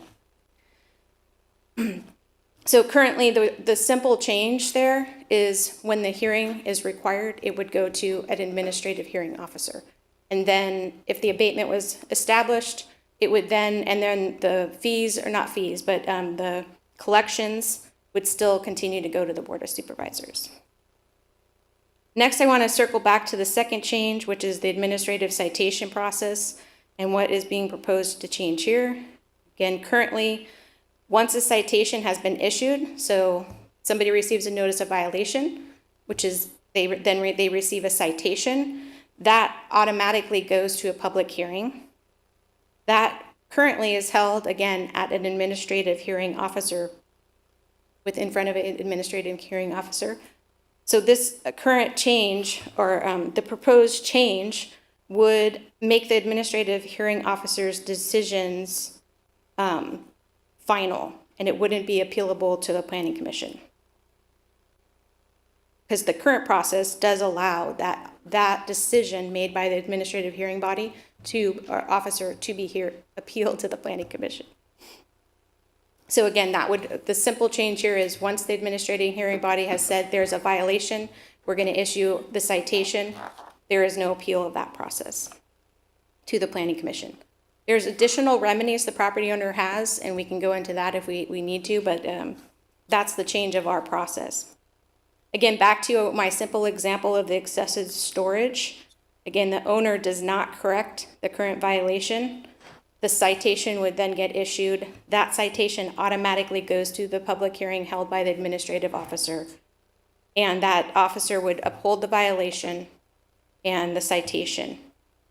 The owner can either, again, at that point, choose to pay the fee and the fines, or they can, again, appeal to the Planning Commission. And again, the simple change here is that those fines, the fees, is what is actually appealable to the Planning Commission. I should clarify that the fees are no longer appealable to the Planning Commission. They would be established by the hearing officer. So in considering the reconstruction or the restructuring of this process, staff reviewed adjacent jurisdictions' processes. As you see from this table here, we looked at Sacramento County, City of Roseville, City of Rockland, Nevada County, and El Dorado County, really kind of laying out some of their time frames, appeal fees, who is the hearing body. But staff's determination is that what is being proposed here is consistent or within bounds of what others are doing with functioning of their code enforcement division. So we're just proposing these changes. Also, we are recommending these changes as they would align with our other programs. Our other programs, the nuisance abatement and administrative citations for this code enforcement program for Chapter 17. The hazardous vegetation program already uses the administrative hearing officer in the exact function that we're talking about. The decisions go to the administrative hearing officer, and then it is appealable to the Superior Court rather than the Planning Commission. Again, anything getting lien to a property also has to be done by the board, so none of that process is being proposed to change.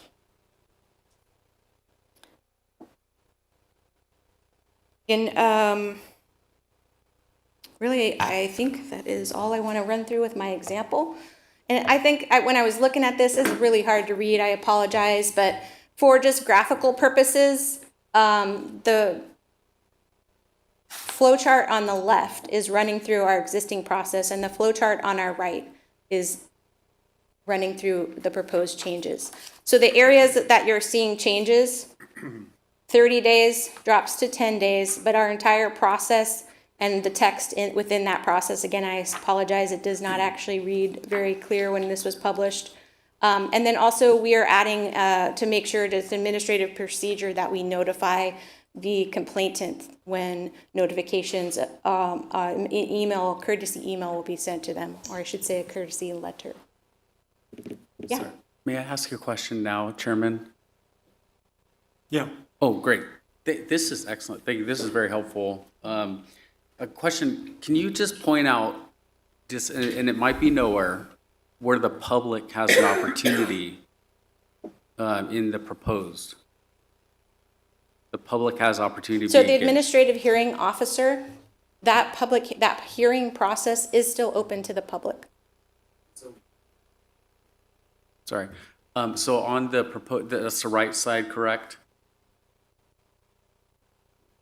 Right is proposed. Right. So can you point out where the public, how many times and where that's located on that chart for me? Down here at the issue of a citation, the administrative hearing. Both of them are the same. We both go through the administrative hearing process. What is really changing is this section of our code that kind of allows the repeat and wash, meaning we provide information and then they come back and, okay, we don't know what our timeline is. We don't really have that established. Nothing moves forward and there's no action taken either way to remove the violation, and the county might not do anything either. So that is some of what is being proposed, is to have a more linear process to go from the notice of violation, and then we would go to the administrative hearing process. And if I rather may, than have a lot of back and forth. and if I may add, Jennifer, one of the things that you noted was that a notification process was going to be added to the complaining party. Correct. And that's something that isn't currently done, which would be a change to that process. I think it's that middle box. It is, and again, I'm sorry, it's not legible. And again, the notification process, I do not believe that's actually a change in our code. That is more of an administrative procedure that we're making. Again, there's been an update to our manual, the code enforcement manual, that talks about how the procedures will happen. But our code actually outlines some of the steps, but not every single administrative step. So. I'm sorry, one more question, Jennifer. no problem. Great job. So on the left, where was the planning commission? Yeah, and again, when I was walking through this, again, I grabbed this from another planner that was working on this, and these were the exhibits they were using. I think I would have used a different flow chart that explained, like, when you go from the administrative hearing, the step that we're actually eliminating is the administrative hearing on the citation. The fees were appealable to the planning commission. So we're eliminating that process. It's really not shown very well here.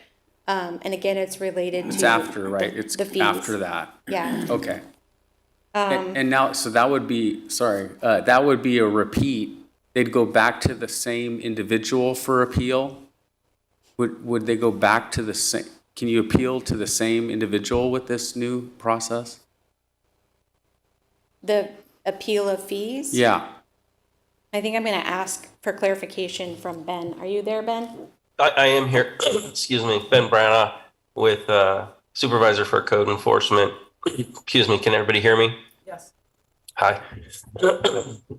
Sorry, I'd preferred to be there, but I'm under the weather and didn't want to subject everyone to that. So looking at the process with the citation, the hearing officer's decision would be conclusive and final. That's what we were looking to do, to not have it continually, as Jen said, run on and on. We're looking to streamline, as you folks have had to deal with, as well as the Board of Supervisors. Unfortunately, sometimes these cases can continue on and on and on. And it's not that we don't want to afford these folks every opportunity, but I think everybody's at the point where it's kind of come to where we would like to address the issues and get them resolved for all parties. Okay, thank you. Thank you. I should also point out that we do have 3 administrative hearing officer contracts, so that we do rotate the hearing officers. It's not just one administrative hearing officer that we utilize. Okay, do you mind going back to your previous slide where you, right here? So this says time frame to appeal citation, and we have 10 days, but we don't have an appeal. So let me clarify that. What we have. Fees. It's okay. Go ahead. I was going to clarify I was making sure I had it right in my head, but go ahead. Okay, so right now, we issue a citation and it can go straight to an administrative hearing.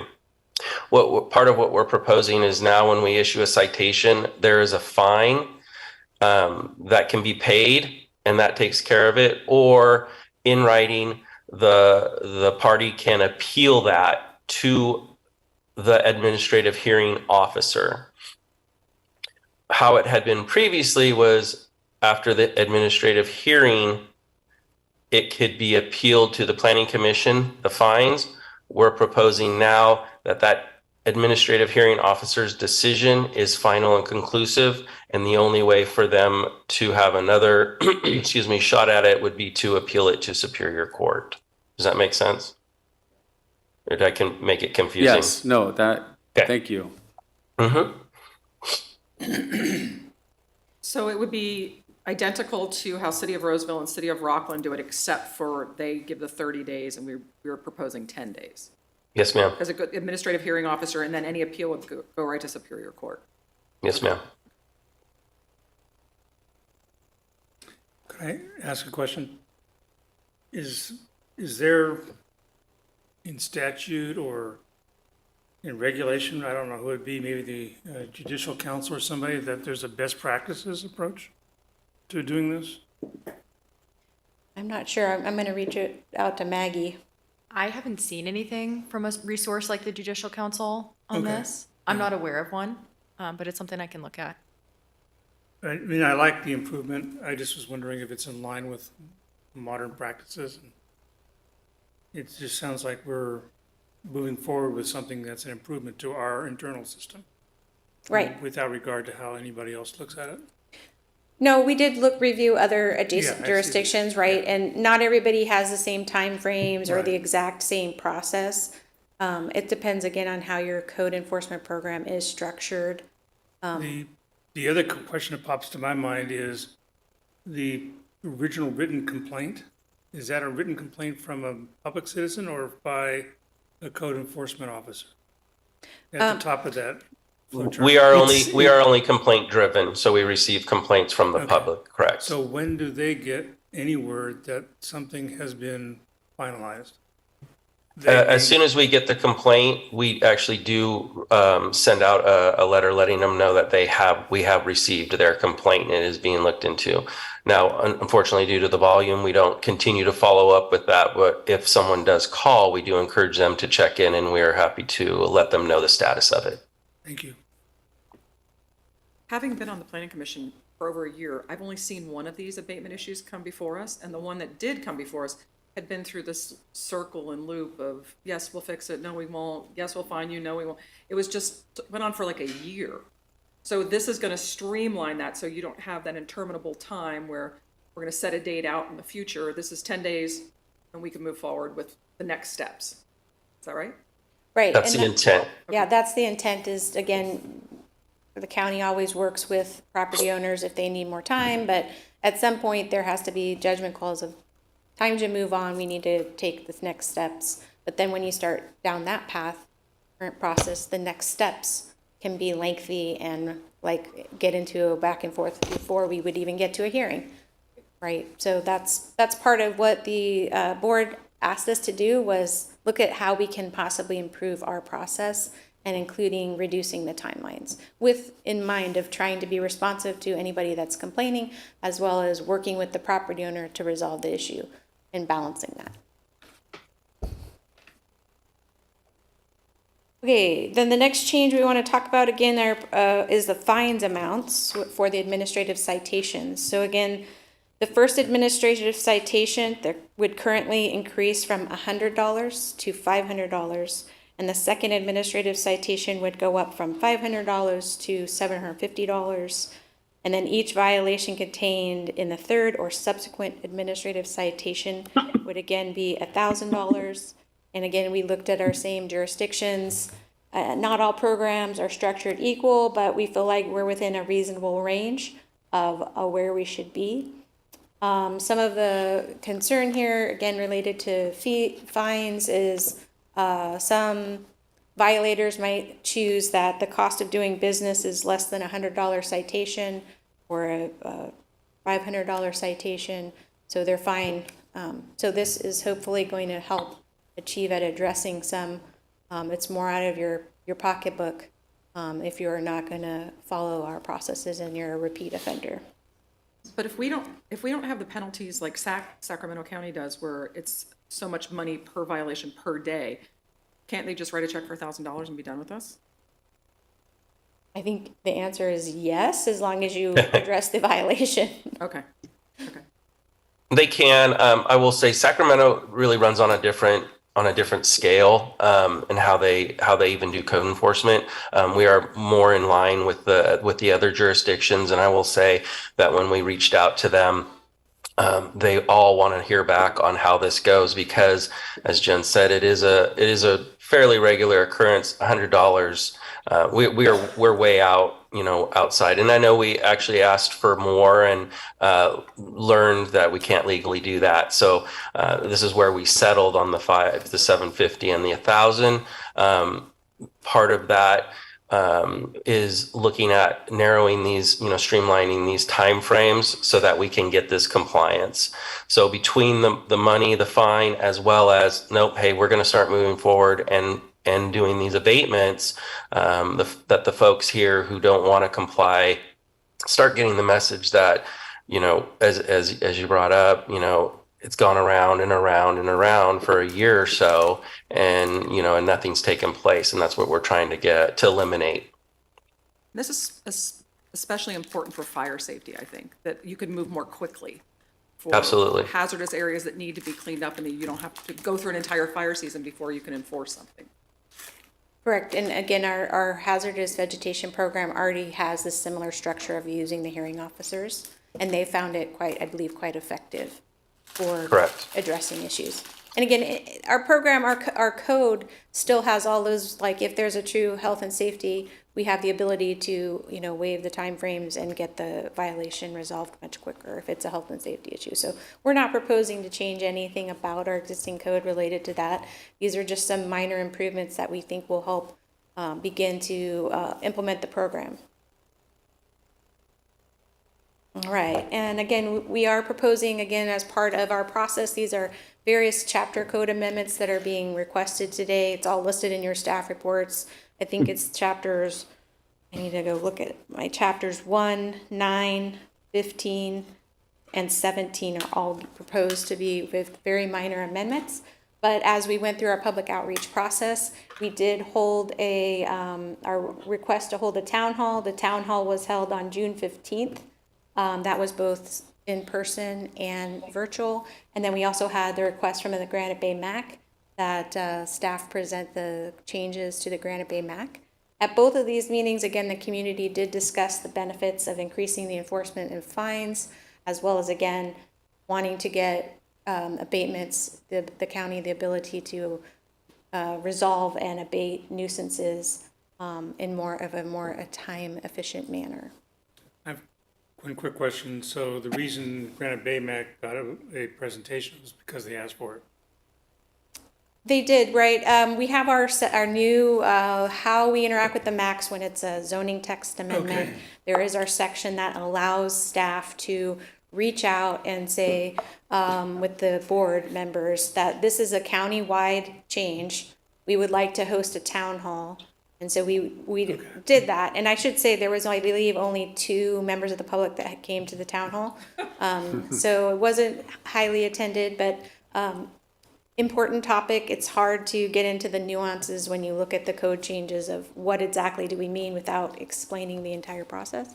But I definitely feel the community's feedback is they would like enforcement in a more timely fashion if you ask them. Great, thank you. But yeah, we did utilize that process again instead of going to all the max.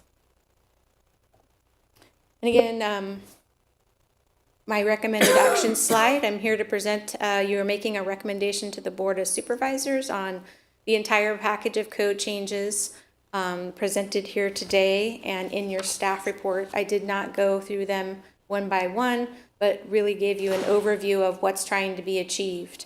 And would be available to answer any questions, but we are recommending you support the proposed ordinance attached to your staff report that is amendments to the county code. And I'm ready to take any questions. Okay, well, thank you. I'll go ahead and open up the public comment period now. Is there anybody in the public out there that would like to make a comment? Clarifying question? KJ Sander, on the thing, it said the time for... No, you got to address the commission. Oh, sorry. On the slide, it was saying the time for correction was being reduced from 30 days to 10 days.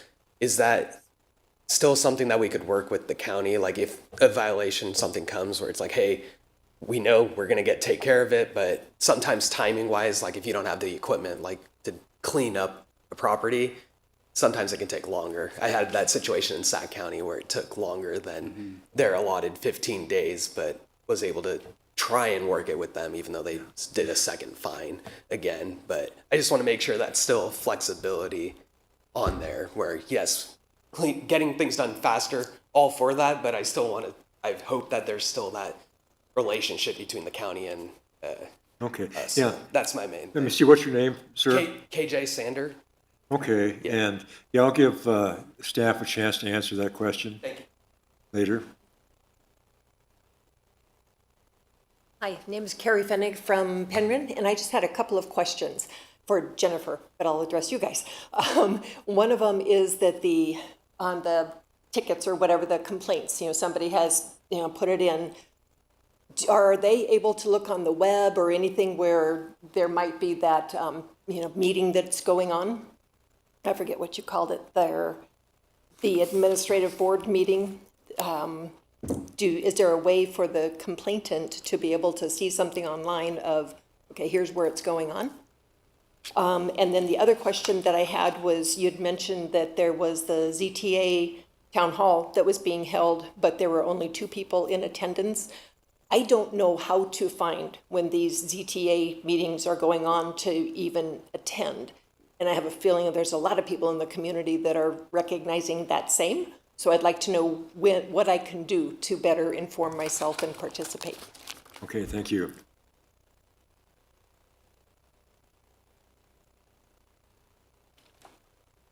Hi, I'm Patty Neifer. I do want to take the opportunity to say that the community workshops are not working. This is a rather uncomplicated issue. It's not controversial. I could see that there were only 2 people there. I was one of them. It wasn't controversial. It didn't really affect the whole county in a negative way. There are others that do affect the whole county, like the upcoming agenda item. And the community workshops, instead of the MAC meetings on items that affect the entire county, like a housing rezone, I think need to stay at the MAC level. Okay, thank you.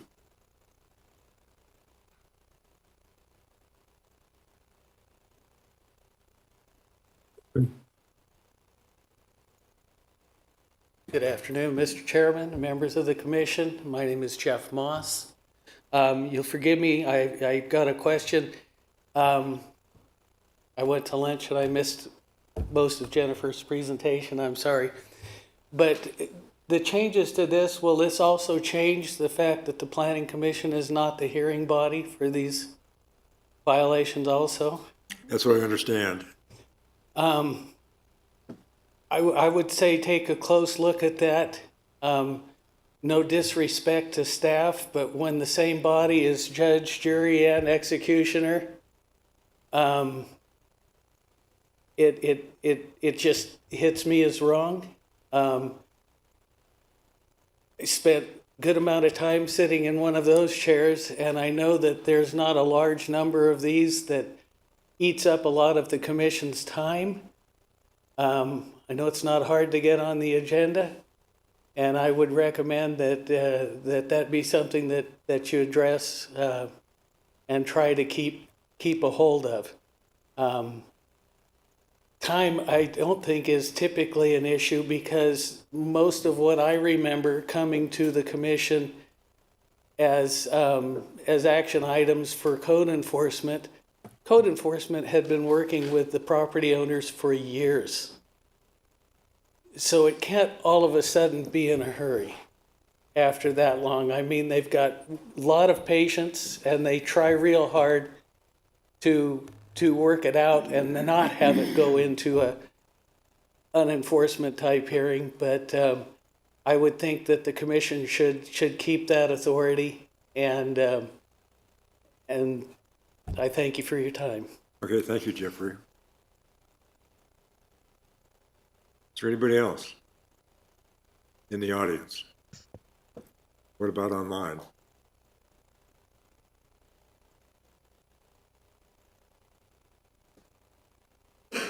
Okay, well, with that, I'll close the public hearing and bring it back to the commission.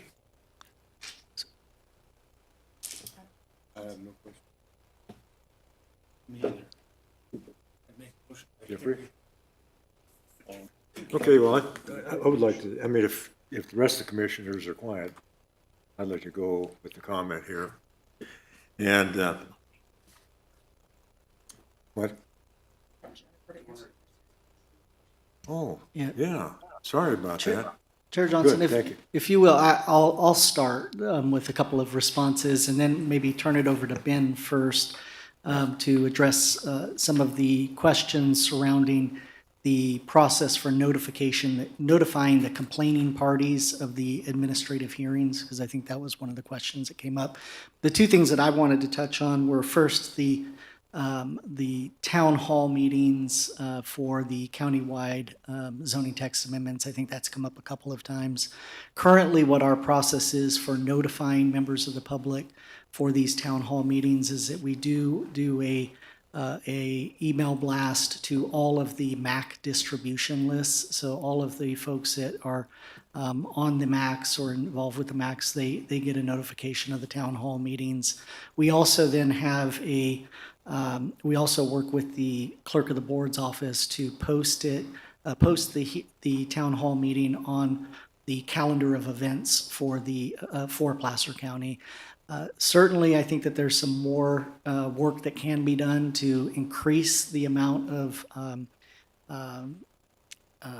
notification that goes out. That's something that we can look at. I agree that we want to cast as wide of a net as possible when it comes to these items that might have community interest. So that's something that we're hearing, that we've heard people mention on a couple of occasions now, and it's something that we'll take under advisement as we have more of these town hall meetings. How can we do a better job at getting the word out for these town hall meetings? The other item that I wanted to mention was there was a question about, or there was a comment made about the administrative hearings being staff, or that staff would be controlling the process and the decision. Just wanted to assure the commission that the administrative hearing officers are contracted. They are third party and objective parties, and they do, at least in my opinion, hold or take into consideration all of the information from both the complaining party, from staff, and from the property owner in rendering a decision. And they do hold staff to a high bar in making those decisions, that we've done all of the work that's required in order to move forward with a violation or with a citation. And so with that, I'd like to maybe ask Ben to respond to the question about notification of complaining parties for the administrative hearings. Absolutely. Well, I'll address the gentleman first for the timeframes from the 30 days to the 10 days, letting them know that's shortening for folks who we have no response from, who are, not willing to work with the county to get into compliance. There is always, we seek voluntary compliance. So that 10 days, yes, as long as we have communication, we're working together. Obviously, if somebody's hiring, an architect, an engineer, or doing work, all those things are taken into consideration. So absolutely. The second was the citations are being noticed for the administrative hearing. It is not, it's not legally required to notice for our administrative hearings. So typically, if folks want to come, they are involved in the case. It is usually a reporting party or parties that are affected by that, and they're usually part of the process. If that was something that the general public wanted to come to, we do typically, as a rule, have our hearings every third Wednesday. That is open to the public. Doesn't mean that you would be heard. That is up to the hearing officer, but that is public knowledge. Or can be made to the public, excuse me. I think those were the two actual questions. The other ones, I believe, were comments, and Mr. Puhuli addressed those. You done? Okay, well, let me see. Now I'll bring it back to the commission. And I'm not seeing any requests for comments. Okay, well, I can appreciate the fact that we're speeding up the process because, as Jeffrey mentioned, sometimes it takes years of negotiation to resolve these cases, and particularly where you have a person that is non-responsive, it's really important to speed it up and say, well, we've reached the end of the road.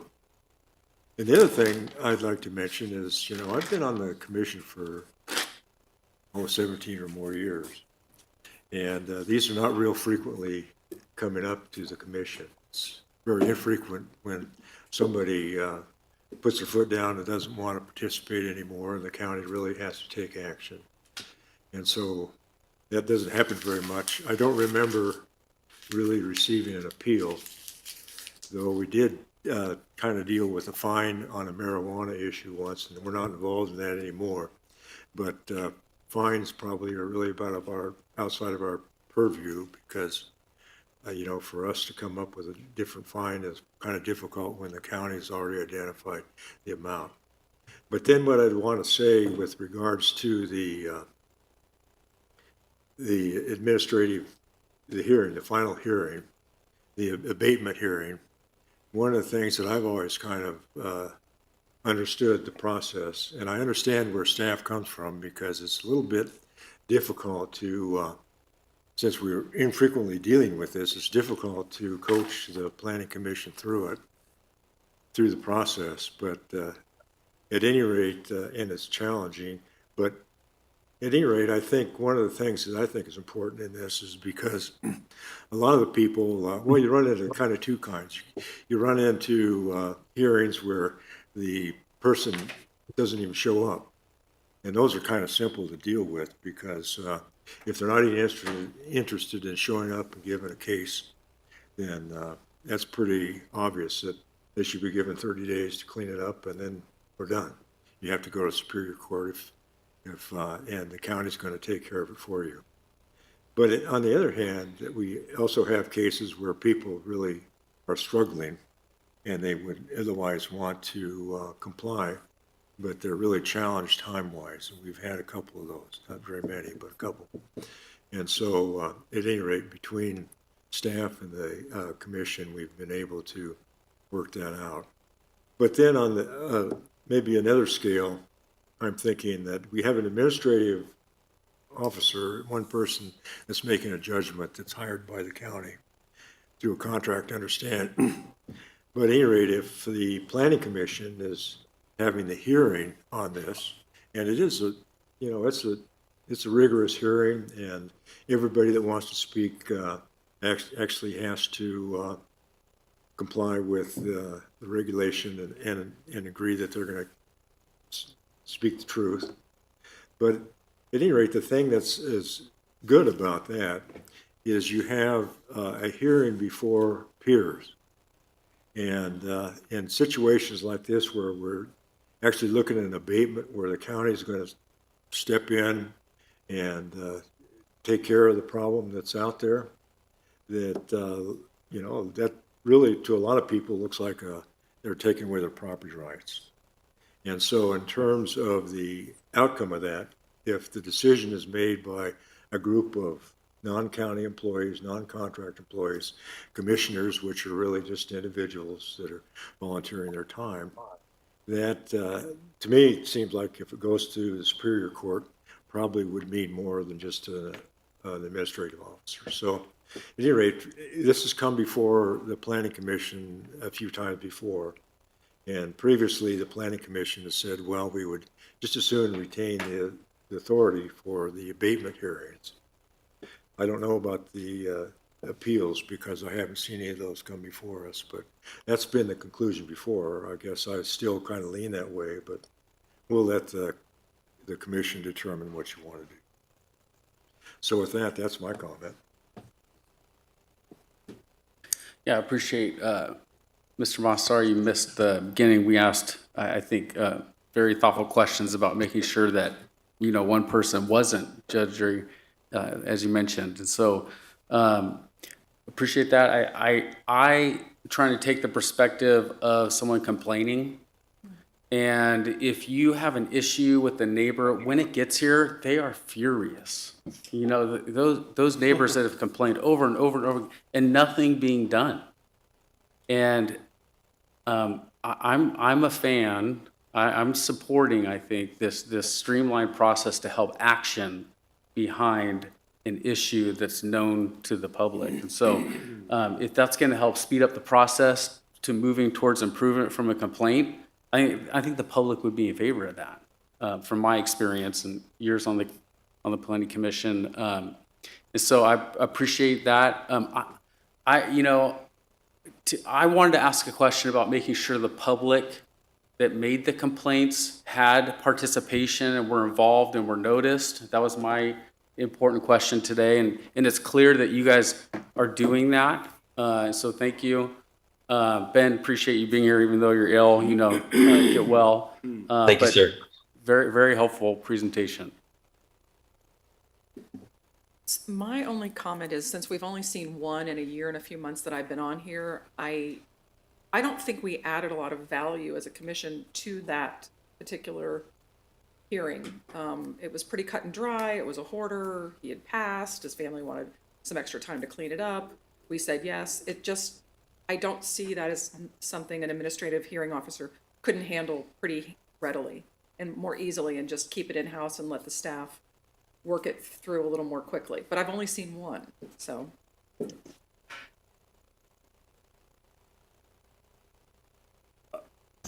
I guess I'll comment. I have seen a couple. I guess the one lady that had somebody who passed was, you know, we were probably a good help to help her extend her time. But again, I think that people who were hired to do that can get it done faster and not waste those people's time to have to come all the way down here, especially if they're in South Placer County. And, you know, they're already in dire straits as it is. So I'm all in favor of getting things done faster.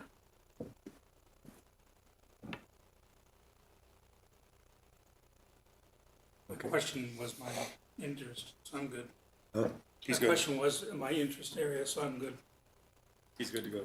He's good to go? Yep. Okay, well, then, are we gonna make a motion, or what are we gonna do? Sure. Okay.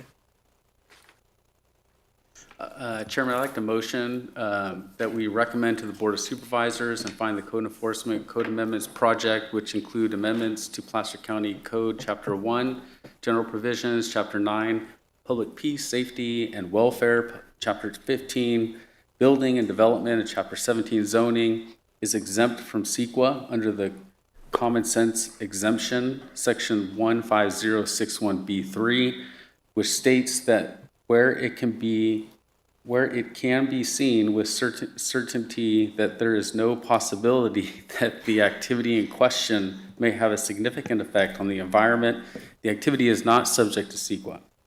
Since these changes to the county code will not result in direct or indirect physical changes to the environment, the activity is not subject to CEQA. Second. Okay, we have a first and a second. Roll call. I have a first from Commissioner Herzog and a second from Commissioner DiMattei. Commissioner Johnson? No? Commissioner DiMattei? Yes. Commissioner Dahlgren? Yes. Commissioner Herzog? Yes. Commissioner Watts? Yes. Thank you. Okay. Chairman, I'd like to further move that we recommend to the Board of Supervisors to adopt an ordinance amending Chapter 1, Article 1.24, Section 1.24.010, General Penalty, Continuing Violations, Chapter 9, Article 9.32, Section 9.32.100, Use, Possession, etc., of fireworks prohibited, exemptions, Sections 9.36.110, amount of fines, Chapter 15, Article 15.48, Section 15.48.720, misdemeanor violation, in Chapter 17, Article 17.62, Section 17.62.010 17.62.180, Code Compliance and Enforcement to incorporate amendments included in Attachment A. Second. Motion and second. Roll call. I have a first from Commissioner Herzog and a second from Commissioner DiMattei. Commissioner Johnson? No? Commissioner DiMattei? Yes. Commissioner Dahlgren? Yes. Commissioner Herzog? Yes. Commissioner Watts? Yes. Thank you. Okay. Well, we've made a recommendation to the Board of Supervisors here. So at any rate, we'll complete this item and we'll move on to our final item, which, let me turn the page here, is the informational hearing on the Housing Needs Rezone Program. And I see Jennifer Boyce is going to make the presentation of this. Is that correct? Nope. Callie. Callie's here. Oh, I have two of these. Okay. Kelly. Callie. Sorry about that. No worries. Good afternoon, Commissioners and Chair. Today, I am presenting a workshop on the proposed Housing Needs Rezone Program.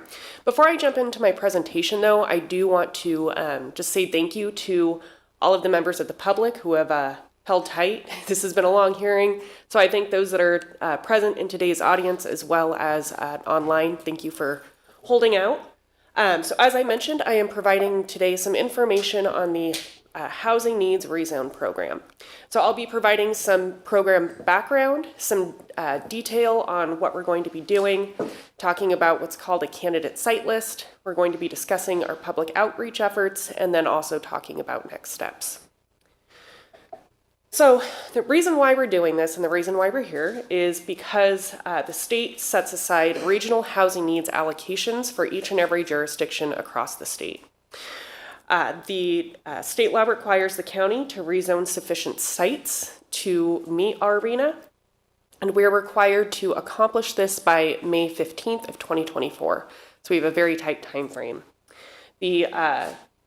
To accomplish this, we are proposing to establish a new zone district, which would provide a minimum residential density of 20 dwelling units per acre and a maximum density of 30 dwelling units per acre. The housing element includes program HE1, and it's this program that we are implementing through the rezone. And I'll read to you what that program states. It says that the county shall establish and implement a housing opportunity overlay zone to accommodate the remaining regional housing needs allocation, or RHNA, of 1,107 lower income units, which has been updated to 1,257 units, for the 2021-2029 RENA projection period by May 15th, 2024. The Housing Opportunity Overlay Zone will be applied to at least 55.3 acres and would establish a minimum density of 20 units per acre and a maximum density of 30 dwelling units per acre. So following adoption of the housing element, we looked at the sites list and had to do some further refinements, and we have determined that more sites need to be rezoned, so that is why it's been updated from 1107 to 1257, and I'll get into that further in my presentation. So we are proposing to establish a new zone district, and this new zone district would be called Residential Multifamily 30. And as I mentioned, it would be establishing a minimum density of 20 dwelling units per acre and a maximum of 30. And the reason why we are doing these densities is because the population growth that we've experienced over the last census cycle has made us a metropolitan county in the eyes of the State Department of Housing and Community Development. So now that we are a metropolitan jurisdiction, we need to establish a higher density. So you may note that in the program, in AG1, it actually talks about an opportunity overlay zone. And I'm glad that you guys had that wonderful presentation from my colleague Angel that talked about overlays. So you guys have a really good understanding now of overlays. And we were very hopeful about the overlay because it wouldn't change a base zoning. However, in April of this year, there was a lawsuit between the city of Clovis, and as a result of that lawsuit, the state has said jurisdictions can no longer use overlays, and we have to rezone sites to the statutory density. And so in this case, that's 20 to 30 dwelling units per acre. So we had to adapt a little bit, and we're proposing this new zone district. So as I mentioned, we are proposing to rezone 1,600, well, actually, I should back up. We talked about 1,257. That is the base unit count that we're going to. However, because of government code provisions for no net loss, the state recommends that we add a buffer of 15 to 30% to our base unit.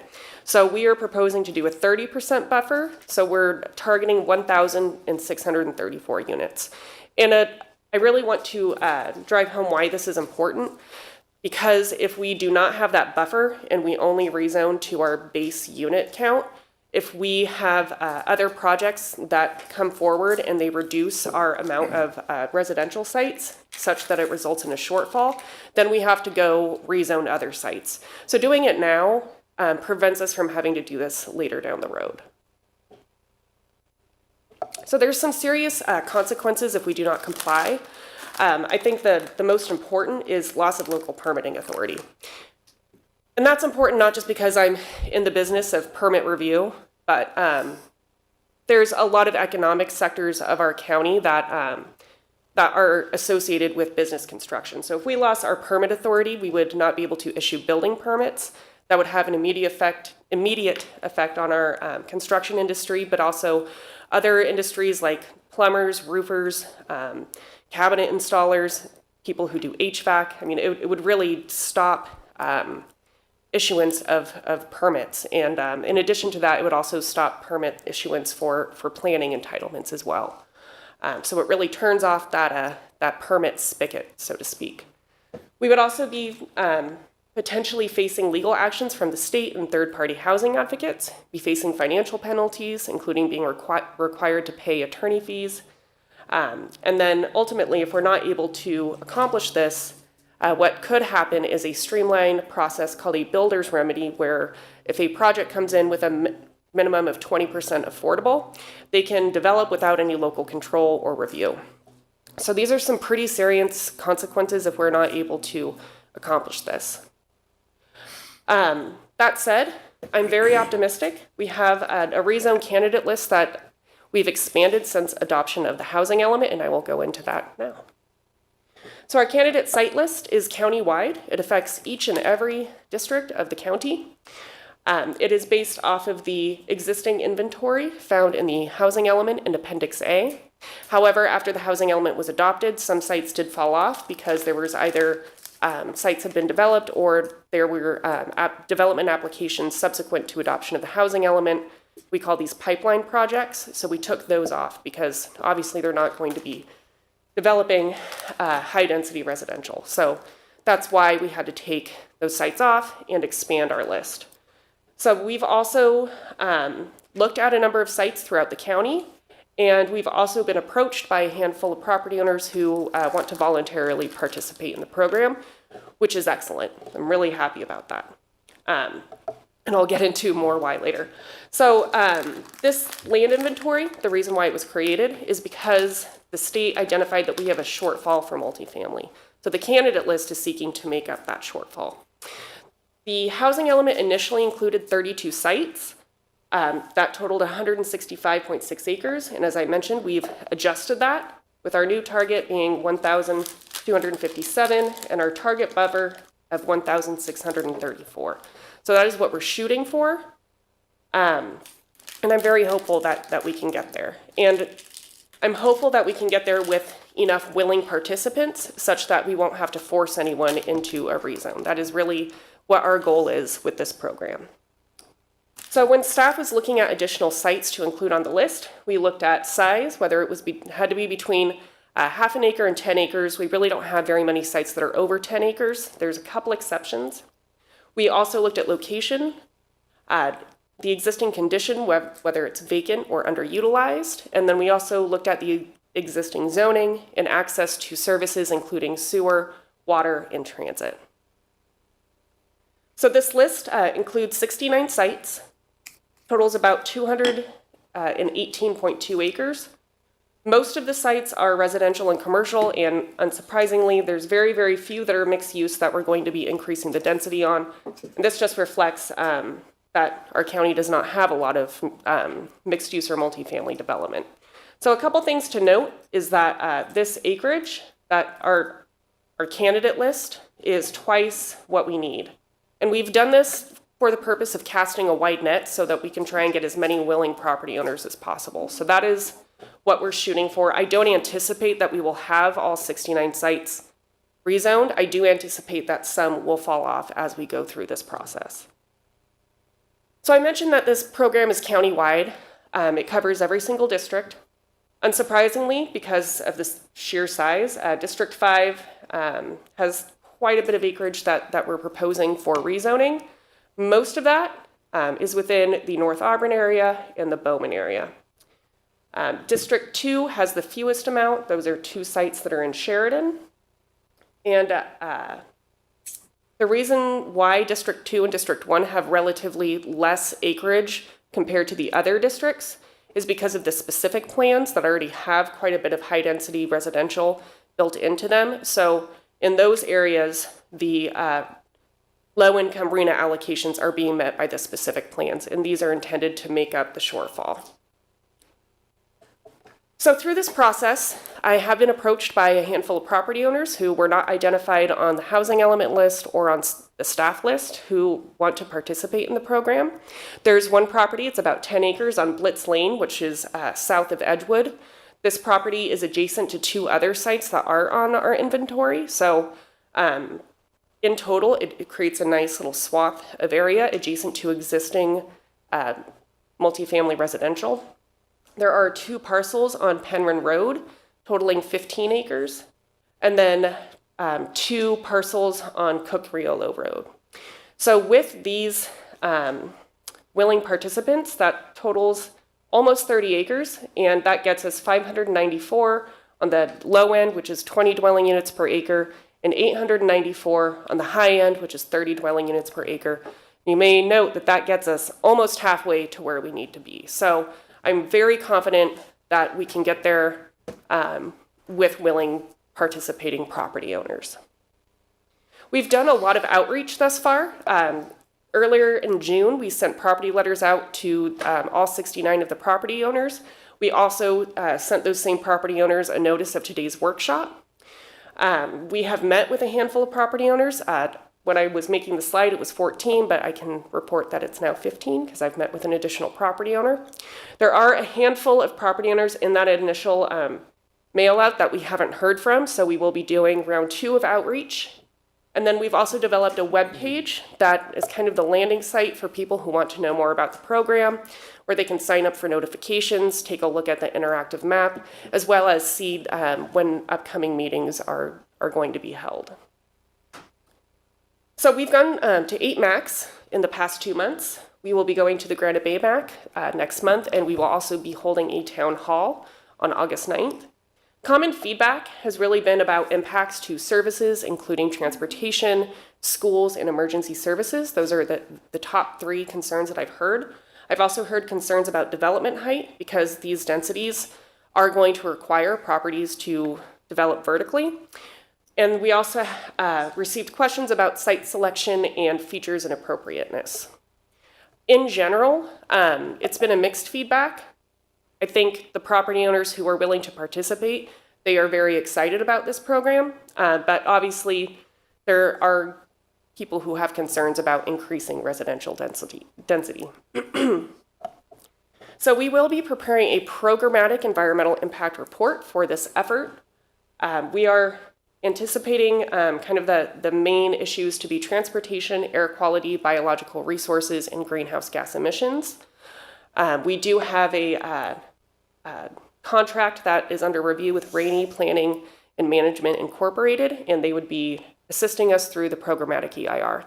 I have heard from property owners that this piece of the program in particular is appealing because, as you all are likely aware, environmental review can be very time-consuming and expensive, and many property owners don't seek to do projects because of this hurdle. So we're really hopeful that by the county taking on the programmatic EIR, that's a good deal for property owners.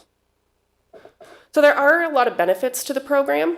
As you guys are aware, there's a statewide housing crisis, but this program enables local property owners to assist with our local housing crisis because it's going to increase the potential residential uses that could be on a property.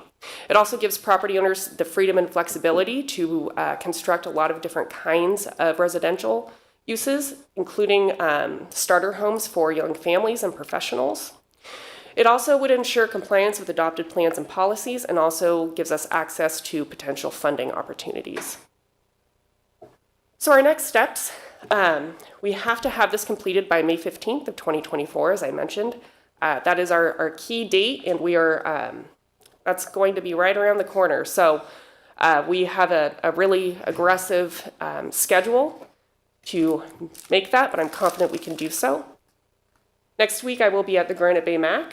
That MAC meeting is at 6 p.m. at the Granite Bay Library at 6475 Douglas Boulevard.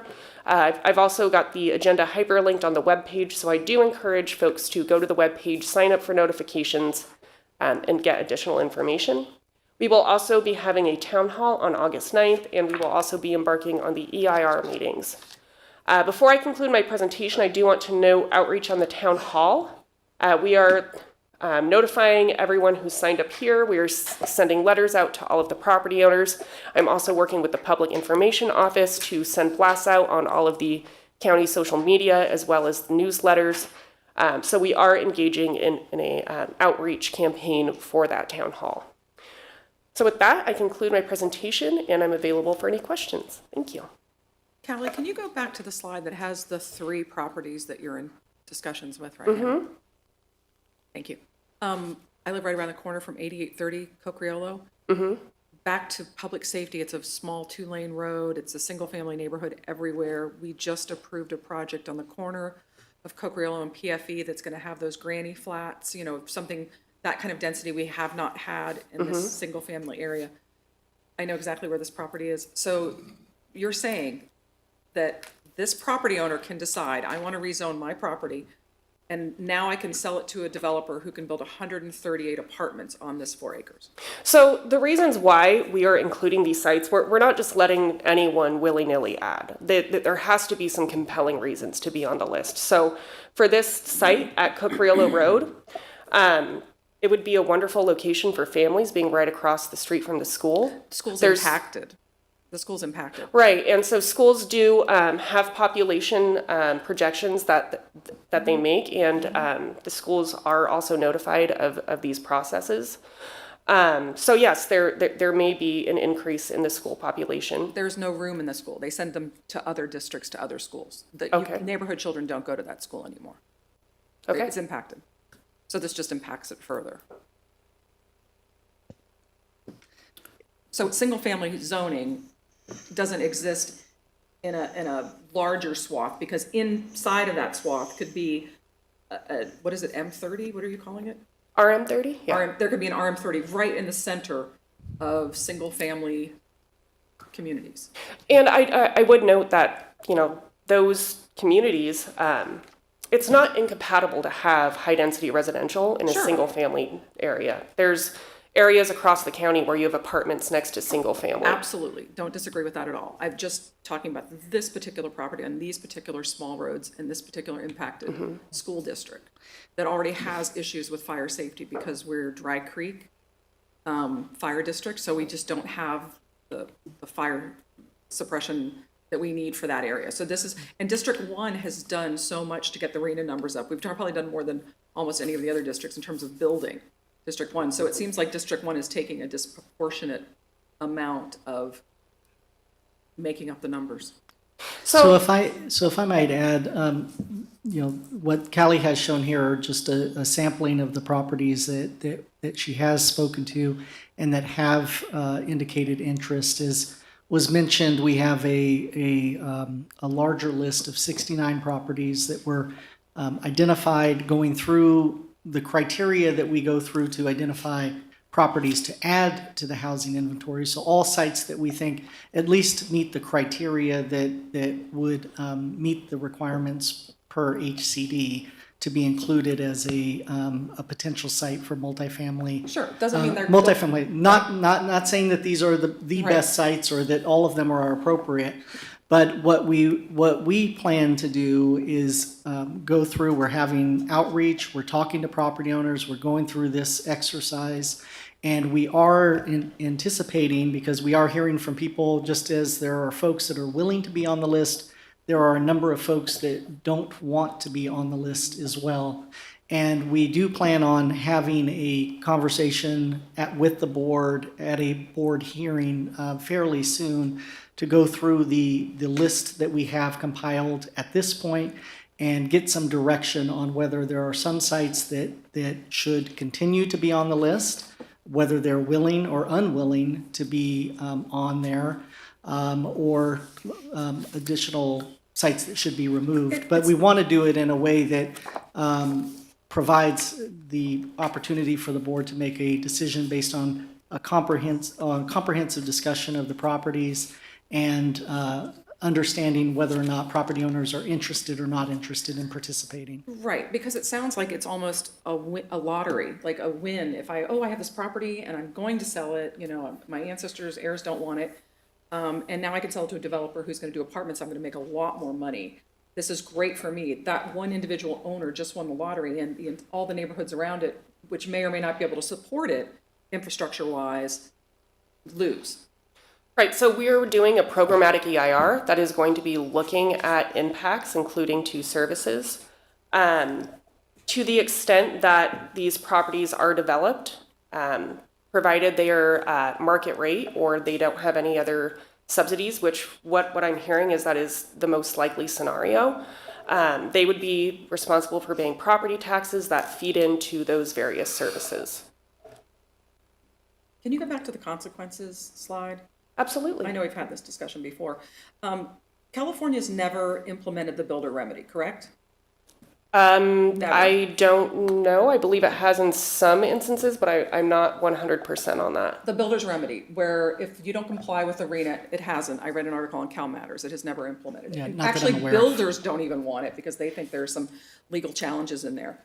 The consequence that I keep going back to is local permitting authority and legal action. We don't know what the consequences are. This is what they say they are, but we even had HCD talking to the supervisors at the last meeting about what are the consequences and what are the penalties, and they don't know. They said, we don't know. We haven't done it. We haven't applied them.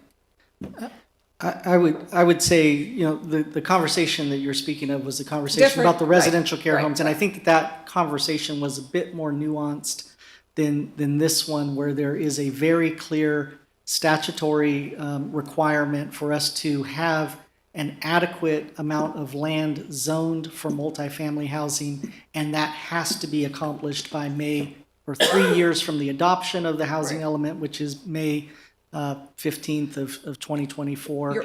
And the loss of local permitting authority is something that has been, is a tool that HCD has used in other jurisdictions in this region to get to compliance with that. Then is there a way, because I know we're shooting 30% over what we need to do, which I don't even know that that's necessary. I mean, it's a great. It's a goal. It's a goal, and it's a goal so that we don't have to go back and redo this. But do we have to shoot for 30%? And doesn't each district have to take part of the brunt of those 65 properties or 100 properties, whatever ones you identify? It's really not fair that certain districts have to take the brunt of the multifamily housing development just to meet the RENA needs. 'Cause that's what's You're happening. absolutely right that it is a staff recommendation to the board when we get to that point to have a buffer. It is not a requirement. The requirement is to meet the inventory requirement. And so, as Callie mentioned in her presentation, that number we've adjusted slightly from 1,100 and some change to 1,200 and some change based on some movement with existing projects that are in pipeline. And that is the requirement. The buffer is a goal or a recommendation from staff that we should be planning for, and ultimately that will be a board decision about how far to go above that, if at all, the requirement. In terms of multiple or sharing the candidate areas within multiple zone districts or multiple supervisorial districts. Not a requirement, but certainly something that we're keeping in mind as we're going through this process, that we're not looking to just have the sites be in one area. We're looking for sites that are, as Callie went through the criteria that we've used, sites that have infrastructure, sites that are appropriately sized, sites that make sense from a multifamily residential standpoint. That's the criteria or lens, and not just the supervisorial district. Well, then I would just disagree with the criteria as it applies to that one property, and that's just my opinion. Okay. The piece that's in Penryn, is that the one that's next to the 76 station? No, the two that have been from the Willing property owner, Yes. those two are south of the interchange. I wish I had a map here. We're not On going to the be able east to side see of it the here. freeway? They are immediately south of Mr. Moss's parcel. So I don't know if you're familiar with his two parcels that are on the corner there. They are two adjacent parcels. They're currently zoned residential agriculture with a 4.6 acre minimum. And that property owner has come forward and stated that they are willing to rezone their property. Have you identified any of the 65 or in Granite Bay by any chance? Yes. Yeah, so there are a handful in Granite Bay. It's difficult to see here, but there's some that are off of Auburn Folsom, as well as Douglas and Eureka, and then there's this one that's down on Old Auburn Road, and then this one is on Cabot Stallman. So there are spots in Granite Bay. I want to say that I understand why you're doing this for the general plan update. I think it's smart to think about things now and do that, and there's certainly are allocation that's needed. It sounds like the time, I want to get to the EIR, the collective EIR carrot that might motivate people to join. Do you need to know, because your timeline's pretty short. Oh, yes. You need to know who's going to participate. I mean, what point do you need to know who's participating to get to actually be involved in that collective EIR? Yeah, so we are going to the board on August 15th with a contract, and we are working with the EIR consultant on the project description, which, as you've correctly noted, does include that site list. So my goal is to have it finalized when the contract is going forward. So I have been Those property owners we haven't heard from. I did a lot of sleuthing to find phone numbers for those that we couldn't find. We are doing a lot of outreach, but yes, it is a very short time frame and it is a lot of work, but I'm confident that we can get there. Because we're not And- going to and have this- the entire, oh, sorry. I'm sorry, just to add that we may end up moving forward with a project description and list that is more inclusive than what we end up with at the end. So given the time frames that we're dealing with, we may end up performing an environmental analysis on sites that are not ultimately included in the rezone package. Okay, without their consent. Perhaps not. Oh, okay, okay.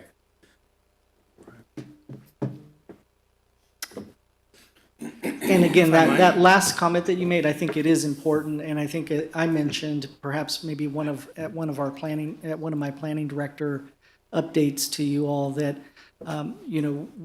when we started this process just a few months ago, I think we were approaching it with the caution that we may end up into a point at a point where we are needing to contemplate forced rezones with property owners that are not willing to participate.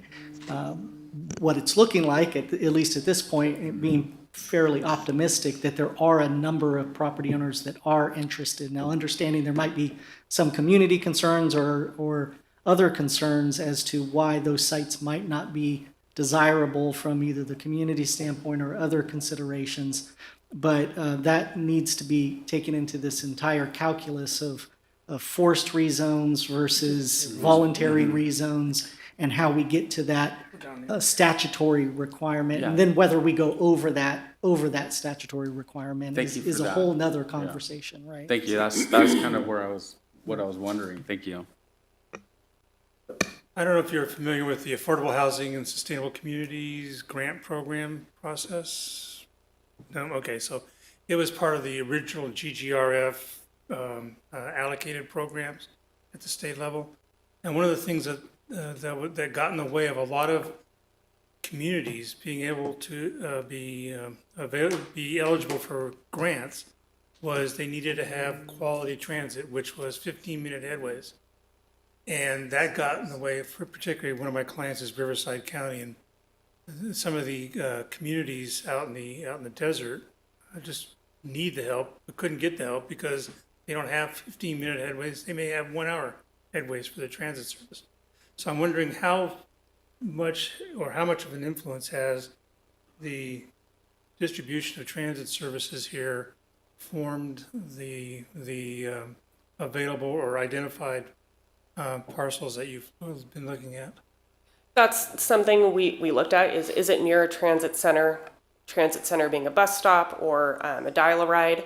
That is something that we do take into consideration when we're looking at these sites. Thank you. Okay, I do have one question. This is probably a little bit more specific, but I think I noticed it before, but I noticed it again. On Highway 49, you go north of Dry Creek, close to Lone Star Road. Mm-hmm. And there's a fairly large parcel that's identified there. But the question I would have is, that's going to be quite a ways to get utilities to service it. That particular site could benefit from sewer extension. It is in a location that right now services aren't great, but our hope is that if it's included in the rezone, that eventually the services will be there. That particular parcel may or may not come off the list. That's one property owner I have not been able to get in touch with. Okay. Yeah, it's primarily in an agricultural zone also, yeah. It is, yes. Yeah.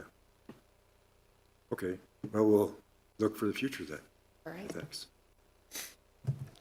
Let me see, with that, we haven't had a public comment opportunity yet, so maybe we'll let the public come forward now if they want to, and then we'll wrap it up with you after that, okay?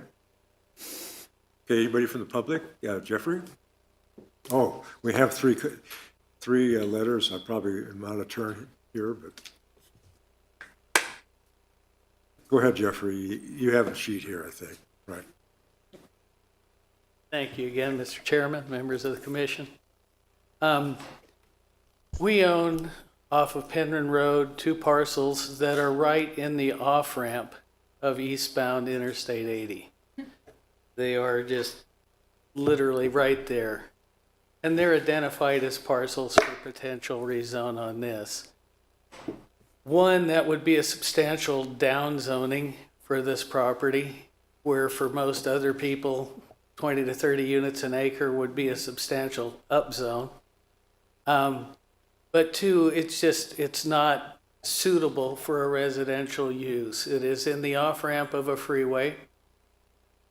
There is no sidewalk on the overpass for pedestrian traffic to make it to where other public services are available. And so I realize this is just an informational meeting, but I wanted to, for the record, provide you with that information that we are opposed to our property being rezoned. Thank you. Thank you. Okay, thank you. Okay, anybody, oh, we have more sheets here, right? Okay, you can go ahead and call them off. We could get Patty Knifer, Christine Kaiser, and Carrie Fenning. Carrie. Okay, so I'm Carrie Fenig, live in Penryn, and actually want to make some comments that are specific to Penryn. I was looking at the numbers, and for Penryn, they're kind of concerning as far as when I've looked at the numbers of which district was getting how many and so forth. Penryn is listed as being on the top side with the buffer and stuff, 744 units. And if I assume it's about 2.5 people per unit, you know, mom and dad and a kid or whatever, I get 1,860 people. The population of Penryn right now is around the 871 mark. So we're talking about a 200% increase on the population of Penryn. And Penryn, as you guys know, is a very rural community, and low-income properties, from what I understand, don't pay as much into taxes for schools and services and so forth. So very worried about the burden that this would be on Penryn if these kind of numbers worked. There was some new information today about properties that have already, you know, expressed a willingness to do this. It's short of what was the projections on the planning's presentation. But yeah, so would want you guys to, you know, think about for a small community to go from 871 people to 1,860 people. Where do those people get their services? Where do the kids go to school? Where are the people going shopping? Where do the teenagers hang out? They probably don't want to go to the local mandarin orange, you know, field and hang out over there. You know, they might, I don't know, you might find them smoking funny stuff or whatever.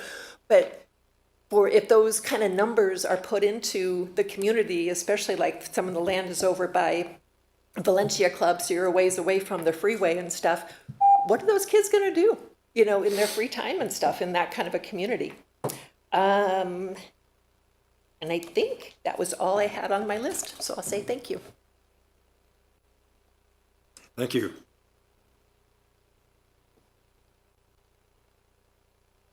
I guess I'm going next. I'm Christine Kaiser. I do not live in Penryn. I live in Newcastle. However, looking at the numbers, I have to agree with what Carrie said. It seems like a really awful burden on what I think is, you know, one of the smallest towns in the county. Over 200% increase. What are they going to do with all those people? That's just, it's ridiculous. And again, the school's already impacted in Penryn. My understanding is you're not really allowed to bus people other places. I don't know how that works. But the fire department has all they can do, you know, to keep up with Penryn. There's no shopping right there. You know, where are these people going to get their groceries? Where are these people going to, you know, get their anything for daily life? It's not a walkable community. And it seems like they do have the undue burden of so many in their area when there are a lot of unincorporated areas outside of Roseville or, even up north of Auburn that are getting a far smaller share and have a lot more people and services and facilities already there. So I would definitely ask you to rethink, how you're doling out the people in these small towns. Thank you. Thank you.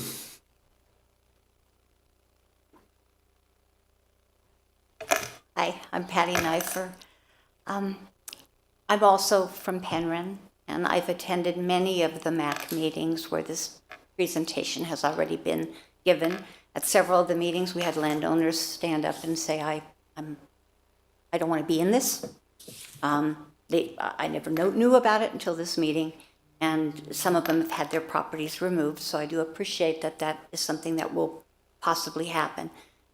But I cannot stress how important it is not to put undue strain on one small community.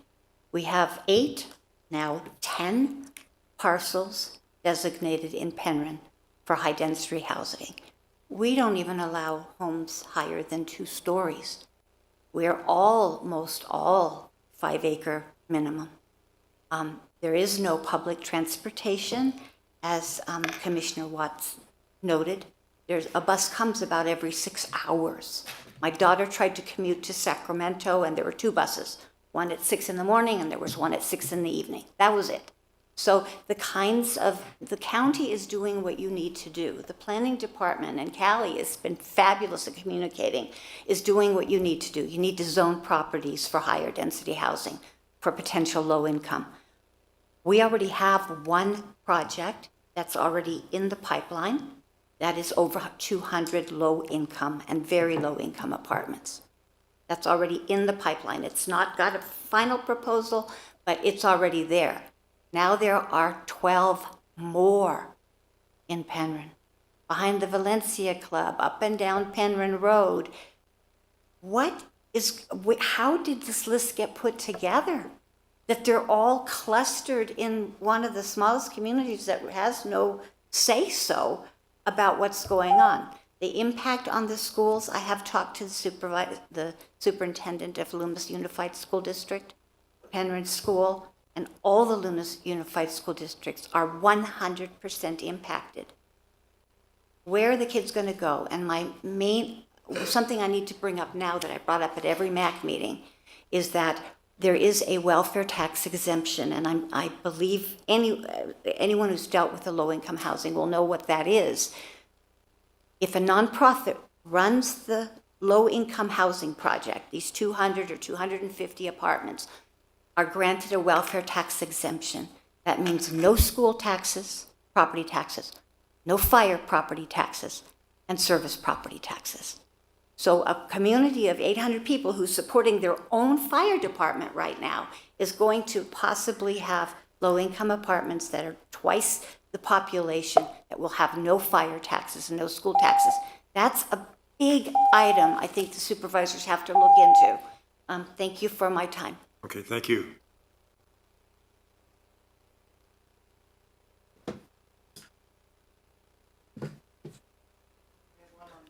No more?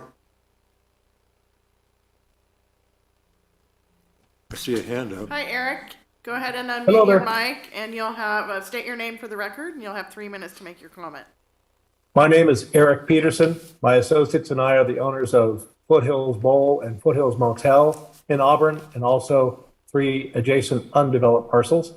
And we had met with planning about current development project we are initiating for a mini storage on the parcel to the west of the bowl. And we've already spent about, 25,000 and are committed currently to about another 50 in initiating our project. And just wanted to say we are not interested in the rezoning of our particular parcel. Okay, thank you, Eric.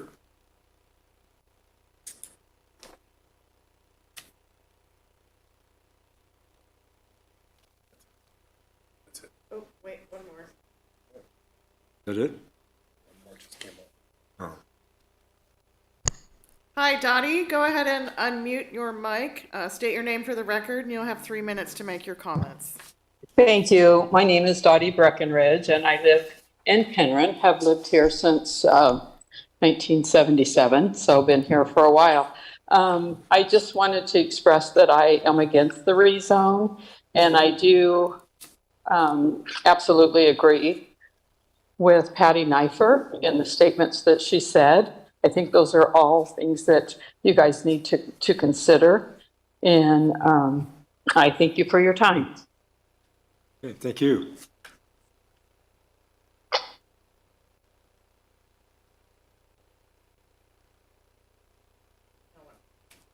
No more? Okay, I guess everybody's had a chance for their say, so I'll close the public hearing. And this is not a decision day, but are the commissioners, do you have anything more to say?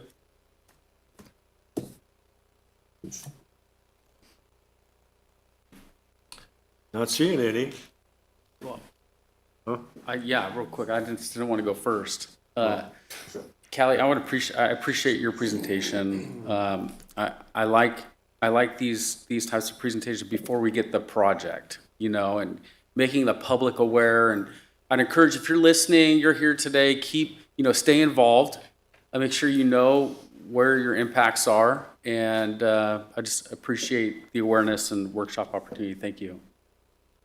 Yeah, I just want to say thank you. This is, I think, the third time I've heard this, and it is better every time, and I get more information out of it. So again, I just wanted to say thank you.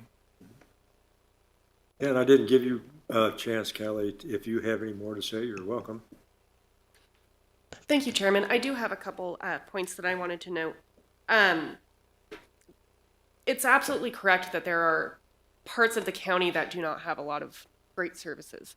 And a lot of that is because of the fact that the demand isn't there. So when parcels come to be developed, that creates kind of a magnet effect, where when you have residential built, then that entices other projects to come in. And in the example of Penryn, so Penryn has in the Horseshoe Bar Penryn Community Plan, there's the Penryn Parkway, and this is a pocket of Penryn that could really benefit from high-density residential. Mr. Moss mentioned that there's a portion where sidewalks are missing. And so when these projects come in, they are required to make improvements, or there is a demand for those things to be there. And so those services will be there.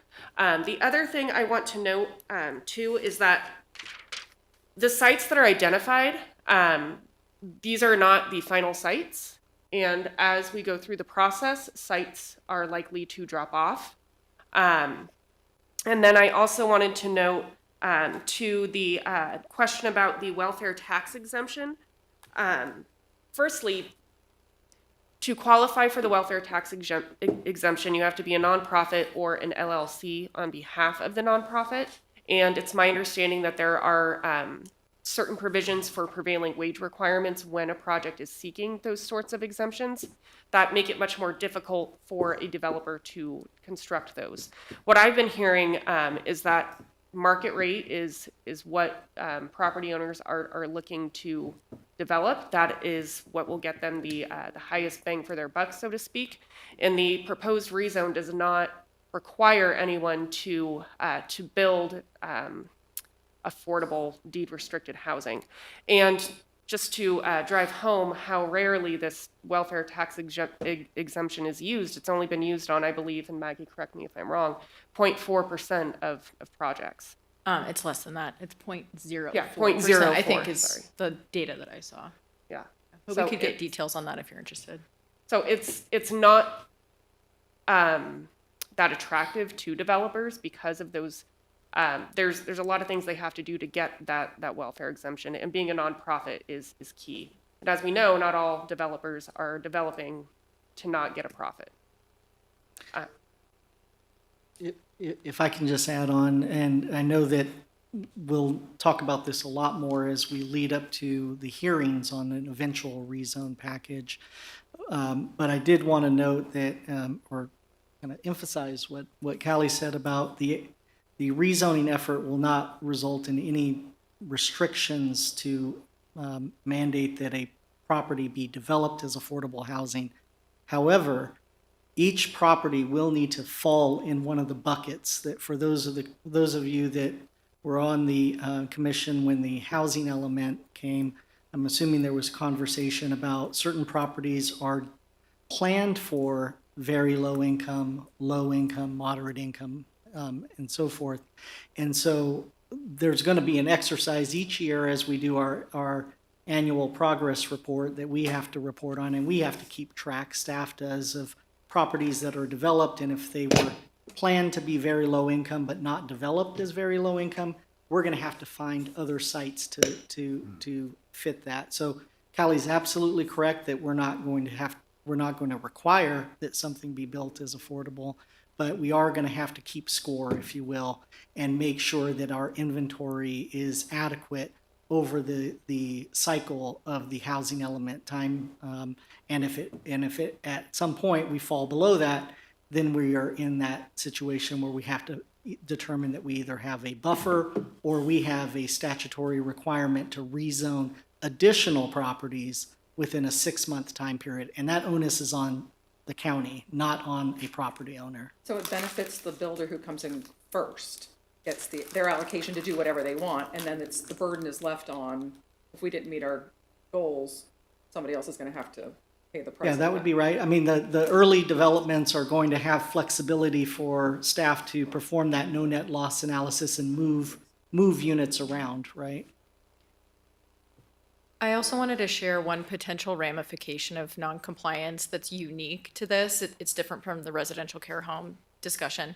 And in the case that Callie cited, where it was Martinez versus City of Clovis, they found that the City of Clovis's failure to implement their rezone program properly supported discrimination claims under state and federal law, which also supported attorney's fees. And this is significant because those are completely different causes of action than are available with other non-compliance issues, and they could be extremely high damage causes of action. It's as almost if they should just take all zoning away and everything with fair housing, and then there is no discrimination, and then there are no issues. And that is literally the path we're going down. I might be dead by the time. But zoning isn't going to exist. I mean, Austin, Texas is trying it, and I don't know how it's going, but. Not very well. I like to say that I don't make the laws, I just try and explain them, so. And Callie, the package was great. I loved all the laws. I got to dig deep into some of the details. It was very helpful. I disagree with it, but I really liked the detail in the presentation. It was very helpful. Okay, any final comments from staff or? I don't think, other than just mentioning again that the May date is when we need to be to the board. So I would be expecting if we can be thinking about maybe another informational session before we come back. I think our current timeline maybe puts us in front of the Planning Commission in April or March for the package. So just as we're thinking ahead of where this is headed in order for us to meet that May timeframe. We will, however, have the EIR meetings. That's right. Yeah. Okay. Okay, well, with that, thank you, folks. We'll see you next time after we go.